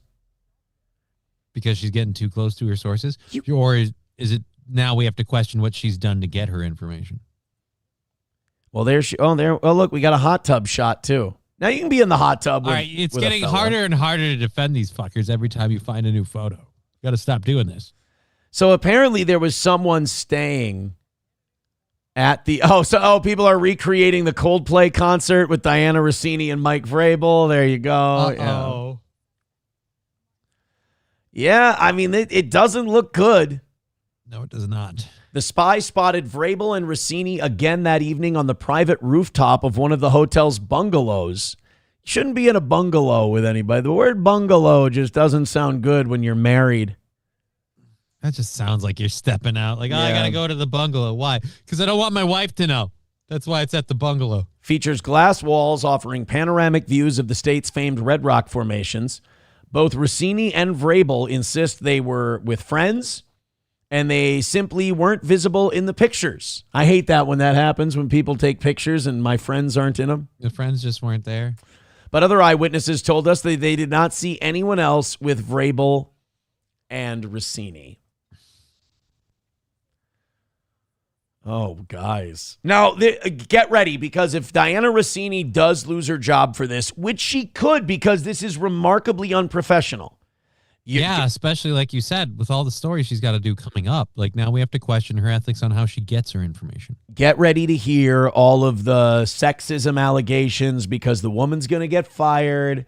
The man's not going to get fired. Well, it's not against the rules in the NFL for a head coach to be a piece of shit, to fuck a journalist. Like, you're allowed to do that. I mean, he's going to pay in the divorce. Believe me. Like, he'll get his.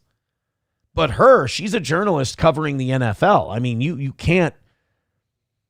You could maybe have a relationship with this guy and openly disclose it, and it could be common knowledge. That's fine. But to have secret trysts with a head coach, now everybody can go back and look at your coverage of the New England Patriots and go, is this influenced by cock? Yeah.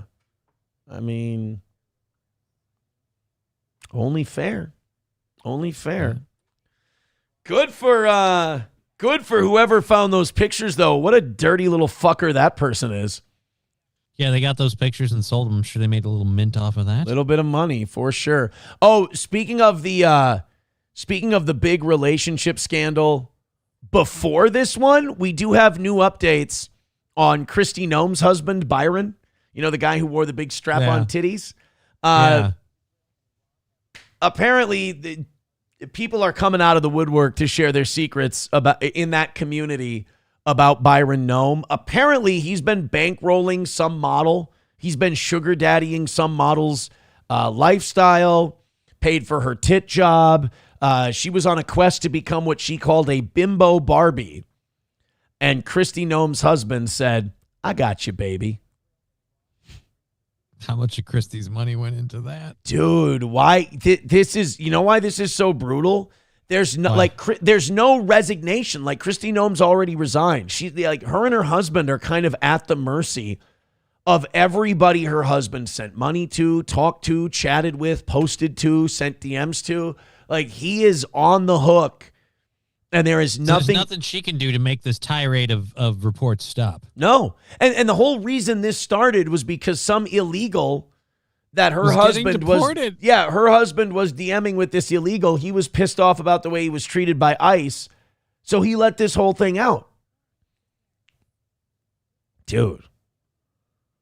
Byron Noem allegedly bankrolled a Barbie doll fetish model's lavish lifestyle and paid for an even bigger boob job in a quest to make her his, quote, bimbo bride. OnlyFans model Nicole Ricagano, 47, claimed that at least he's staying age appropriate. Right. While he's strapping on giant tits and tucking his cock back. It's a shame when you have to cling on to that as at least they're the right age. At least he's not a total creepy pervert. Yeah. He claimed she claimed in a bombshell interview with the Daily Mail, which I'm sure had the link to everywhere you could subscribe to her, on Tuesday, that Noem also repeatedly professed his love for her and offered to marry her just days after his wife was fired as the head of Homeland Security. So this is recent. So we might have kind of similar to the Ethan Ralph Scarlett situation. Is Noem's husband going to be in danger of bigotry if he marries her? Bigamy. Bigamy. You keep getting that word wrong. It makes me concerned. I know. I keep thinking it's polygamy, and then bigotry is something I'm so used to. It's just on the tip of my tongue. No, bigotry is fine in the Noem household. Bigamy, I don't think so. These are his messages to her. I seem to be falling in love with you. I do love you, the dad of 3 allegedly wrote in a March 10th message. So she was still, I think she was still in the job. No, she wasn't still in the job then. She was done at like the end of February. 38N. Yeah, 38N breasts. I didn't even know they came in that size. 38N, that's Scarlett's body count. Come on. Come on. If we can't hit the goal for that, I mean, I'm not complaining about it. We've had a great day today. But, I mean, come on. That one deserves at least a $5. I do seem to be falling in love with you. I do love you, he wrote, as he offered cash to enlarge her 30. Oh, my God. Yeah. This belongs on Mengele's table. This is, by the way, if you ever want to know what brain damage looks like, I give you Exhibit A. This is what, when they dig up America and the fall of it 1,000 years from now, and they find pictures like this, they'll be like, okay, we see. These are the pitfalls we need to avoid. We need to not have shit like this. This is the downfall of a great... Like, you don't see this in the 1950s when America's booming. You'd be shunned. You'd be sent to an island. You'd be put on an ice floe and just be sent away. I just pulled up, I pulled up her name and did a quick image search there. That face is airbrushed and filter brushed like you wouldn't. Oh, really? I'm looking at a couple of these where I'm like, oh, no. That face looks like an old weathered lady. This one doesn't quite look like real. It's a little too... Yeah, no, I'm sorry. That is a train wreck. And it is only going to get worse as time goes on. You're saying that Byron Nome seems to have a thing for the plastic surgery chicks? Yeah, apparently. Yeah. Sorry, Nancy Mace. Oh, God, this guy is such a simp. At the height of their arrangement, which only cooled off last month, Ricagno claims Nome was paying her $1,500 a month. He also allegedly helped pay off her credit card, showered her with lavish gifts, including designer bags and shoes. So at least this woman isn't shallow as fuck. Yeah. The arrangement was he'd get all my videos for $1,500 a month to help me pay half my rent. He would never say no to me. He had to pay for my fillers, my Botox. Whenever I was not looking like a hot bimbo, he would give me money. That's right. This guy would give her money. I wish somebody would just AI Jake Tapper's face onto that. That would be so great.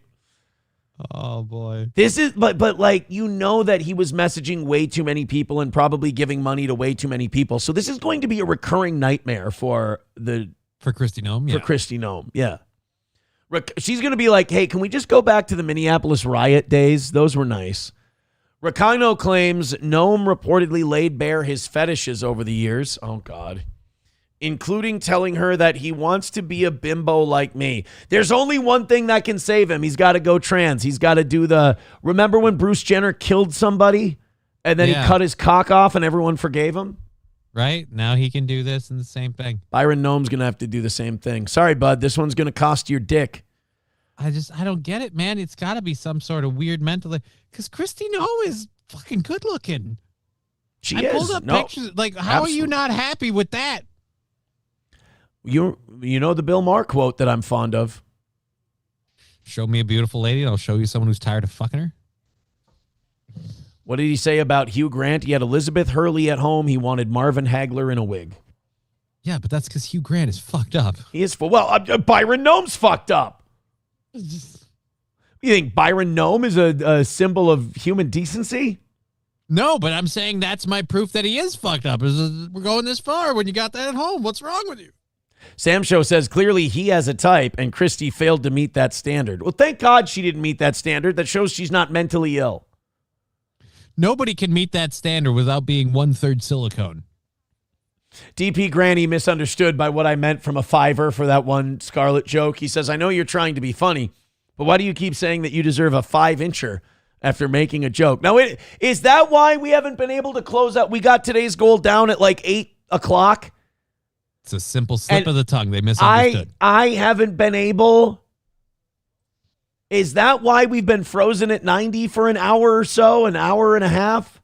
Everyone thinks you want 5 inches. Everyone thinks I want 5. No, guys, to be very clear, I want $5 or 5 gifted memberships donated. I don't want 5 inches of cock. I've got that already. Damn. Crazy how things get misinterpreted. They're saying, quit saying, am I saying, is it Brian? Am I saying Byron? If it's Brian, it's because you were saying Byron. Oh, shit. It's because he spells it like a fucking asshole. He spells Brian with a Y. Oh, yeah. Oh, fuck him twice then. I hate him. Yeah, I don't fault you for Byron because you move the R and the Y and you literally get Byron. Yeah. Don't spell your name like that if you want to be called Brian. You're Byron. Your parents are dumb, Brian. Yeah. Your parents are probably the reason you pay mentally ill hookers $1,500 a month. By the way, can we put a question mark next to this? Spouse, Christy Nome? Well, with the date, it'd be 1992 to 2026 question mark. You know, like when you want to have a really good party, so you put the time to question mark? Right. That's what they should do for their marriage. 2026 question mark? All right, Johnny, it's 10 o'clock. You are free to go, my man. And I feel pretty good about banging this whole thing out. I do, but we got to get moving on it. Thank you guys very much. Johnny, you are on at 1 o'clock today. Yep. Just Kidding LLC on Twitch, YouTube, and Rumble. Like it, subscribe to it, watch it today at 1. I will have an update for you on how this meeting goes today. That sounds great. When you're back on Monday. Take her easy. Sounds good. All right, there goes Johnny. Okay. Now that he's gone, let's take care of that $90 and continue our... Oh, my God, we only have one more morning goal after today. This week is flying by. So, yeah, let's kill this fucker. Let's do it. Let's go. Streamlabs, PayPal, Venmo, Super Chats, and Rumble Rants. As we head into the home stretch here, still 525 of you checking out the show. We appreciate you being here today. Hit like, hit subscribe, and hit follow. Take a moment to do that. Everybody gift a membership and we'll be good. That Taylor Frankie Paul, that Bachelorette chick that they had to cancel because she was beating the shit out of her husband and going crazy and getting arrested. She recently announced that she is detaching from the Mormon church, to which I'm sure that the Mormon church went, oh, no, please don't go. We can't afford to lose this crazy twat. So she's out from the Mormon church. It's kind of weird. To like, of all the things you should do when you get caught like having domestic disturbances with your spouse and being arrested and like losing the Bachelorette and all this stuff, the last thing you should do is going, I'm walking away from my church. Now, don't get me wrong. The Mormons are not. They're very nice people, but they believe some wacky shit. Not judging, but it wouldn't be my first choice, obviously. But I don't know if this is the best PR move for old Taylor. She's also filing an injunction, a restraining order against her husband, saying he beats her. All these dysfunctional relationships, always, he beats me, I beat him, happens all the time. It's just, it shows you how toxic this fucking relationship was for both of them, probably. DP Granny with $1 says, my apologies, you wanted a 5-inch worth of cock. I forget that you're a classy fag. No, money. I just want money. That's all I want. I'm like that. I'm like that woman with the 38 end tits with Brian Nome. All I want's the money. $90. We're home free. I'm a happy guy. That's it. Streamlabs, PayPal, Venmo, Super Chats, and Rumble Rants. All right, real quick before we open our last hour's worth of stories here. A man found a hand grenade in his lawn in Columbus, Indiana last Saturday. That's the coolest shit ever. I would never let anybody know anything about that. I would have said I've accumulated a grenade. Unless the pin is pulled. In which case, yeah, then maybe you call somebody. But if it's got the pin intact and everything else, bro, that is an awesome mantelpiece. Unless you have kids. In a Facebook post, Bartholomew County Sheriff Chris Lane said that while mowing his lawn, a man found a hand grenade. Police did not give an exact address of the incident, but said West 650th North between East Street and Depot Street will be closed to all traffic for an unknown amount of time. We don't know exactly where a guy found a grenade in his lawn. We just know what streets are closed right now. We can kind of pinpoint it to that area. Columbus bomb squad had been called out to the scene. This was this weekend. They have no further information about this and have not received a response from law enforcement. Excuse me. Can we get an update? What do you mean you don't have an update on a grenade that got found in some guy's lawn on Saturday? This is kind of important. Like, did it blow up? I need to Google this. I need to find out. Hand grenade found in Columbus yard. Man finds hand grenade while mowing his lawn. I'm looking at stories from a day ago, and they don't have updates on this. Can you tell me everyone's okay? Down to Columbus now, where a possible hand grenade was discovered in a yard earlier today. While mowing their yard, a resident reportedly found a hand grenade in their yard near East Street and Depot Street. The Bartholomew County Sheriff's Office closed down that entire street to all traffic. The bomb squad was called in there. That device was removed from the scene for further examination. Scary. All right, so they at least got it out of the scene. They got it away from his house. Yeah, next time, maybe throw us a little updates. Maybe throw us a couple of updates on what happened with the guy and the fucking hand grenade. Oh, my God. We've got a couple more. We got about 5 or 6 stories we have left for you today. All right, now we're getting to that point. I didn't think we were going to get here today. Let's go. Let's knock this out. You're making me nervous now. We got about 20 minutes until the rally segment. I'm getting nervous. Let's gift those memberships. Let's get close to 700, and let's call it a win for the toe. Come on, baby.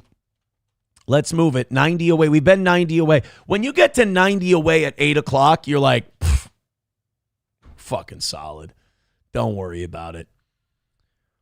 Honestly, 2 hours. That means for 2 hours we've been frozen at night. That's bad. That means that you really, really suck shit. Me. I'm talking about me, not you. Make me think I'm doing okay. Streamlabs, PayPal, Venmo, Super Chat, Rumble Rants. I can't believe this. This next one, there should be a lawsuit for slander. This is unbelievable. The wedding of a 64-year-old billionaire to a 28-year-old woman is now in jeopardy as she faces trial on gold-digging allegations. Can you believe this? This upstanding 28-year-old woman who just wants to marry a 64-year-old billionaire, probably because she's found her soulmate. She's found her soul's recognition of its counterpart in another. People are accusing her of gold digging. Why I never. 64, 28. Now, first of all, I don't care how wealthy you are. If you're 64 and you're marrying a 28-year-old, you've got a fucking problem, man. It's not cool. It's not like, oh, man, you got yourself a nice young hot chick. You have nothing in common with this woman. This is just weird, man. This is a woman who's young enough to be granddaughter. 64, let's see, 28. I'll make him 36 when she was born. That'd be 16, 18. Yeah, I mean, if it was 18 years old, yep. Could be her grandfather in many states in this country. You're not doing this because, oh no, she's not gold digging and I'm not robbing the cradle because I'm insecure or anything like that. This is because we just get along so well. If you're 64 and you have a shitload in common with a 28-year-old, you're fucked. Up here, upstairs, prosecutors accused Adva Levy, the 28-year-old that this Stephen Klubeck wants to marry. They're hitting a snag because she's been ordered to wear an ankle monitor after pleading not guilty to 6 felonies, including grand theft, burglary, and unauthorized use of identifying information. This is why you don't just go by the tits, old man. Prosecutors accused Levy of targeting rich old men and luring them into honey traps where she would swindle them for cash and a luxury lifestyle. No. Not guilty. These old men need to be taught a lesson. Nobody actually likes you. All of these women are there for the money, for the easier life, for no job, for the house, for the cars, everything. No, every woman who rips off some old man who wants to show off his 28-year-old bride, the woman needs to be acquitted every single time until these old fuckers learn a lesson that they're bait, that they're being used. Now, the former Penthouse model and social media influencer, just say OnlyFans, also known as Mia Ventura, oh, she's got another, yep, OF, would allegedly con her way into her affluent partners' homes before robbing them of cash, designer items, and jewelry, you don't say. You mean these two don't have the same taste in music? He thinks Offset is a financial move. She's set to tie the knot with Klubeck, the 64-year-old real estate tycoon, who founded timeshare company Diamond Resorts on June 18th near the West.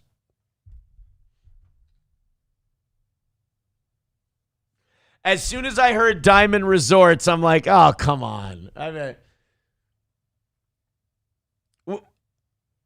don't want to read it. I want to throw this one to the chat. Hey, chat, where are they getting married? I kind of let it slip a little bit. Where are they getting married? I know there's a little bit of a delay in the chat, but go. You'll get it.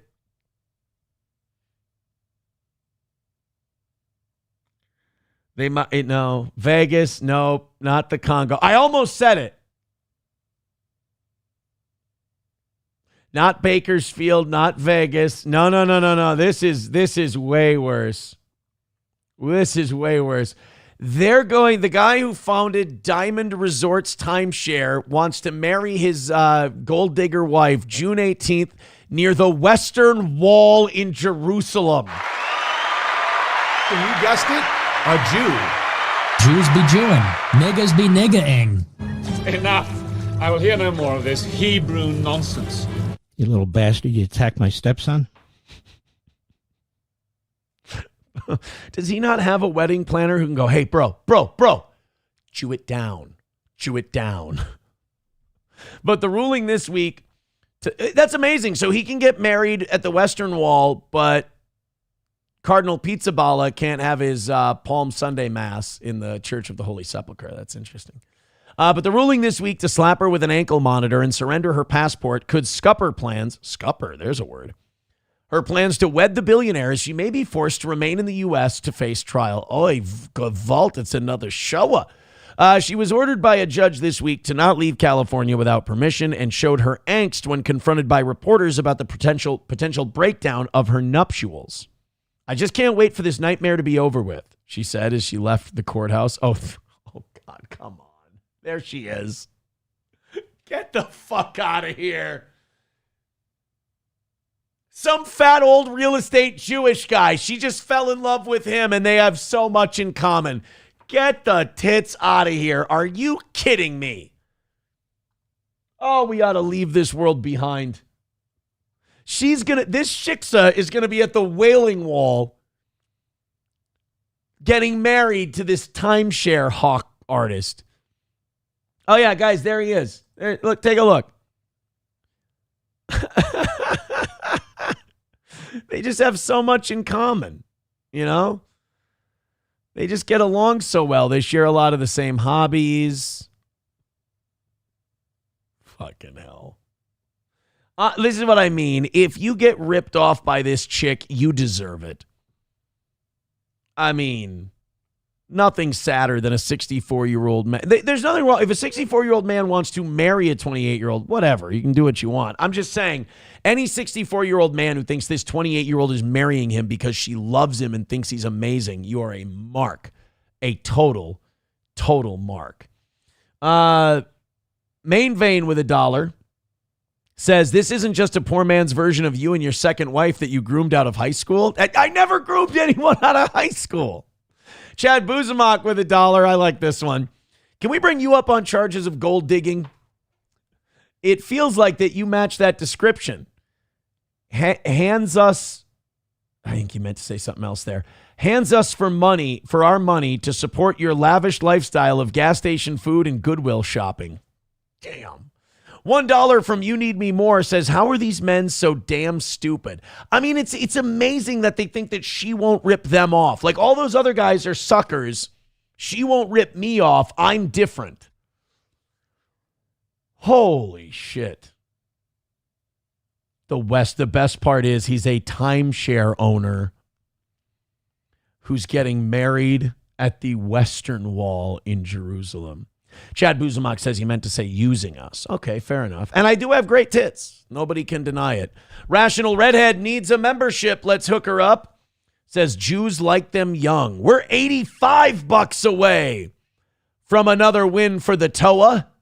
Thank you guys very, very much. Oh, man. Oh, she got one from Aboliticious. There we go. Nice work. Nice work. Dude. She's facing 11 years in prison, by the way, for this gold digging. And by the way, they're like, oh, she's being charged with being a gold digger. She's not. She didn't gold dig them. Gold digging is when you get in a relationship with someone and you use them for their money. She straight up robbed these motherfuckers. She got into their house and just took cash and jewelry. It's way different from gold. I understand it makes the story better, but come on. $5 from Shuli Madoff says, shout out to Chad Buzamak on another successful Chad video last night. You know what? We hit the goal. I would like to watch that. Mr. Stellar gifting a membership. Thank you very much, Mr. Stellar. I appreciate that. And even 80 away from today's goal. Thank you guys very much. $1 from Veldrain says, oy vey, what a deal. More than half off my age. It's a 50% age discount for this guy. Thank you so much, guys. Keep it rolling. Keep it going. We appreciate it. We've done enough Minnesota stuff today. I'm going to call bullshit on this one. I'm going to say this is another person like the Wendy's finger in the chili thing where, I found a finger in my chili. Turned out to be a hoax. The razor blade in the apples, stuff like that. Some woman claims she found a pill inside her kid's Easter candy. I ain't buying it. Let's take a look. And then after that, we're going to rally up to stay perfect for the week. Thanks, guys. Well, the Kansas City North family warning others about making a shocking discovery when they found a bag of Easter candy. They found a pill inside the bag. KMBC 9's Alan Shope has more.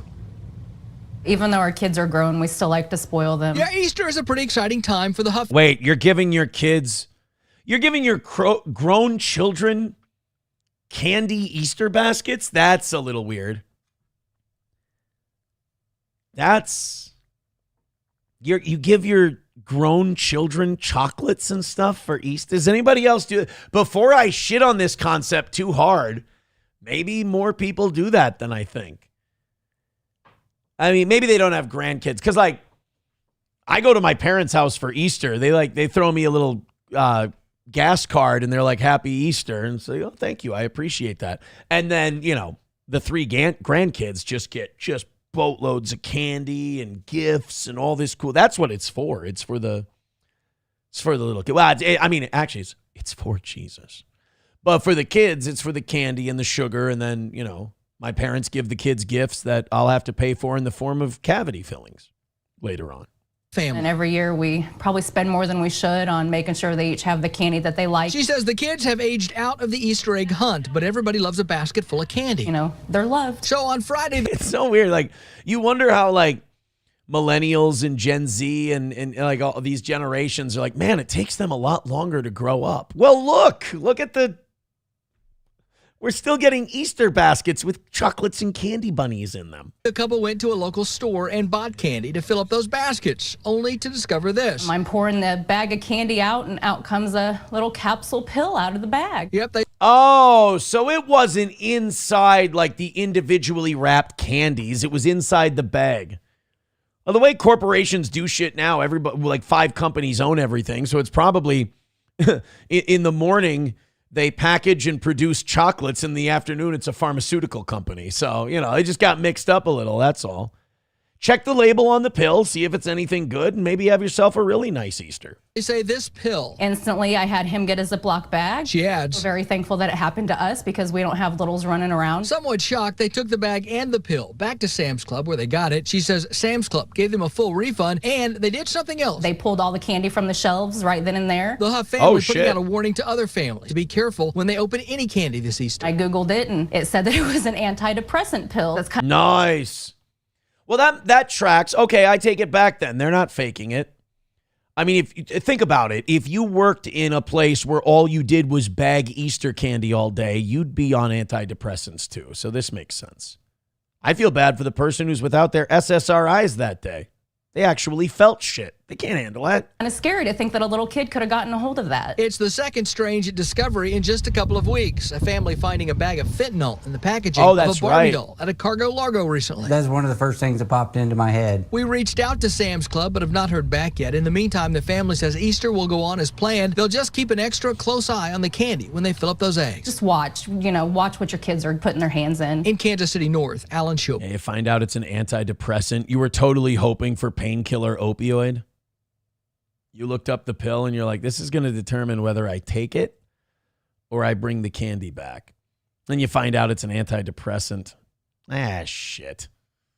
That's a bummer. Do we have, yep, we have another ad. Los Federales sent me something else.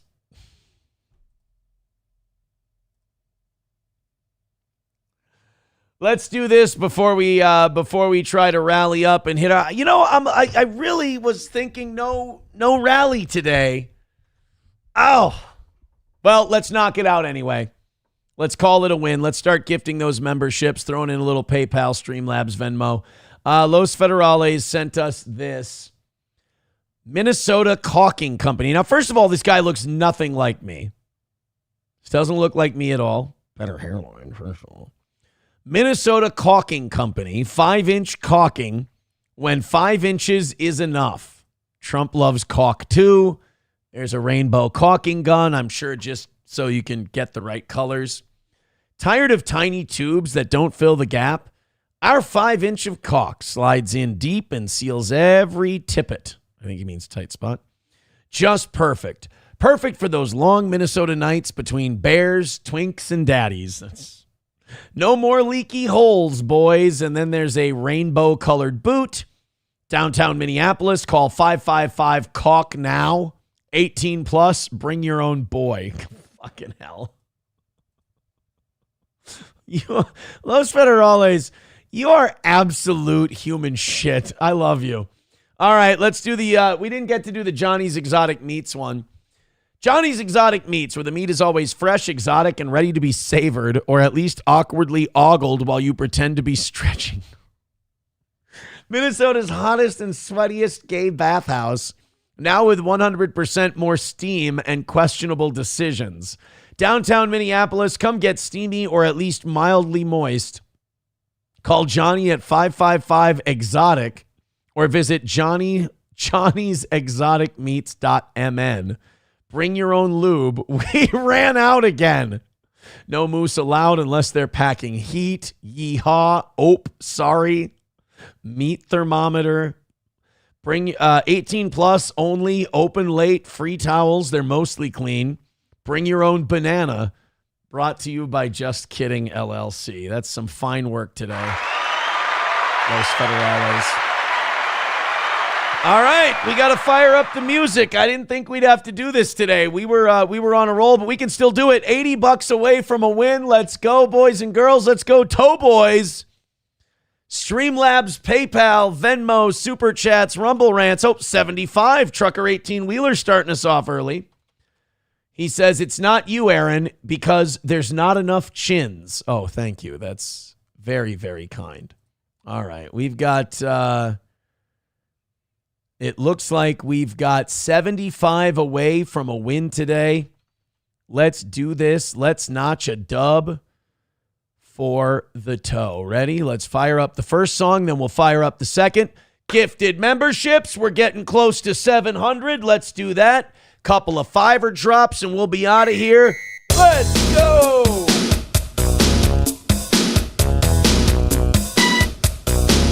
Trucker 18-wheeler starting us off with the $5. Appreciate it. All the links are there in the chat. Whether it's Streamlabs, PayPal, Steel Toe Media Inc. on Venmo, or you just want to go Super Chats, Rumble Rants, or gifted memberships.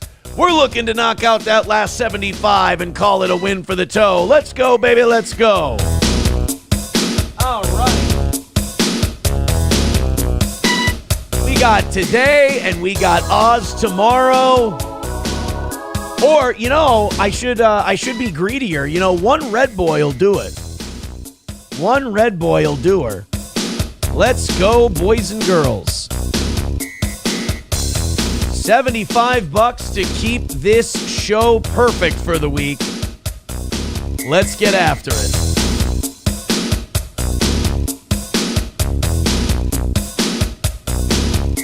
And wait, I go? You go? Wait, no, I go. No, wait, no, you go. We can't get to 90 at 8 o'clock and then take an L. That would be. I would look like a right plunker if we did that. Let's go. We got this. Gifted memberships, any kind of contribution helps this listener-supported program. Dance it up. What the fuck was that? We got a couple minutes left in this one, and then we got 3 minutes in the next one, all to get $75. Let's do it. Let's go. Comedy Villain says, hey, I will give you 100 to show us your boxing skills. I mean, I don't know how I'm going to do that sitting down. I'll just take the 100 and I'll film my next sparring session. How's that? You, Comedy Villain, you do $100. I'll film myself when I go back to sparring on Sunday, and I'll play it for you. How's that? No, let's get going though. Let's 3-5 gifted membership drops and we're out. We got it. Let's go. Oh boy. Come on, guys. Let's roll. Let's do it. We worked hard last night to get back to perfect, to get back to even. Let's keep it that way. You know how to do it. Let's have a good day for the toe. We haven't talked about money at all today because you guys have done so incredible. Let's not make it awkward here at the end. Oh, man. 75 away. Sure could use some help. Let's go. All right, we do have on PayPal Jeff with a $20 drop. Give him a karmic. Oh, my God.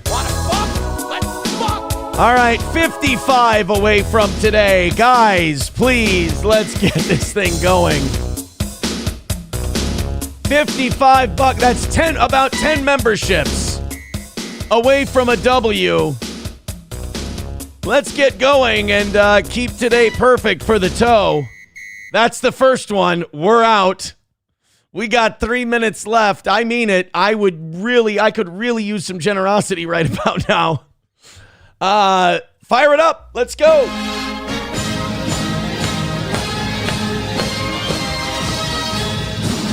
$55 away from a win for the toe.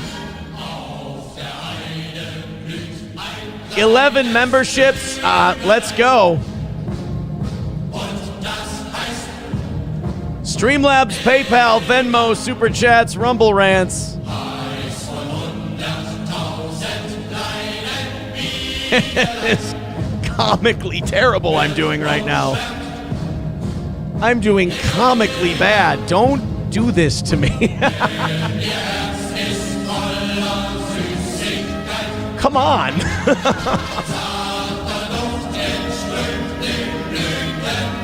I have literally zero tricks up my sleeve. Nothing. I mean, Unlikely Hero says, I thought it was a great show. I did too. If you feel like it was a great show, throw a $5 our way. Get a 10 in here. Get a 20 in here. Let's get it moving. Let's get a W. We can't get to $90 at 8 o'clock and then blow it for 2.5 hours. Holy shit.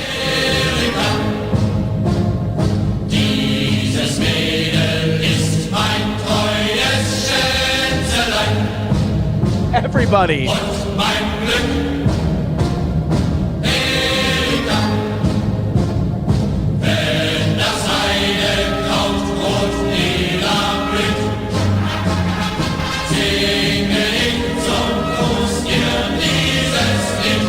Oh, my. 55 away from a win, a minute and a half away from the most embarrassing L we've maybe ever taken.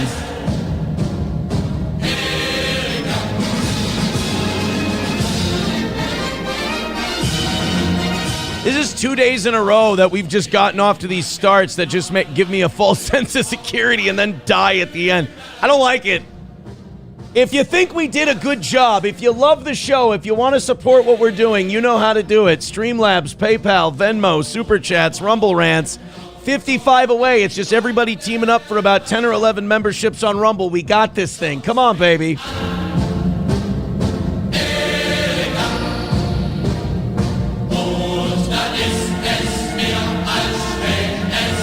Boy, if you hate my guts, you're getting a fucking dream today.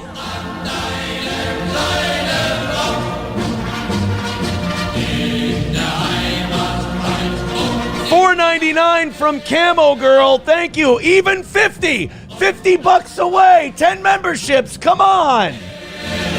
Let's go. 50 bucks away. All right, I'm going to go. Oh. Let's fuck. All right, I'm going to go look. I haven't been looking at Rumble. We got 20 from Main Vein. Thank you very much, Main Vein. Appreciate the 20. Fuck. Let's fuck. We're 35 bucks away from a W.